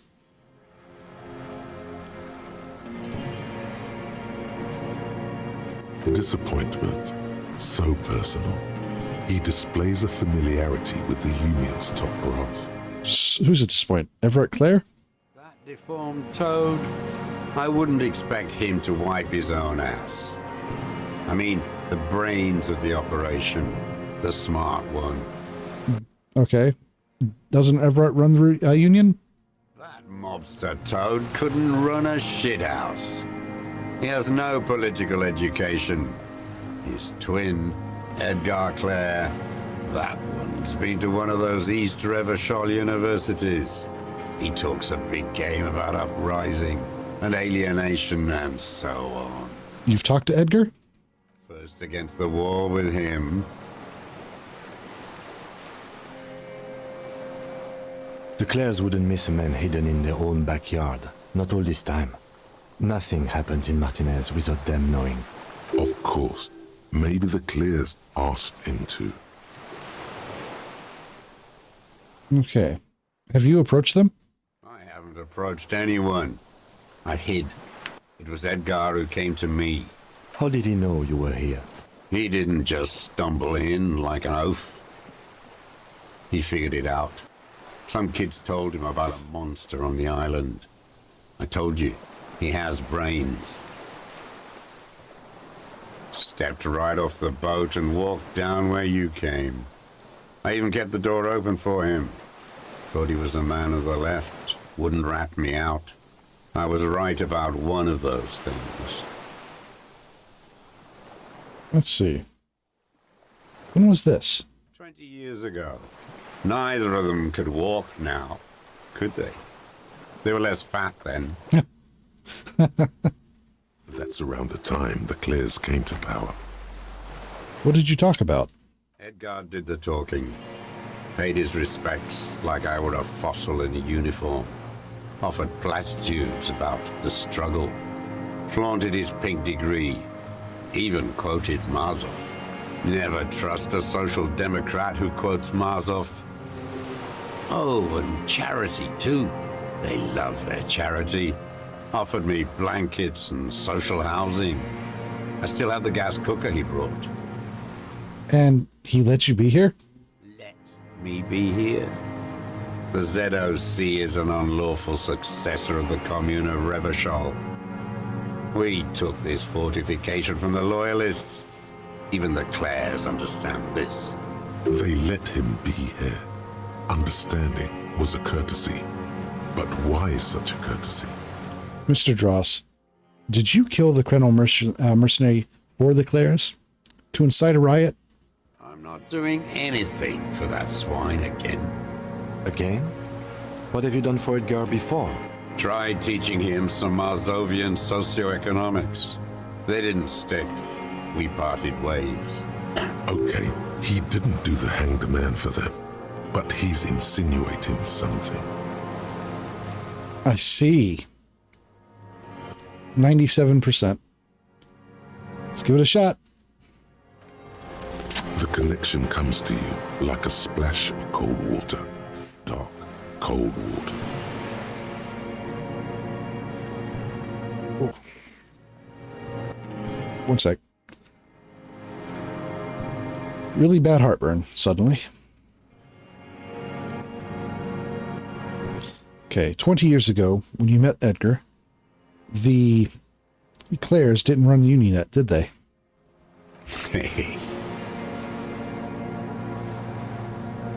He acknowledges it. Here we go. A twist behind the dark bend. Who did? That bourgeois cow. Tiffin Holly was her name. Licked the rich man's hand every time he came to town. Never seen a labor leader so hot on mutual cooperation and money. She liked that too. That Holly was a real bridge and a deal maker. What a fucking way to phrase it. She was also a woman, wasn't she? She was. And she was real soft on those money men. Had a Barbara Muscova bag over her shoulder that she liked to bring to work. And then she just disappeared. Called in, they say. On the eve of battle. Ran away. Vanished like a piss stain. No, that's not quite it, is it? Did she? They say her daughter called in, not her personally. But that wasn't really her daughter, was it? No, I guess it was not. Edgar had someone make the call. Why is that, Mr. Dross? She couldn't make the call herself. Here it is. The bend in the river. Why? Because she was dead. Just say nothing. Say nothing. The cow caught a bullet in her right lung. Fell into the canal grasping her tit and drowned. Or bled. Hard to say. It was a sloppy job.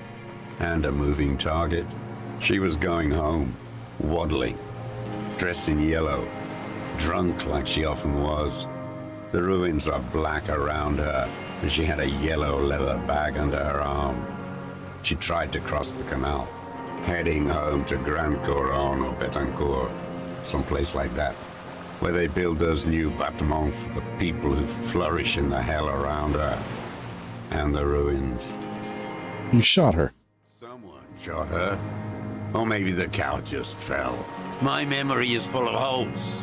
All I know is nothing changed. Not in the material base, not in the hegemony. There was no uprising. Just words.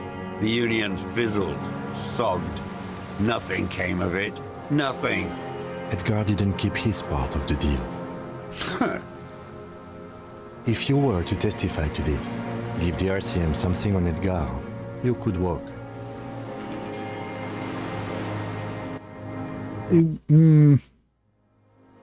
Somehow I don't think he's going to take that deal. We would strike everything you've done and process you as a POW.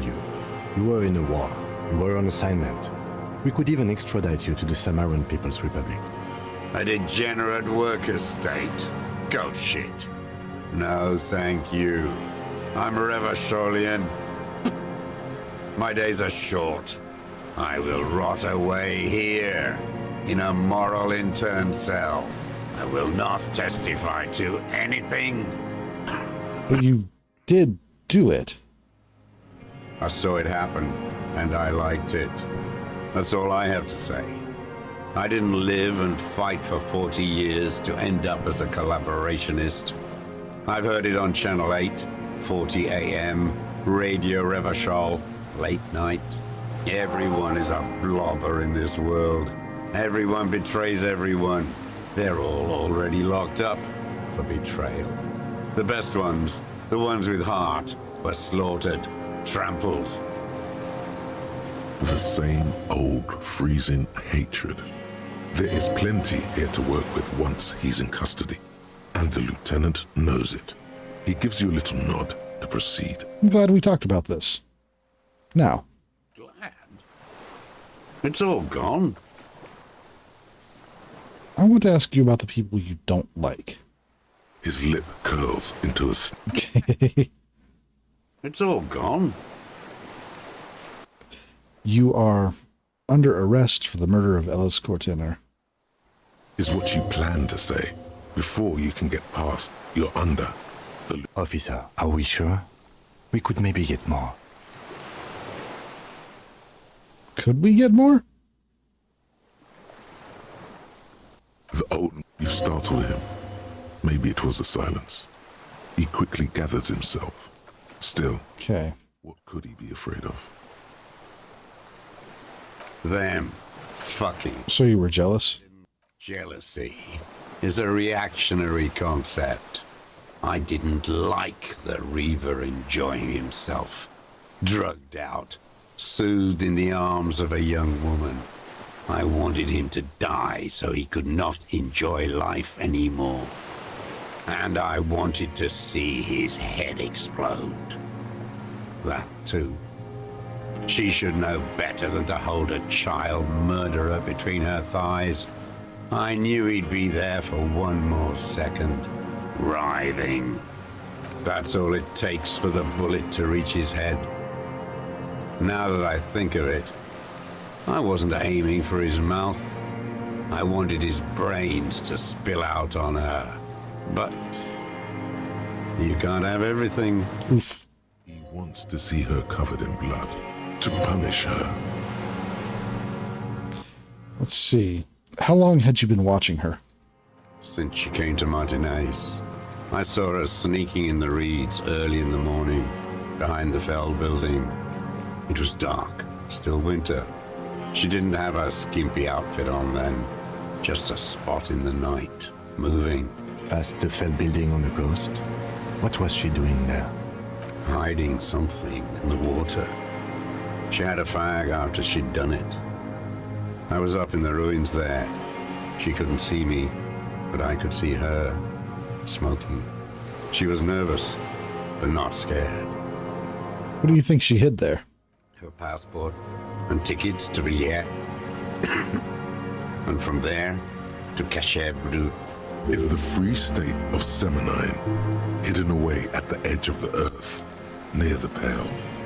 Some kind of hidden container on the coast? You looked into it? Yes, after she'd gone. It was a submersible. Well made, actually. Sloppy. We should have gotten her to tell us about this. Did you take the documents? No, I put them back. Why would I take them? I'm not going to phone. Oh, I mean... Moving on. Did you continue watching her after this? I did. She had a face like an archipelago with those birthmarks.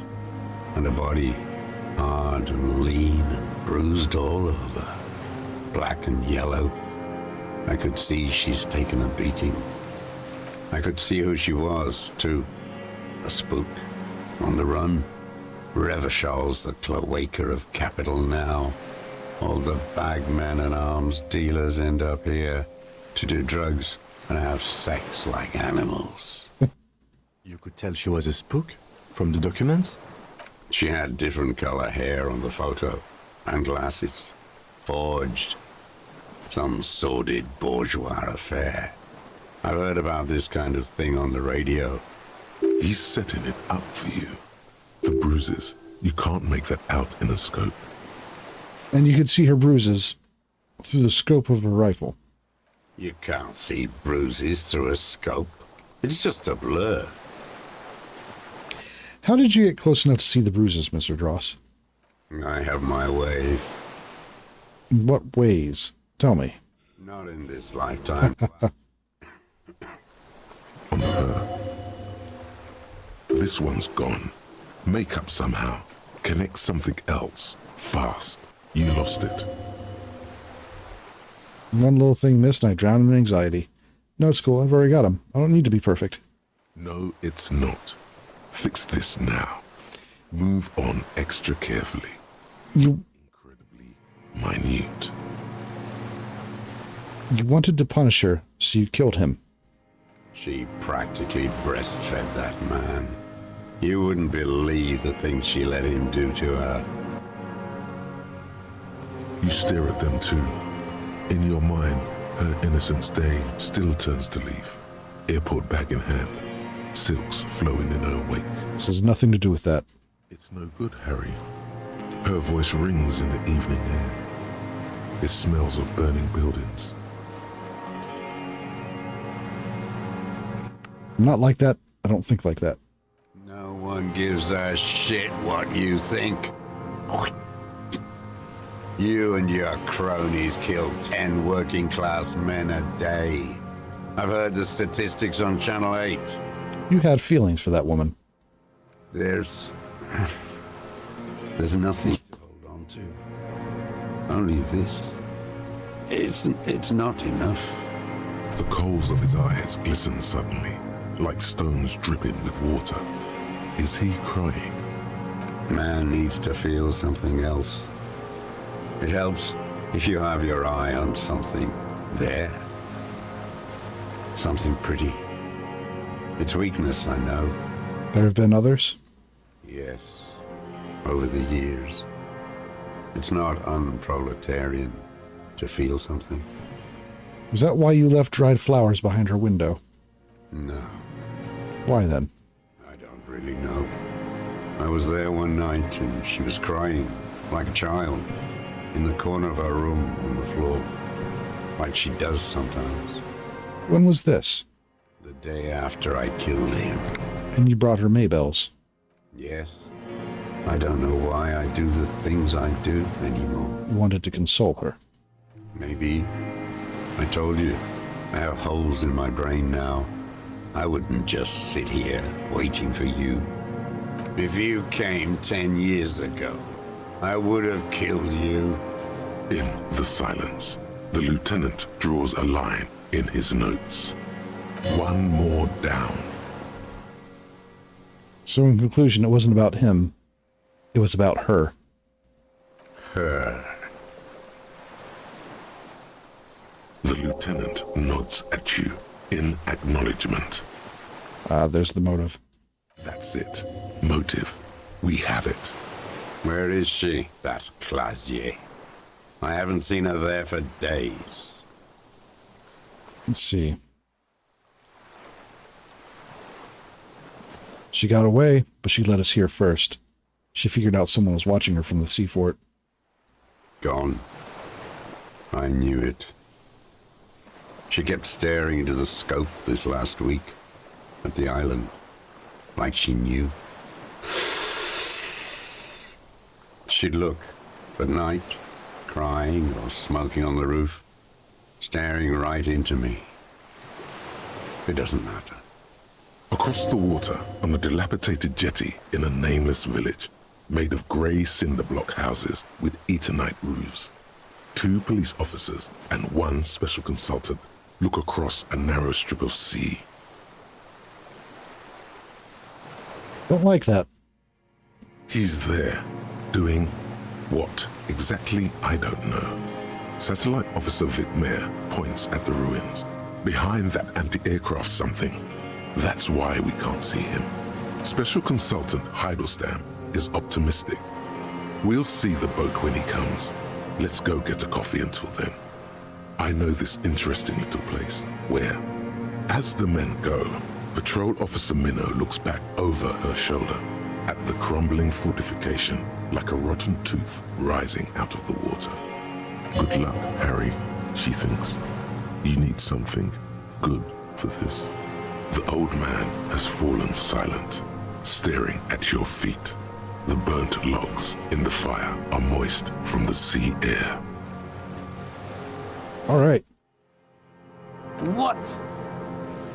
But you said I would be taken to the...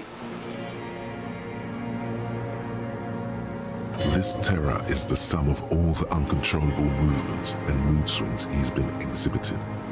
Your Wayfarer rights have been suspended. Information provided to the officers on the scene will be used against you by the prosecution. You will be given legal counsel within 1 week and must face court in 44 days. Do you understand? Do you understand? But... And he's afraid. No, I don't want to. I have to stay here. He's sweating. Beads are forming on his forehead. Your confirmation is not required, sir. Now on to the boat. Uh-oh.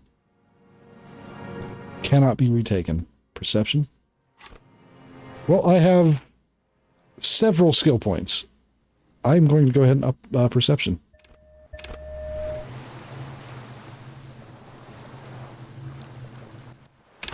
Maybe that's a cheat, but I don't care. 42% is something, and it's hearing based. Okay, coin flip, but it's a red check. I cannot retake this.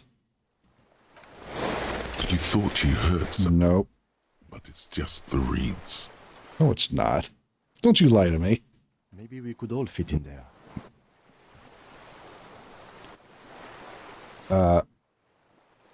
We could all fit in a little boat. Actually, no. Does it have room for 3? Not really. We could escort him to the pier, then either one of us can take him inland while the other stays here. But then, who watches him while you're coming back here? Who watches him while you're back? While I come back for you? Let's see. It's not a problem. This is a problem. Who watches over him while I come back for you? What is this farce? This is a fucking farce. I can't. Lillian, you could ask her, maybe. Maybe we could, I can just ask the net picker to watch him?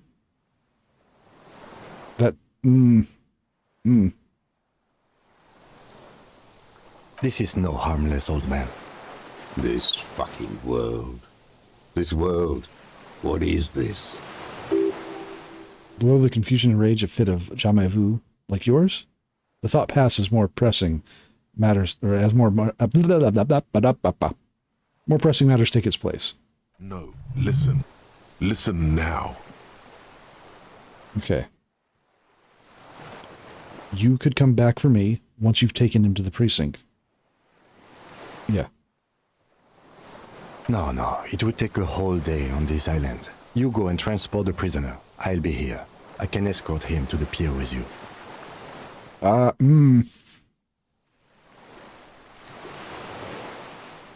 Don't like this. Don't like this at all. Maybe you're right. I mean... Well, damn. Maybe you're right. This world. What are you talking about? Is this... us? The wind is cold from the east. Your skin is crawling suddenly.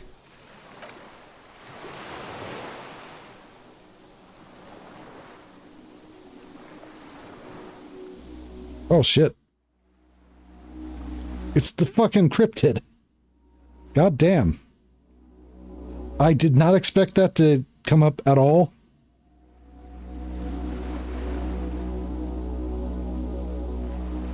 A delicate tangle of arms and legs unfolds from the reeds. Everything is connected. What the hell? Just stand there, moving its scythe-like arms in ghostly silence. What is that? What are you talking about? The giant stick insect. There's nothing there. The stick insect is over 3 meters tall. It looks straight at you with its tiny pinprick eyes and its grotesquely small head. Am I having a psychotic break? There is. I see it. Tell me what you see, damn it. Kim, Make out one small thing in the reed. Kim, can you see it? I can see it. Oh. 4 simple words, thank God. If you can see, then you're not insane. What that means, it's really there, spinning slowly, in absolute silence. Its limbs long and slender. Be very, very careful.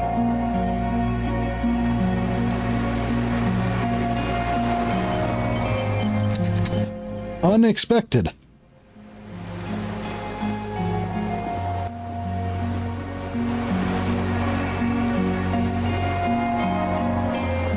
The creature stands on long stilt-like legs, antennae hanging from his head like a woman's hair, white and curled at the tips. It is no more than 5 steps away from you. Reed-like tufts stick out of its joints. As the insect moves its forearms, it produces a faint hiss, like a reel-to-reel machine spinning after the tape breaks. Insulindian phasmid. Is. You glance over your shoulder.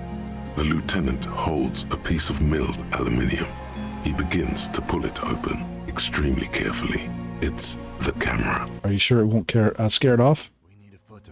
No one will believe us. From the corner of your eye, you see a sudden cascade of motion ripple through the phasmid's limbs. A series of ultrasonic clicks fills your ear. Let me approach it first. I won't be one of those fools who didn't take a picture. He's letting his pride get in the way.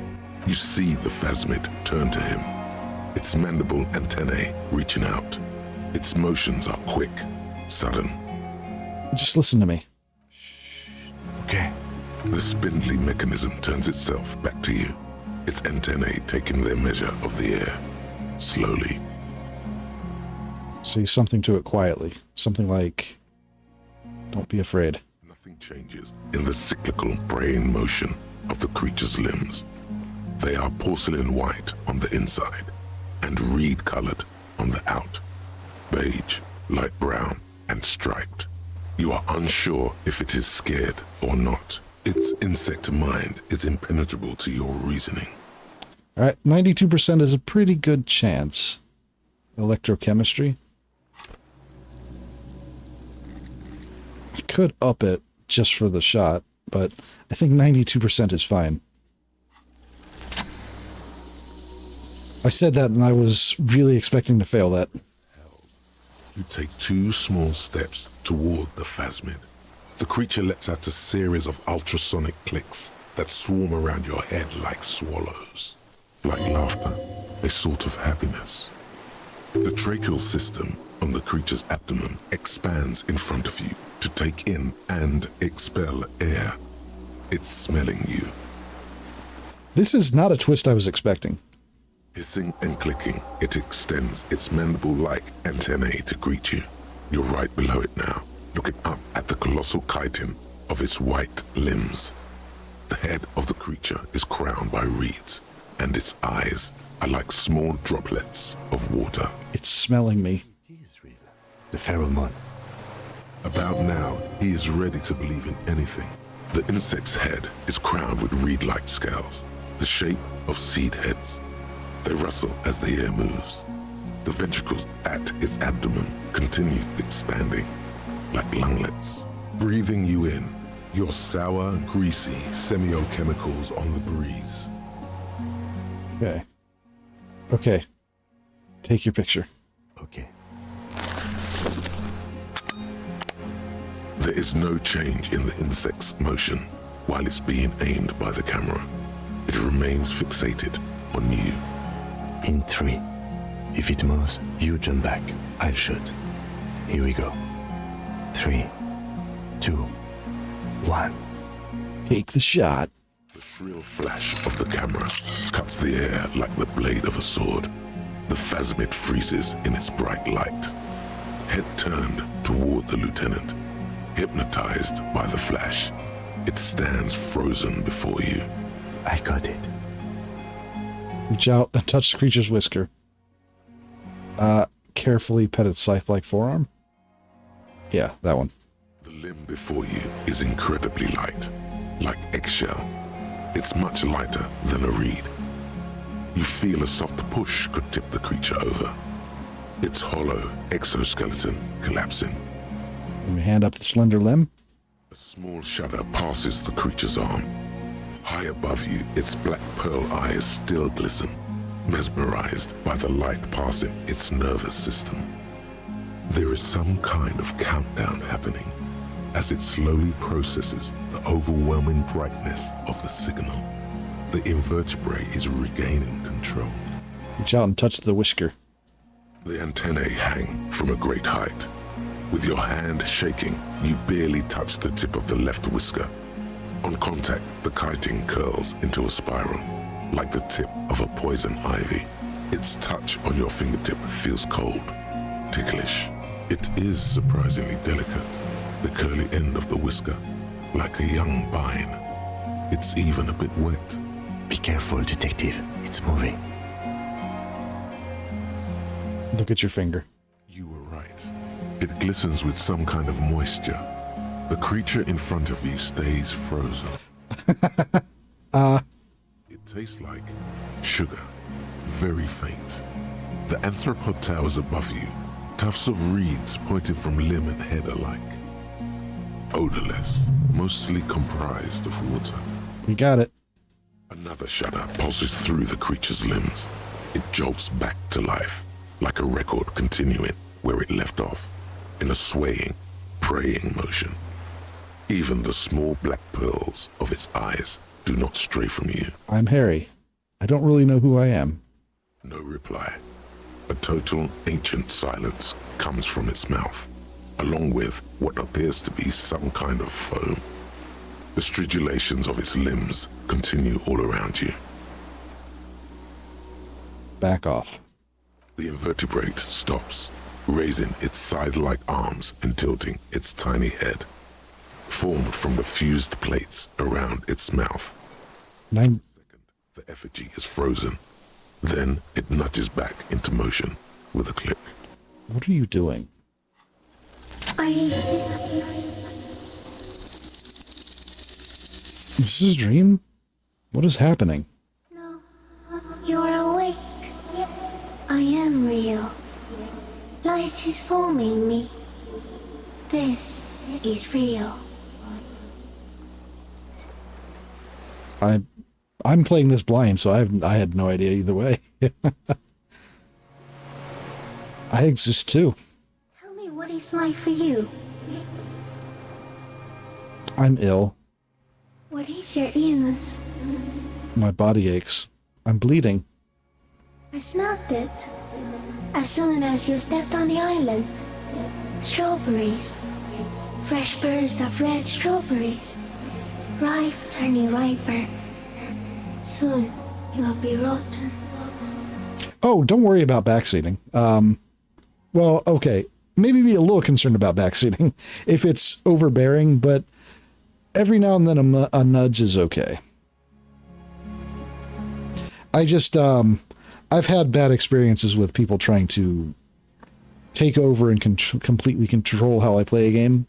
So I do have rules against backseating, but I mean, there can be exceptions.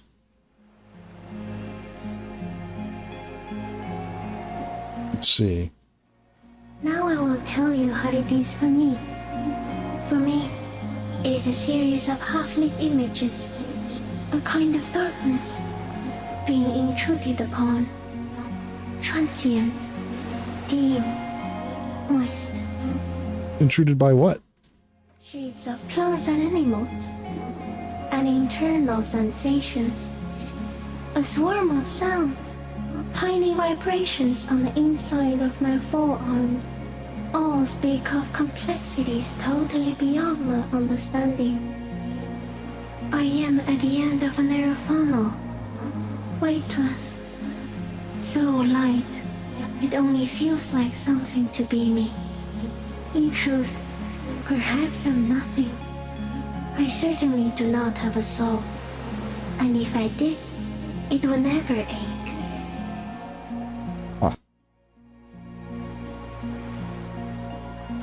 What the fuck is happening to me right now? You're just a shadow for me, far away, faintly transmitting, but for a curious smell. Let's see. You're a type of animal I would like to be. You sure? I'm not sure. Why are you asking? When molting, I regrow a lost limb. One time something went wrong, and a small leg replaced a missing antenna.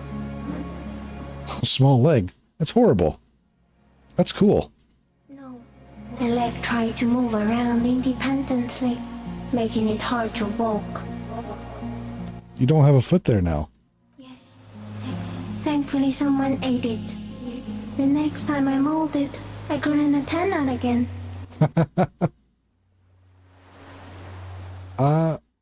Where does this all come from? All this around us, the world?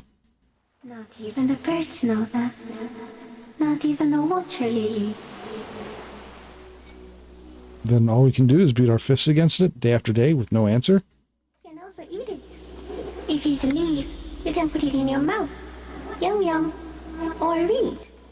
You know, you're talking a lot of sense right now, Insulindian Phasmid. What exactly are you?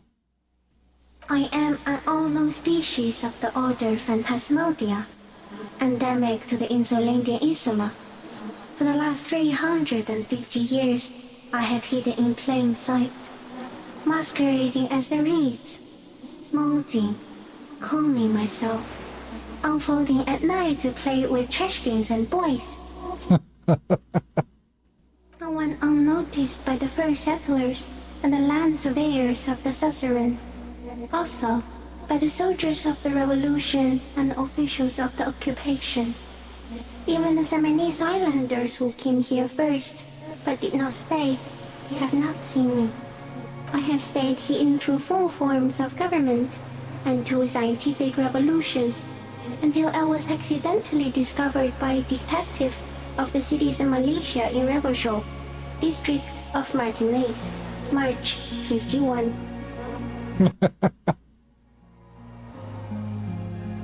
So am I. I was born to detect sucrose rewards and semiochemicals. What were you born to detect? Also that. I can also detect pheromones. The ones on you tell me that you are not with me, and that I will benefit from your closeness. In short, I love you. Well then. I don't know, Harry. She's quite a catch. Let's see.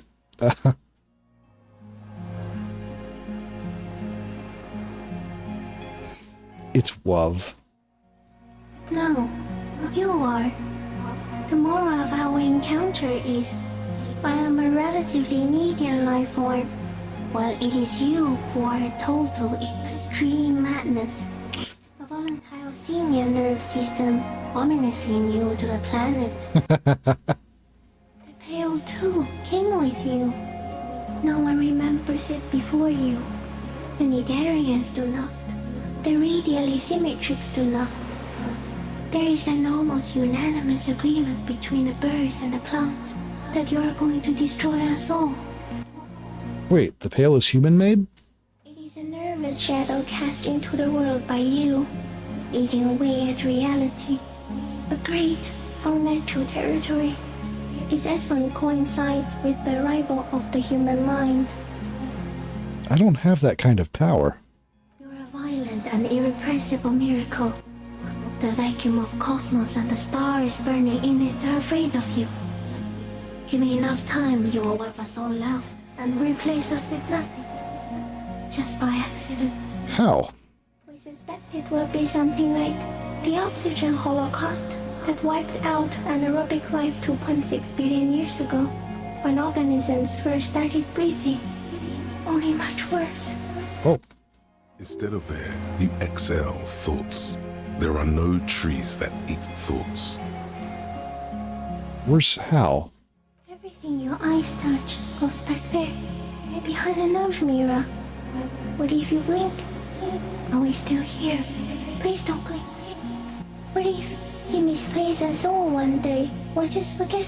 Blink? No, let's see. But I want to blink and undo 12 billion years of matter expansion. Have I always thought this way? You're only thinking it now. This is a revelation. I've already forgotten the whole world once, when I drank too much. So it is already happening. Soon, one of you will close your eyes and open them to see that none of this ever existed. Kim, am I having a violent epileptic seizure? It doesn't look like that, no. What does it look like? You're just staring at it. Then I think I'm having a vision. Let's see. Nothing is... okay, everything is normal. Okay. Is it somehow related to the case? Sort of. I think you should back away from the unstudied species now. I have to say goodbye now. I have no more thoughts. That was all. No. There is one more. Of all the creatures I've met, you are the kindest. Thank you. I also have one more thing to say to you before you go.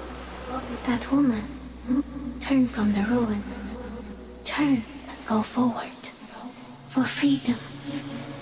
I will try. She was hell on earth. It doesn't take a 3-meter stick insect to tell you that. Disengage. Slowly. Okay, the old man is still there. As you're turning away, the phasmid mirrors your movements, stepping on the water, the long limbs carrying its feather weight without breaking its surface. Thank you, giant bug. I will always remember you.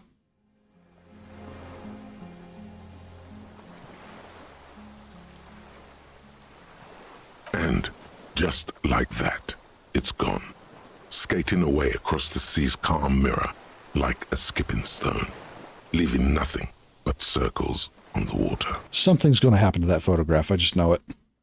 And something under it, in the place it stood, bobbing there, among the reeds, a collection of items. It's gone.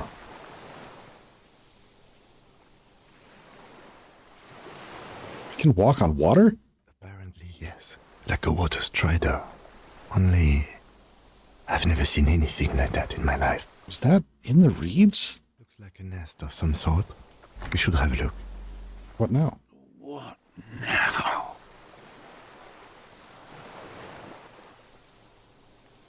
In some kind of strange, semi-catatonic state. Our suspect is not looking so good. We need to check on him.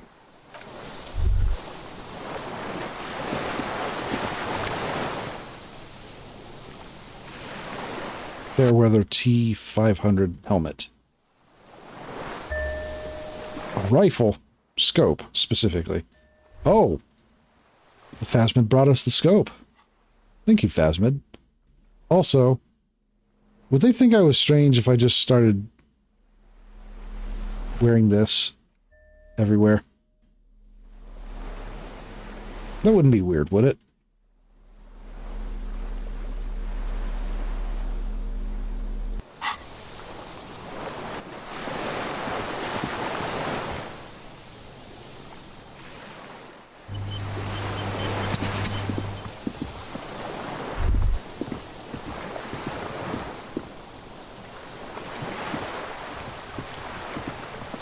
What is it? What do you want from me? I can't go. Something is very wrong with him now. Sir, how could you not see the Phasmid? Mr. Dross? The man does not respond. He keeps staring, black eyes glazed over and bulging from their sockets, his gap-toothed mouth shaking. Uh-oh. Snap your fingers under his nose. A light shiver passes him, followed by nothing. His hands are trembling, and he breathes slowly. He's going into some kind of psychomotor immobility. The good news is, this solves our transportation problem, doesn't it, Mr. Dross? The trembling mouth appears to sigh. Between this and the broken tire he's used for a boat, I think it's safe to leave him here, while we go and get help. It will need to be medical first, I'm afraid. What happened to this man? Old age and shock. Old age and shock, yes. The appearance of the Phasmid in conjunction with the stress of the arrest. He spent his entire life here. For him to live would be... We found some things in the Phasmid's mess, Mr. Dross. He stares into the reeds. Your words don't stir anything in him. Tap on the helmet on your head. Nothing. Just dull staring. Show him this. Rage left. Wherever he is.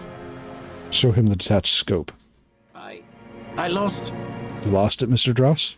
He turns his eyes to the reeds again, as he's done so many times. Beige and white stripes. He lost the scope. Then it somehow made its way over there. With the help of a magpie Phasmid. This sight is a T9, Mr. Dross. Was it attached to the rifle when you made the shot? Silence. Not even a sigh. You've gotten all you will out of this poor bee. I'm going to let you rest now, Mr. Dross. The plastic cape flaps around his face in a gust of wind. His back is slouched and his mouth open. The blacks of his eyes are receding. His pupils are returning to normal. Hang tight. We should think about getting back to the mainland to get help. He'll be safe here if we don't take too long.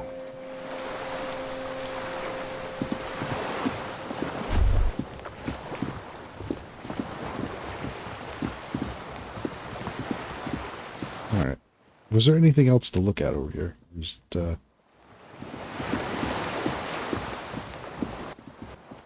Oh.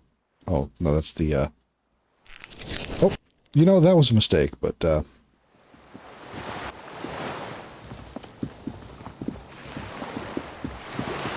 Okay. Where am I at?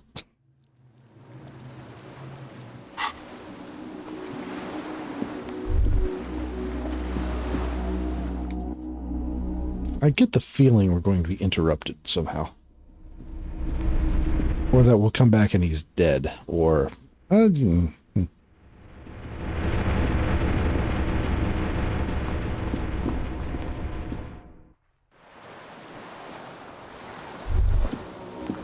dry grass crackles under your feet as you stop.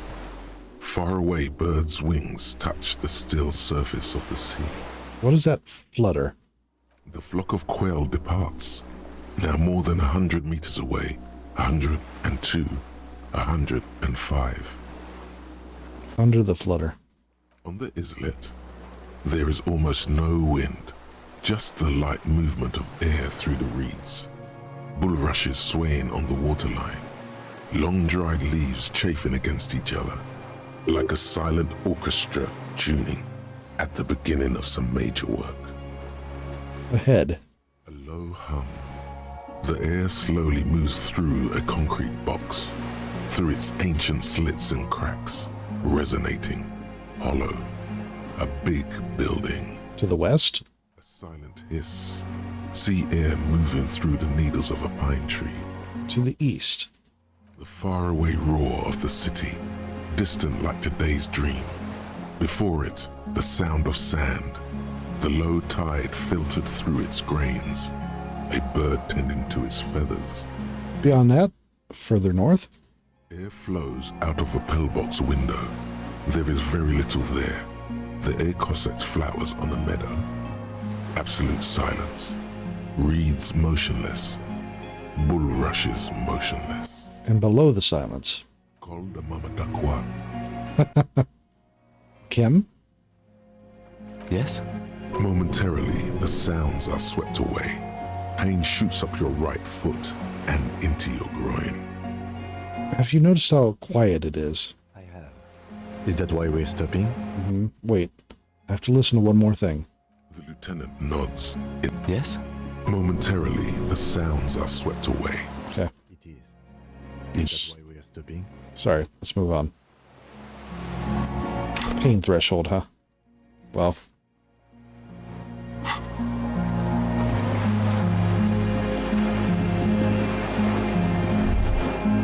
It would be a lot if the other, just showed up right here, wouldn't it?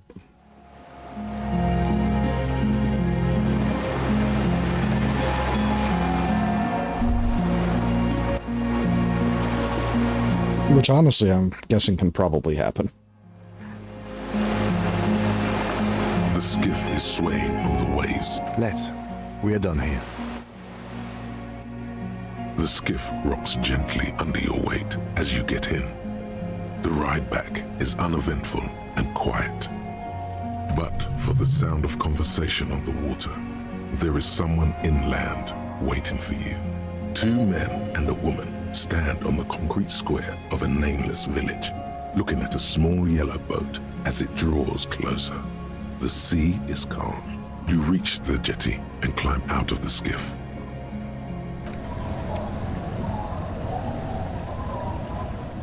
Something feels very ominous about this.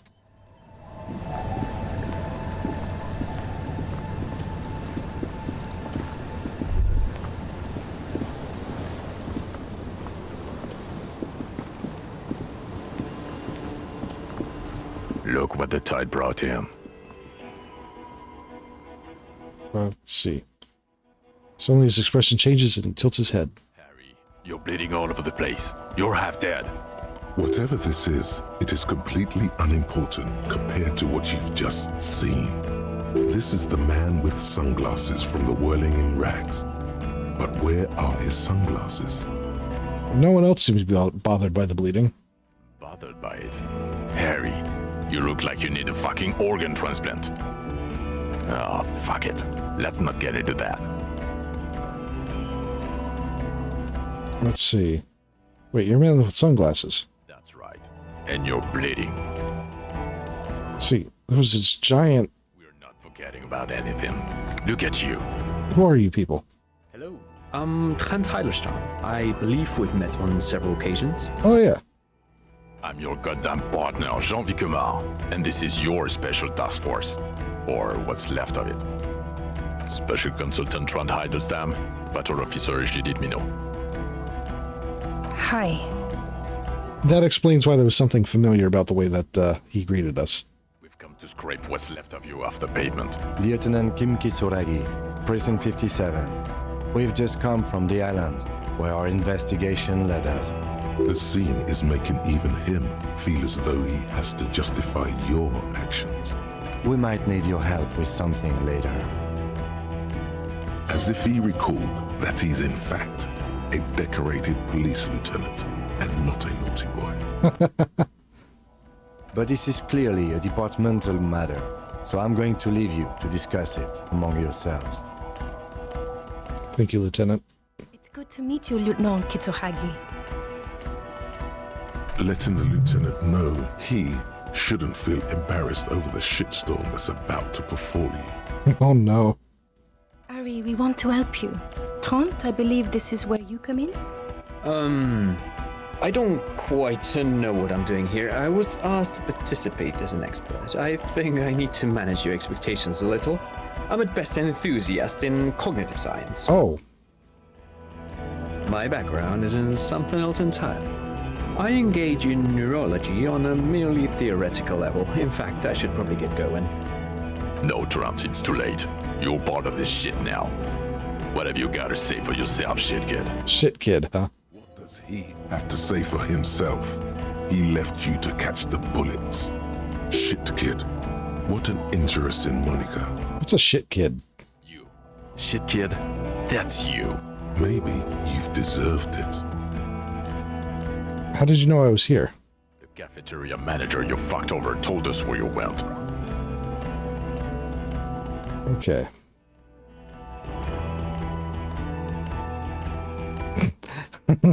Damn you, cafeteria manager, you betrayed me the last time. I understand, okay. Gart told you. And people on the street helped us too, with your whereabouts. You're a legend among the drunks, Harry. A legendary local drunk. Let's see. The fuck? So Trent Heidelstein. Special Consultant Trent Heidelstein. Yes, I'm Trent Heilerstam. I never said I wasn't Trent Heilerstam. So what are you special consulting here? What indeed? I was asked to share my take on some of the more obscure theories developed in Königstein in the 30s, like partial psychotraumatic amnesia, group personality theory. Ah. He's here to see if you're insane. He is smart. Let's move on. Okay. You mentioned a task force. Major Crimes Unit, under Lieutenant Dubois and Vicomar. Ring any bells? Who else is in this? Refresh your memory? It's a goddamn Major Crimes Unit. There's you, me, Jude, Trent fucking Heidelstein, and Guillaume Baby. I'm technically just a civilian advisor. Oh, fuck you. You're part of this shit show. Who's Guillaume Bevy? That's an interesting story, actually. Guillaume Bevy is a police reporter who joined our team. He was really good. Then he left because he lost faith in your ability to lead the unit. Oof. Other people have left too. Good, smart people. People we won't get back. Only me and this really patient patrol officer are still here. And Tron because I'm forcing him to stay. Is this Guillaume Bevy blonde and partial to sunglasses? Is Guillaume Bevy blonde with sunglasses like you were? There, he's getting it. I was impersonating him. Look at me, I'm G. Bevy. It was going to be funny, but then you really did have brain damage. So not so much anymore. He sincerely thought it was going to be amusing for both of you. Oh, damn. Okay, so what does this unit do? It's a major crimes unit. We clear the desk of cases so Precinct 41 doesn't look like the worst station in town. We are shit tier now, Harry. Because of you. They're your posse, or what remains of it.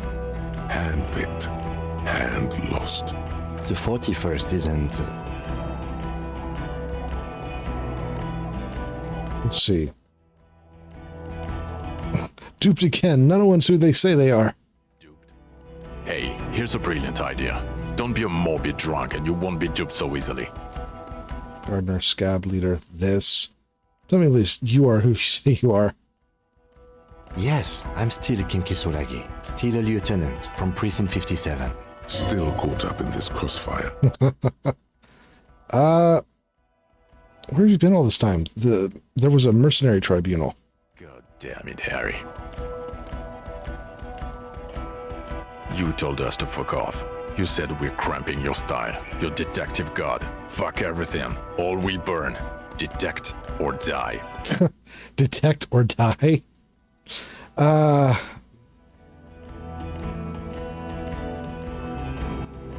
Let's see. Why didn't you detect or die then? Let's see. All will burn? Wait, so you let me face a squad of trained killers alone because just to teach me a lesson? I said all the things said all those things. I'm not like that anymore. Yes. You're sorry. You're the sorriest cop who ever lived. Nothing has changed, Harry. I've heard this repentance shit 1,000,000 times over. None of this is ringing any bells. The bells aren't ringing because you have brain damage. Trant, this is where you come in. How bad is it? Well, he doesn't have visible tremors. He talks without slurring. He can drive a boat. He's standing, reasoning. All good signs, but complete retrograde amnesia, episodic and semantic. Meaning, you forgot both who you are and the definitions of money, Isola, Pell, and so on. As displayed in the station call, our interactions with him, and I don't want to be a snitch, but also mine with him before when Harry did not seem to know who I was. It's all very interesting. Interesting? Yes, interesting. I have my theories, but I would like to hear Harry's thoughts first. Harry, what do you think happened to you? Neurologically, psychologically, and why not socioeconomically? Socioeconomically? You think I'm so poor I lost my memory? Not when you phrase it like that. But I don't think critical theory... I know everyone thinks this is far-fetched pink academia, but still, I don't think it should be off the table here. What? He lost his memory because of capitalism? No, not like that. I'm not talking Vrede for school here. But Harry, I asked you, what do you think happened? Let's see. I made it all up. It was a fantasy and a stupid joke. No? Let's see. Might have something to do with the anomaly of church, a 2mm hole in the world. Highly experimental detective. There was a method I used to solve the case. Something so sad happened to me that I couldn't be me anymore. It was a defense mechanism. Honestly, this sounds most likely probably mixing. Psychotraumatic amnesia, Trant? I can go for that. Shit kid is a broken man. Always has been. Who isn't? I know I am. But you know what? I keep my shit together. Also, I know a person can't wipe their own mind, however traumatic it gets. That doesn't happen. You're lying, or insane, or both. But Detective Vigmer, he has blanked out before. I have? Yes, a couple of times. After some of the more serious benders. One was after the two drunks case, the other when we looked into that mural. So you don't remember not remembering. Beautiful. Interesting. So at first he dipped his toes into it, prepared. That's where he would have gotten the idea, yes. Practice. And then he used alcohol to get there, so to speak. What do you mean? Well, here's my theory. What if this is an absolutely normal reaction to the world we're living in? What if this is not a significant anomaly at all? Something to be explained, approached as a defect? Look at the sensory input here. Look at the ruins, the neon. Listen to the radio, the multitudes, the people. Live here for 40 years. As a police detective, he's like a magnetic reader on the world tape, to borrow a known metaphor. Harry's been pushed flat against it. Total input. Hardwired to the free market. He just needed for it to end. Okay, Trent, thank you. That's absolutely meaningless. I'm glad we brought you. Will he or will he not be able to work in the major crimes unit? Is he a cretin now? I want to know that. He's not a cretin, and he is able to do work. If not in his previous leadership role, then as a line detective. Leadership, now. Let's see. Line detective is good for now. For now? I misphrased my question. It should have been, is he able to put his clothes on and use the party? Or do we need to get him on the disability pension? Now nothing. Now we're just going to stand here. Really? Now we discuss that. What the fuck did you do to a motor carriage? Why is it there, Harry? Hold on. In the ocean? It was stolen by Jacob. Let's see. It wasn't me. It was stolen by traffic hooligans. I drove in the ocean when I was drunk. I thought the killer would be underwater. He wasn't. Time had come. Tequila sunset. I don't know. I don't know what I'm doing. What's doing there? Pretty sure I drove in the ocean when I was drunk. So refreshing. He just admits it. Thank you for your honesty. Thank you for destroying 45,000 real of police property that's coming out of everyone's payslip. It doesn't matter. Your badge, Harry. Show me your badge. Sure. In a rush to demonstrate your badge, your eager fingers can't sustain a grip on the smooth plastic, and the badge slips out of... Alright. Really? God damn it. Juggle the badge for a second, unsuccessfully, and it lands on the ground, some 2 meters away. God damn it. Making me look like a fool. More so. Ouch. You strained your elbow trying to catch that stupid thing. Damn it. He found it. He found it, Jean. It's his badge. And your gun? As if having your badge and gun are natural stakes, not achievements. Gun. Yeah, you don't have that. Maybe you can philosophize your way out of it. Here we go again. Lost gun. Trying to terrorize you. I'm on it. 24/7. I'm tracking down right now. Let's see. I may have pawned it. Anyway, it's gone now. God damn it. I'm on it. I'm tracking down right now. But you haven't. Because you're drunk. You lost your gun, and you're drunk. You're a drunk, gunless bum. I can't smell it. I quit drinking. Forever. It's only me in this boring hellhole now. I don't buy it. Why do you smell like a corpse then, huh? He's wounded. It's been a long week, and he's handled an actual corpse. Let's see. Yes, I've handled an actual corpse. I'm having a bit of a week. I'm sorry I smell bad. A bit of a week? You're drunk, and you let a suspect escape, a certain Clasier, because you were too drunk to assess a flight risk. We've read the report, Sari. Lieutenant Kitsuhagi's. We know. Let's see. Not taking her in was the right thing to do. She gave us vital clue that led us to the island. Okay, I got duped there. She pulled one over on me. So let her go as an act of mercy. One hell of a week. Yeah.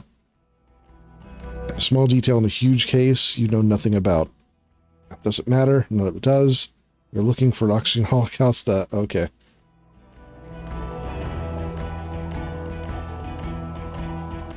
She gave us vital clue that led us to the island. Okay, I got duped there. She pulled one on me. Duped again. Not for one moment do I believe you quit drinking. I'm not even gonna get into the other suspect, who also escaped. A ruby something? Or the fact that you're Everclear's little peony now, doing I don't know what for him. That's small-time stuff. That's nothing. That's a humorous anecdote. Compared to the 7 people who were gunned down, the streets are literally red with blood, Harry. It was fucking mass murder. He did everything he could. We did everything we could. The company hired and vetted mercenaries. Lieutenant Dubois got between them and the locals. Here comes the cavalry. He did so at considerable risk to his own life. He was shot, not once, but twice. We stopped an execution, not a negotiation. The loss of life was minimal compared to what it could have been. Let's see. The firefighter is a trivial matter compared to the greatest discovery of the century. I'm just sorry. Yes, what he said. I will solve the case. It's solved. All of it. Is it? Detective, it's better if I do that. It's so much better if he does this. Thank you for the input, Lieutenant Kitsuragi. I didn't mean to suggest you didn't handle the situation. He thinks of apologizing, but decides against it. You've spent the week with him on this case. What is your take? On the case? On Lieutenant Geoffrey Dubois. Well, the drinking, the gun losing, also losing the badge. That's all true. Although he has not been drinking on the job this week. See? 1 week. Then there's the self-flagellation issue. Apologize profusely, making it sound like he's guilty of at least first-degree murder. It's not a good communication strategy for an officer. It's odd, especially in light of his political views. Detective Dubois is, as you may know, a hustler. He grinds. He makes the real.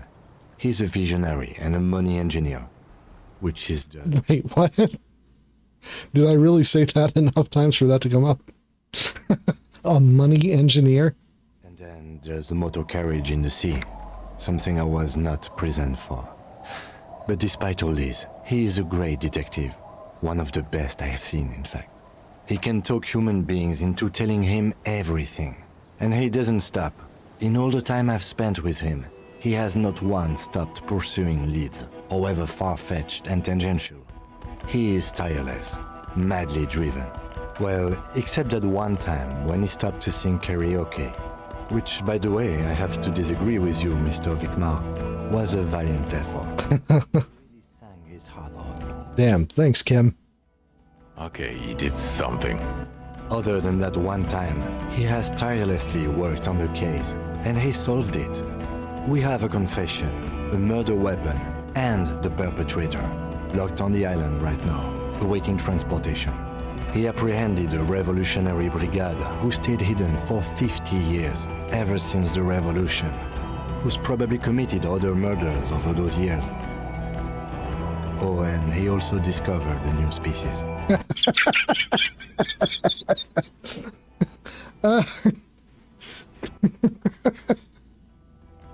A new species? A colossal stick insect. It was on the island, camouflaged as a reed. It unfolded from the reeds. I think we may be dealing with the Insulindian phasmid. He takes out the photo of the phasmid and shows it to the officers across the yard. The wind blows, flapping the glossy rectangle in his hand. No, Kim, don't take that out. I have a feeling it's going to blow away if you take that out. You hear gasps beneath the howling of the wind. As you can see, it's about 3 meters tall. In fact, we think it may be the largest land invertebrate ever discovered.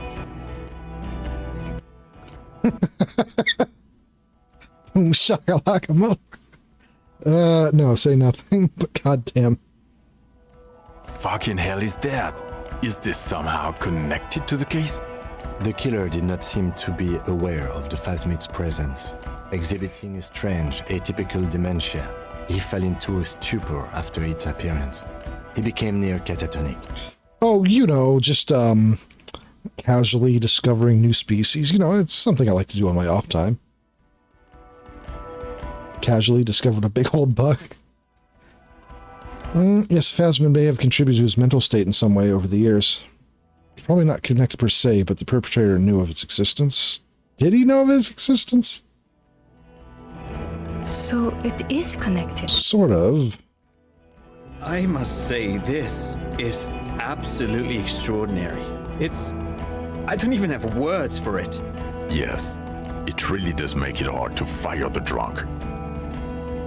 This is a very, very sad man who has just seen something that's made him forget his sadness. Now you make your case. Now is the time. Now or never. Let's see. The previous head of the Deboiders Union was assassinated by our killer. This is a conversation for when we are no longer out in the... It's fair. Okay. Where Everard and Edgar Clare have ears everywhere. Understood, of course. But a case against Everard would be big. I would prefer not to partake in anything union-related, for political neutrality. This has to be good stuff for him to backpedal out of it. Let's see. Okay, where is it? The killer does have a strong motive for him. Lilianovich. A revolutionary matronym. Matronym? The custom started in Grad, where they have patronyms. Krasovich, Lasovich, etc. The revolutionaries saw this as a chauvinist atavism, so they used matronyms, derived from the mother's name instead. This man's mother was Lilian. His Lilian's son, Lilianovich. The custom was overturned after the revolution failed, but not before it made it to Revachol. So, it is what a soldier of the ICM would be called. Thank you, Trant. Thank you for that piece of cultural theory. You said you have a motive? Of course, excuse me, I just thought it was noteworthy. He wasn't quite sure about the straggler before he heard this detail. It must have convinced him. Let's see. Active jealousy. Jealousy? I thought this Lilianovich was an old man, to have been hiding for 50 years, like 70-something. A strange psychosexual fascination, the result of spending all this time in solitude on the islands of this bay. And trauma too. He himself gave a political reason. In his mind, he had killed an enemy combatant. Also, we have ballistics from the gun, matching the bullet found in the dead mercenary's head, and 2 officers on the scene that Mr. Dross confessed to. It's a clean win. Oh, it's way more than that. Let's see. My masterpiece.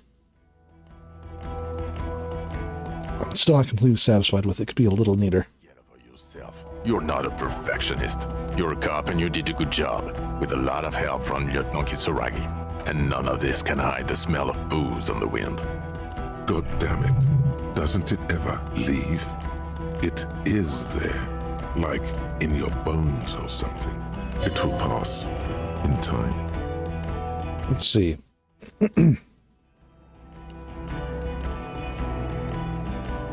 It's a dead man on the boardwalk. Missing person I found. Yes. Fallen through a gap in a boardwalk. Drunk. How did you know I found him? The body was transported to Precinct 41, our morgue.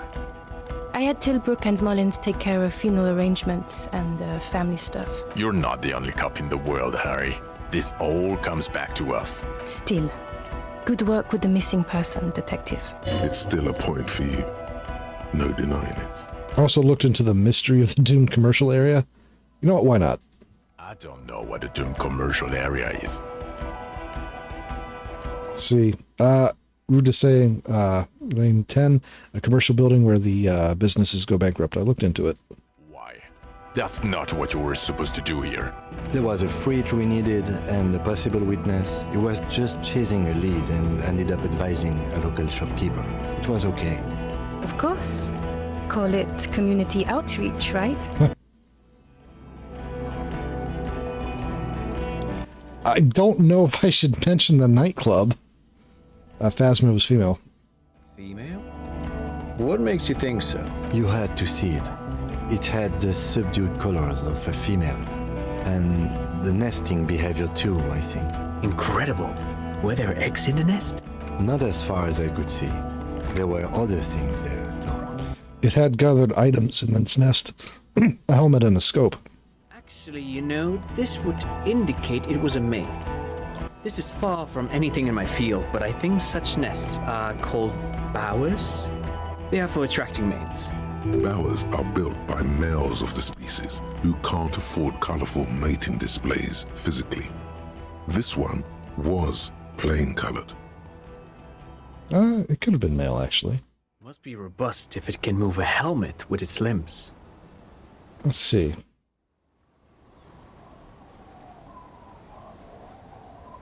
It had mandibles that looked like hair. It was completely white on the inside. I mean, it would make sense that it would... Yeah, it mentioned cloning itself. As in cloning itself? What makes you think so? Observation? Then it wouldn't matter if it's a male or female. The bower would just be rudimentary behavior from before the parthenogenetic mutation. That makes sense. Yes. Very interesting. Such organisms are extremely vulnerable to disease. A single strain of bacteria could wipe out the whole species.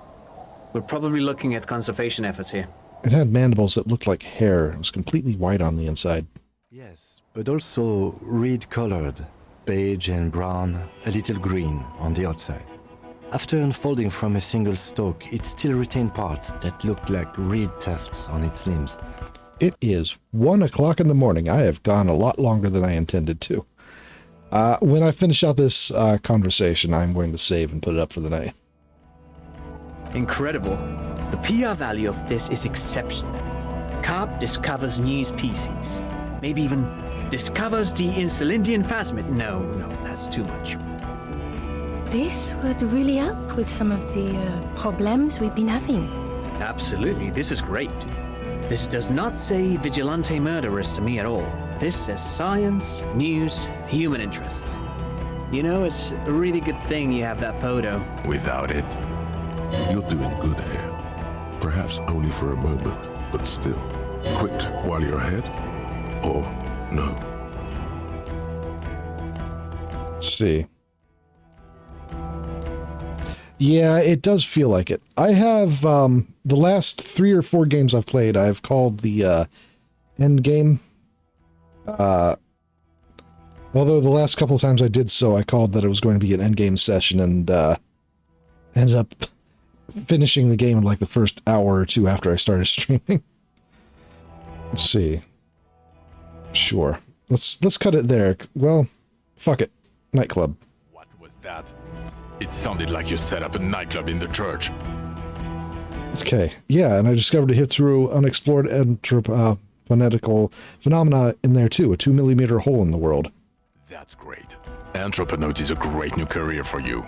After police officer. I don't care. Go live in the Pale. 4 kids were living in a tent on the ice. They were going to drown when it melted. It's not optimal, but the building was abandoned, so he put them in there. It's okay. It's not that okay. Get off this subject. I don't want to, but you discovered a new species and solved the murder. So I have to. Jude? Anything that ends the trial is okay with me. You haven't been drinking, she thinks. So, maybe this time. Agreed. The public relations potential of this is too valuable to let go. Okay. We have vehicles in the square, and the perpetrator needs to be taken into custody. Let's go. Also, I do thank you for the heads up on that. I'm close to wrapping up. Now you will finally get to know who you are. Wait, I have a few questions before we go about who I am. The man looks westward, impatiently, jingling his car keys in his pocket. Who am I? Who are you? You're a gym teacher, Harry. What? Well, obviously you're not a gym teacher anymore, but... But before? Before you were a cop, you were a gym teacher in Coron. It's getting really cold outside. Should we maybe... That explains a lot. Harry, it explains everything. The running around, the jumping, the bicep girth, your inexplicable facial hair. The collection of phone sportswear I've amassed. Some of your more old-school wording choices. Your posture, even. The constant stretches. God, even this javelin throwing freak here. Oh God, contact Mike. Of course. Contact Mike. He's been on about Mike again. I hate that guy. When was this? When was I a gym teacher? In your 20s or late 20s. You've really let yourself go since then. Shit, Quran, I was a gym teacher back then. Yes, you taught gym in school. I believe that's the term. Taught gym at a high school. You were a high school gym teacher. Smell of sweat and glue. The worn floorboards. I would not have called that. Kuro is just east of Jamrock. It was a short walk every morning to the baseball field or the sports building. High school. Harry, your goings-on with Kuno, Andre, Acel, the whole thing on the ice. That's why you are so juvie. His smirk suggests barely contained laughter. Why did I join the RCM then? The regular. You found some chick. She inspired you to fight the big fight. Be more than you are. All that. You, every morning, walking from Voyager Road to teach gym. She, leaving for the academy with her spring coat on. The air filled with the smell of smoke and raspberries and incredible hope. An ocean full of hope. Okay, I see now. I knew it. I knew no normal human being can run like that. He's an honest-to-God gym teacher. Why am I like this? It's not a mystery. Some chick fucked you over. Also, you were drunk. Was she called Dora Dubois? Dubois? It was Dora Engelund, I think. You've said her name, but you weren't married. You were engaged. So we weren't even married. No one is married anymore. This is Revachol. When was this? God, I don't know. 6 years ago, she was way before my time. 6 years and you haven't gotten over it. What the hell is wrong with you? 6 years? Or 7. You're not doing too good there. It's an old man thing. 2 old years equals 1 normal year. That and Dora Engelund really tore you a new one. A big one. Who was she? Incredibly bangable. Ha! I mean, what did she do? She was incredibly fuckable. A beautiful bourgeois woman. Wayfish. Like a Welkin, basically. God damn it. Snow Welkin. Blonde Welkin. Heartbreak Welkin. I've only seen a picture, but it's obvious you formed a real spiritual connection with how pretty she was. One you never recuperated from. Look, the sun is going down. It's time to go home. I think she taught in the Académie des Arts, east of the river. Way east. Hard to say which came first, the middle-class chick or the drink. Egg and the chicken kind of thing. My point is, you need to see a psychiatrist about this shit. Not a psychologist. Several degrees harder. Is there something harder than a psychiatrist? A forensic psychiatrist? Go talk to that. In other words, he's heard enough about this. Okay, I guess I have to ask. Am I a dirty cop? No. No, because the suspects seem to think... You're too unstable to work for a mob boss. You're suicidal, Harry. No mob boss would take you. I assure you, I wouldn't consult for a corrupt unit. That's good to know. He would immediately backpedal out of it. I told you it's not that bad. What kind of station is it? Well, the bloody murder station, haven't you heard? With the bad guys. No one likes us. That's not true. Jamrock is too big for one precinct. You're just understaffed. And everyone respects the 41st. You have Captain Price.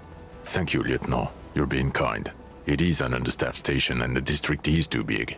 Which is why we need to... Get back to it. We left Torsen and McLean to run the Sea Wing. It's not good. Torsen McLean? The Torso Torsen and Chester McLean. They're not fit to run a wing. Believe me. Things are shaky as it is. They are damn iconic, though. Torsen and McLean. An iconic duo, I take it? Not like us. Two clinically depressed old men. Where's the contrast here? We are garbage. And the Sea Wing is...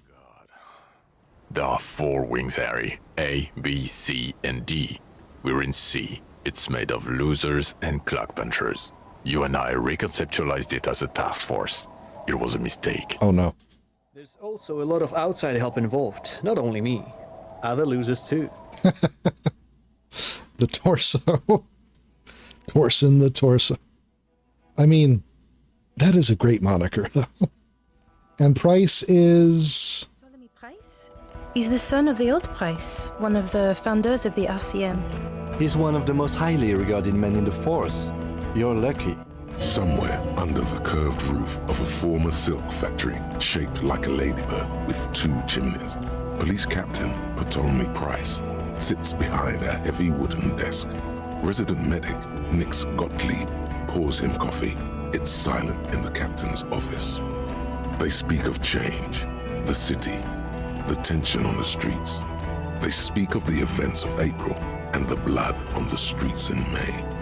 So I work in the Bloody Murder Station. It's not the bloody murder station. It's an old converted silk mill with green desk lamps and a coffee corner. A lot of good people work there, hard, every day. Jamrock is the largest ghetto in Rivershore. Faubourg, technically, but it's divided into 11 districts. Jamrock only has us. The press will blow over. Jamrock is lucky to have you, and it's often considered to be the greatest of the districts. You're lucky to have it. Thank you again, Lieutenant. Phasmid, I need to tell Lena about this ASAP. Who is Lena? A cryptozoologist who lives in Jamrock. She told me about this Phasmid. Well, good luck finding her once we get back. She and her husband were conducting the search for the Phasmid. It's their discovery, in part. I'm sure we'll find them. They should know as soon as possible. It would do you good to deliver some positive news for a change. What will you do now, Lieutenant? Well, first I will go back to my station and write the most detailed report anyone has ever seen.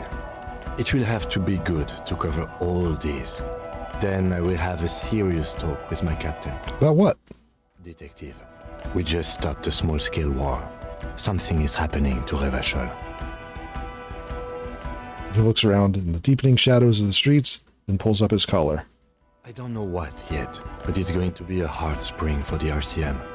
We need to get ready, infiltrate, investigate. You want to do that at Station 41? Talk to Captain Price? I'd rather not ruffle the feathers of 2 captains with my doom-mongering. No, I meant investigate. Come work in Precinct 41. Work with Price? I'm flattered, but I don't know if I... Would fit him. Am crazy enough. Can take the stress. Doesn't know how to finish the sentence. This truly came as a surprise to him. Not a bad one, but he's at a loss. Flattered? You're Lieutenant Kitsuragi. We would be flattered if you even considered. I would have to tie things up in GRIH first. But, I mean, whatever is coming, Jamrock will be more central to it than the harbor. And we also have a huge caseload, Lieutenant. Piles that we need to get back to. Mountains, even. I do like the sound of that. I just got an achievement for recruiting him to the 41st Precinct. He's really considering it. I'm ready. Good. Fuck it, let's go. Trump brought his motor carriage. It's a 20-minute drive to Jamrock. Under the night sky, the great district sleeps. A black chessboard of old wooden houses. 80,000 living souls inside. Fire traps as far as the eye can see. From Main Street to Precinct 41, atop the motorway, to Boogie Street, forking into the darkened horizon. You can't let a Marlin as big as Kim Kitsuragi go if you have the chance. A wingman like that, he deserves to be recruited. You close your eyes and hear the dogs bark. A lone woman sits by a factory window, dreaming of meteorite strikes. On Rue de Saint-Jérôme, a square bullet slides into a square-shaped chamber. In Old South, a man without eyelids smiles. Spring has come. It's time. Dawson? Yes. McLean? Yes.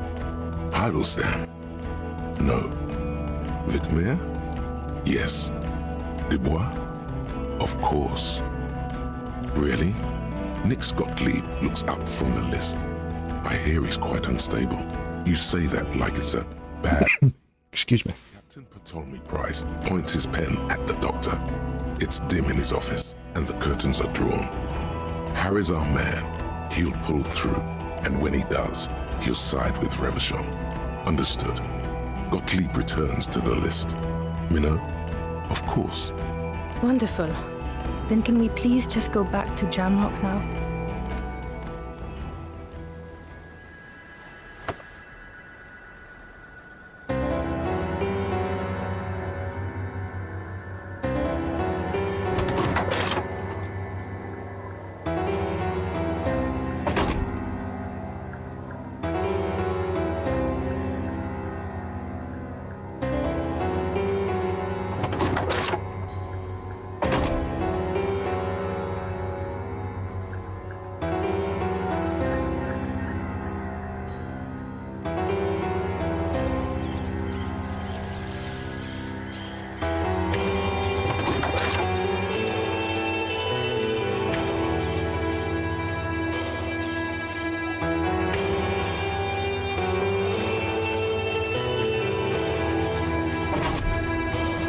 Holy shit.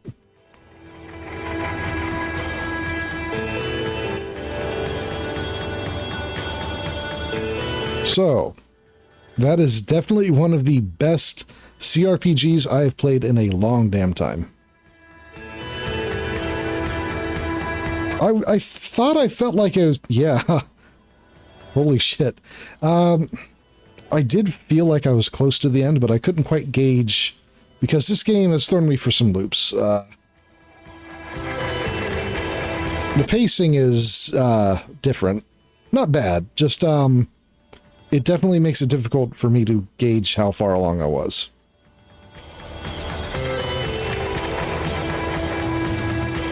I feel like there were some loose ends, but that's okay.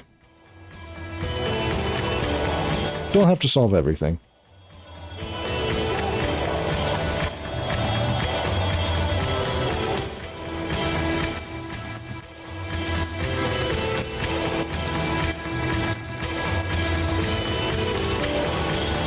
Also, that seems to be happening lately. I keep finishing my long-running games at in the same time, like the same week. So now I'm going to have to figure out what I'm going to do next. I have a, let's see, on the 21st, I'm going to be participating in Zane's tabletop RPG for Pathfinder. His campaign, Skies of Okmeros. I'll go ahead and put that down there. And then on the 28th, I am having my own... Oh, I wasn't expecting that. On the 28th, I am also having my own 100 followers / birthday stream. And we're going to be playing a one-shot... I'm playing a one-shot tabletop game that I was working on before. It's a fantasy western. Cowboys and magic, basically. Set on a world that's a complete wasteland.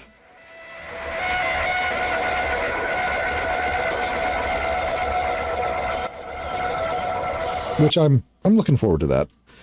After that, I want to get back into streaming more tabletop. I have I have Space Babes to run still, which is let's go ahead and do that. Yeah.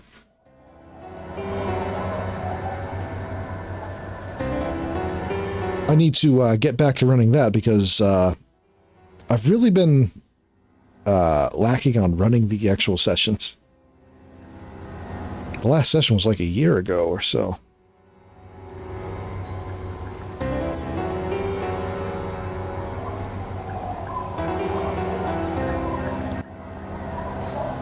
Oh, as is tradition, I watch the credits always for any game I finish.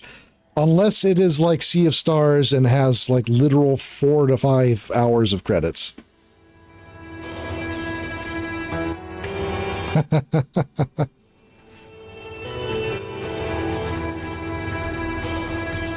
It's the system I've been working on for a solid decade or so. I am not going to play the Sea of Stars DLC. No, thank you. I'm not even going to play that off stream. I'm just going to be straight out honest with that. The game did not hook me. I was not a fan. Honestly, I know that's a controversial opinion. But as soon as the game looked like it was starting to get good, it just took a nosedive. At least for me.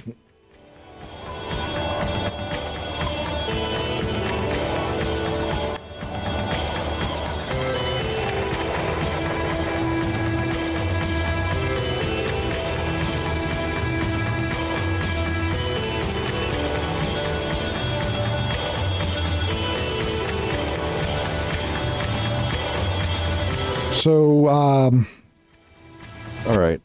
I'm thinking I'm probably going to give streaming a little bit of a break so I can try to prep for the end of this month. Maybe I'll probably do something. So normally after I finish a game, I like to play a micro RPG between starting up the next big game. Usually, if I can find one that's good, only like a few hours if possible. Really any kind of RPG I can sit down and play from beginning to end in a single session. I am absolutely open for suggestions. I really should get a list of games I've finished on stream put together for...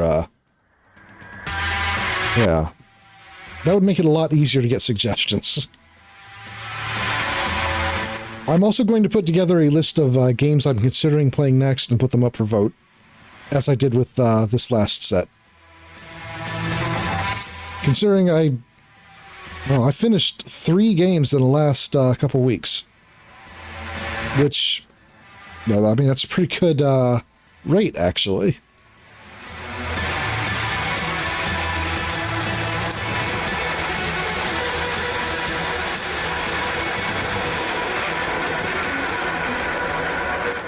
Okay.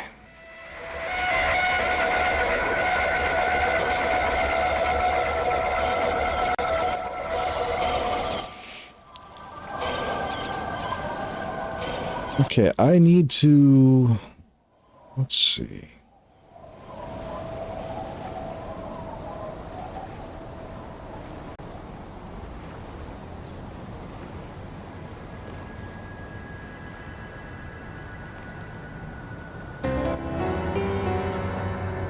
Okay. So, it is 1:30 a.m. for me. I work in... Let's see.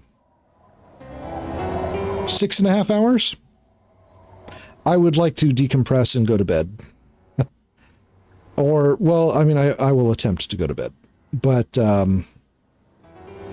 I don't think I'm going to raid out tonight, because it is quite late. I went long. I mean, worth it. Absolutely worth it. So I don't actually mind. I get very little sleep in general. I am a horrible insomniac, unfortunately. I mean, I think that's well known by now.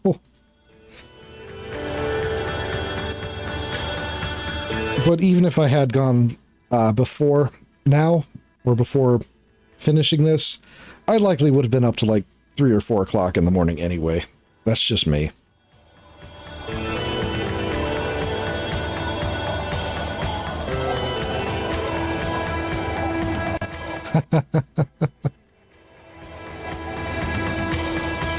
Hopefully. We can hope.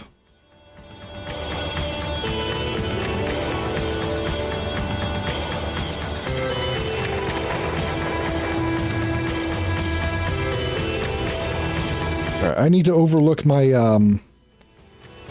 list of games. Oop. No, I don't want to load that.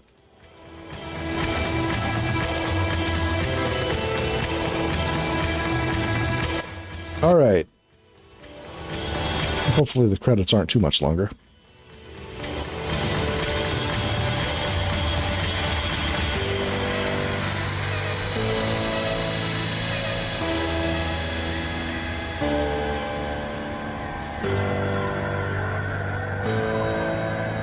Okay. Right, so next week there will be no, there won't be a stream next week. Can't remember how long they are.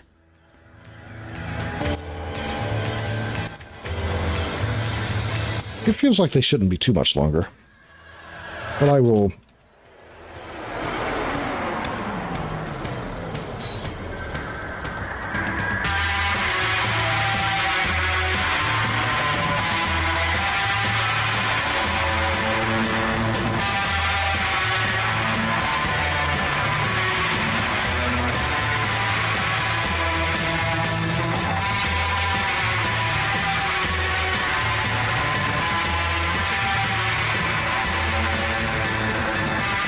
Alright, I am hitting the mass. Whole minutes is 10 minutes for the whole roll. Well, it looks like I'm about at the end of it anyway, so it's all good. Yeah, this looks like the ending of them.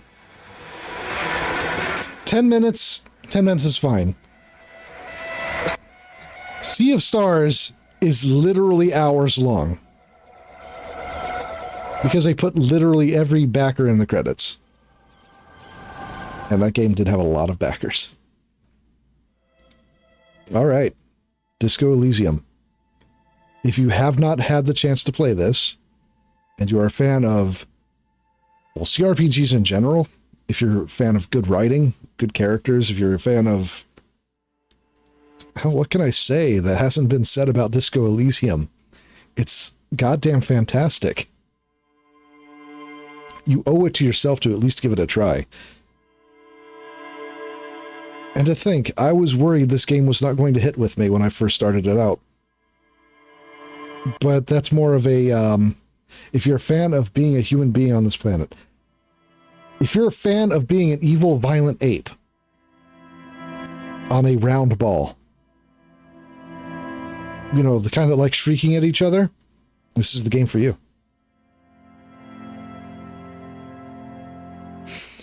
Okay.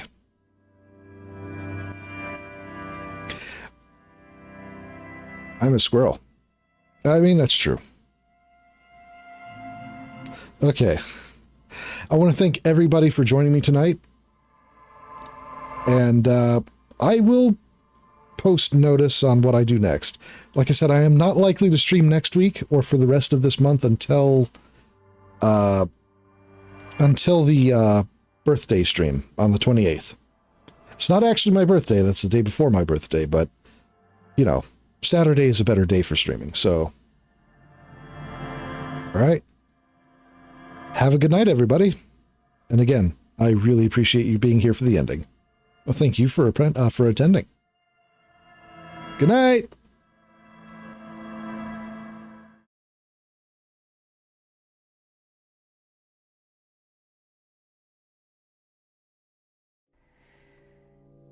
When the light is running low and the shadows start to grow and the places that you know seem like fantasy,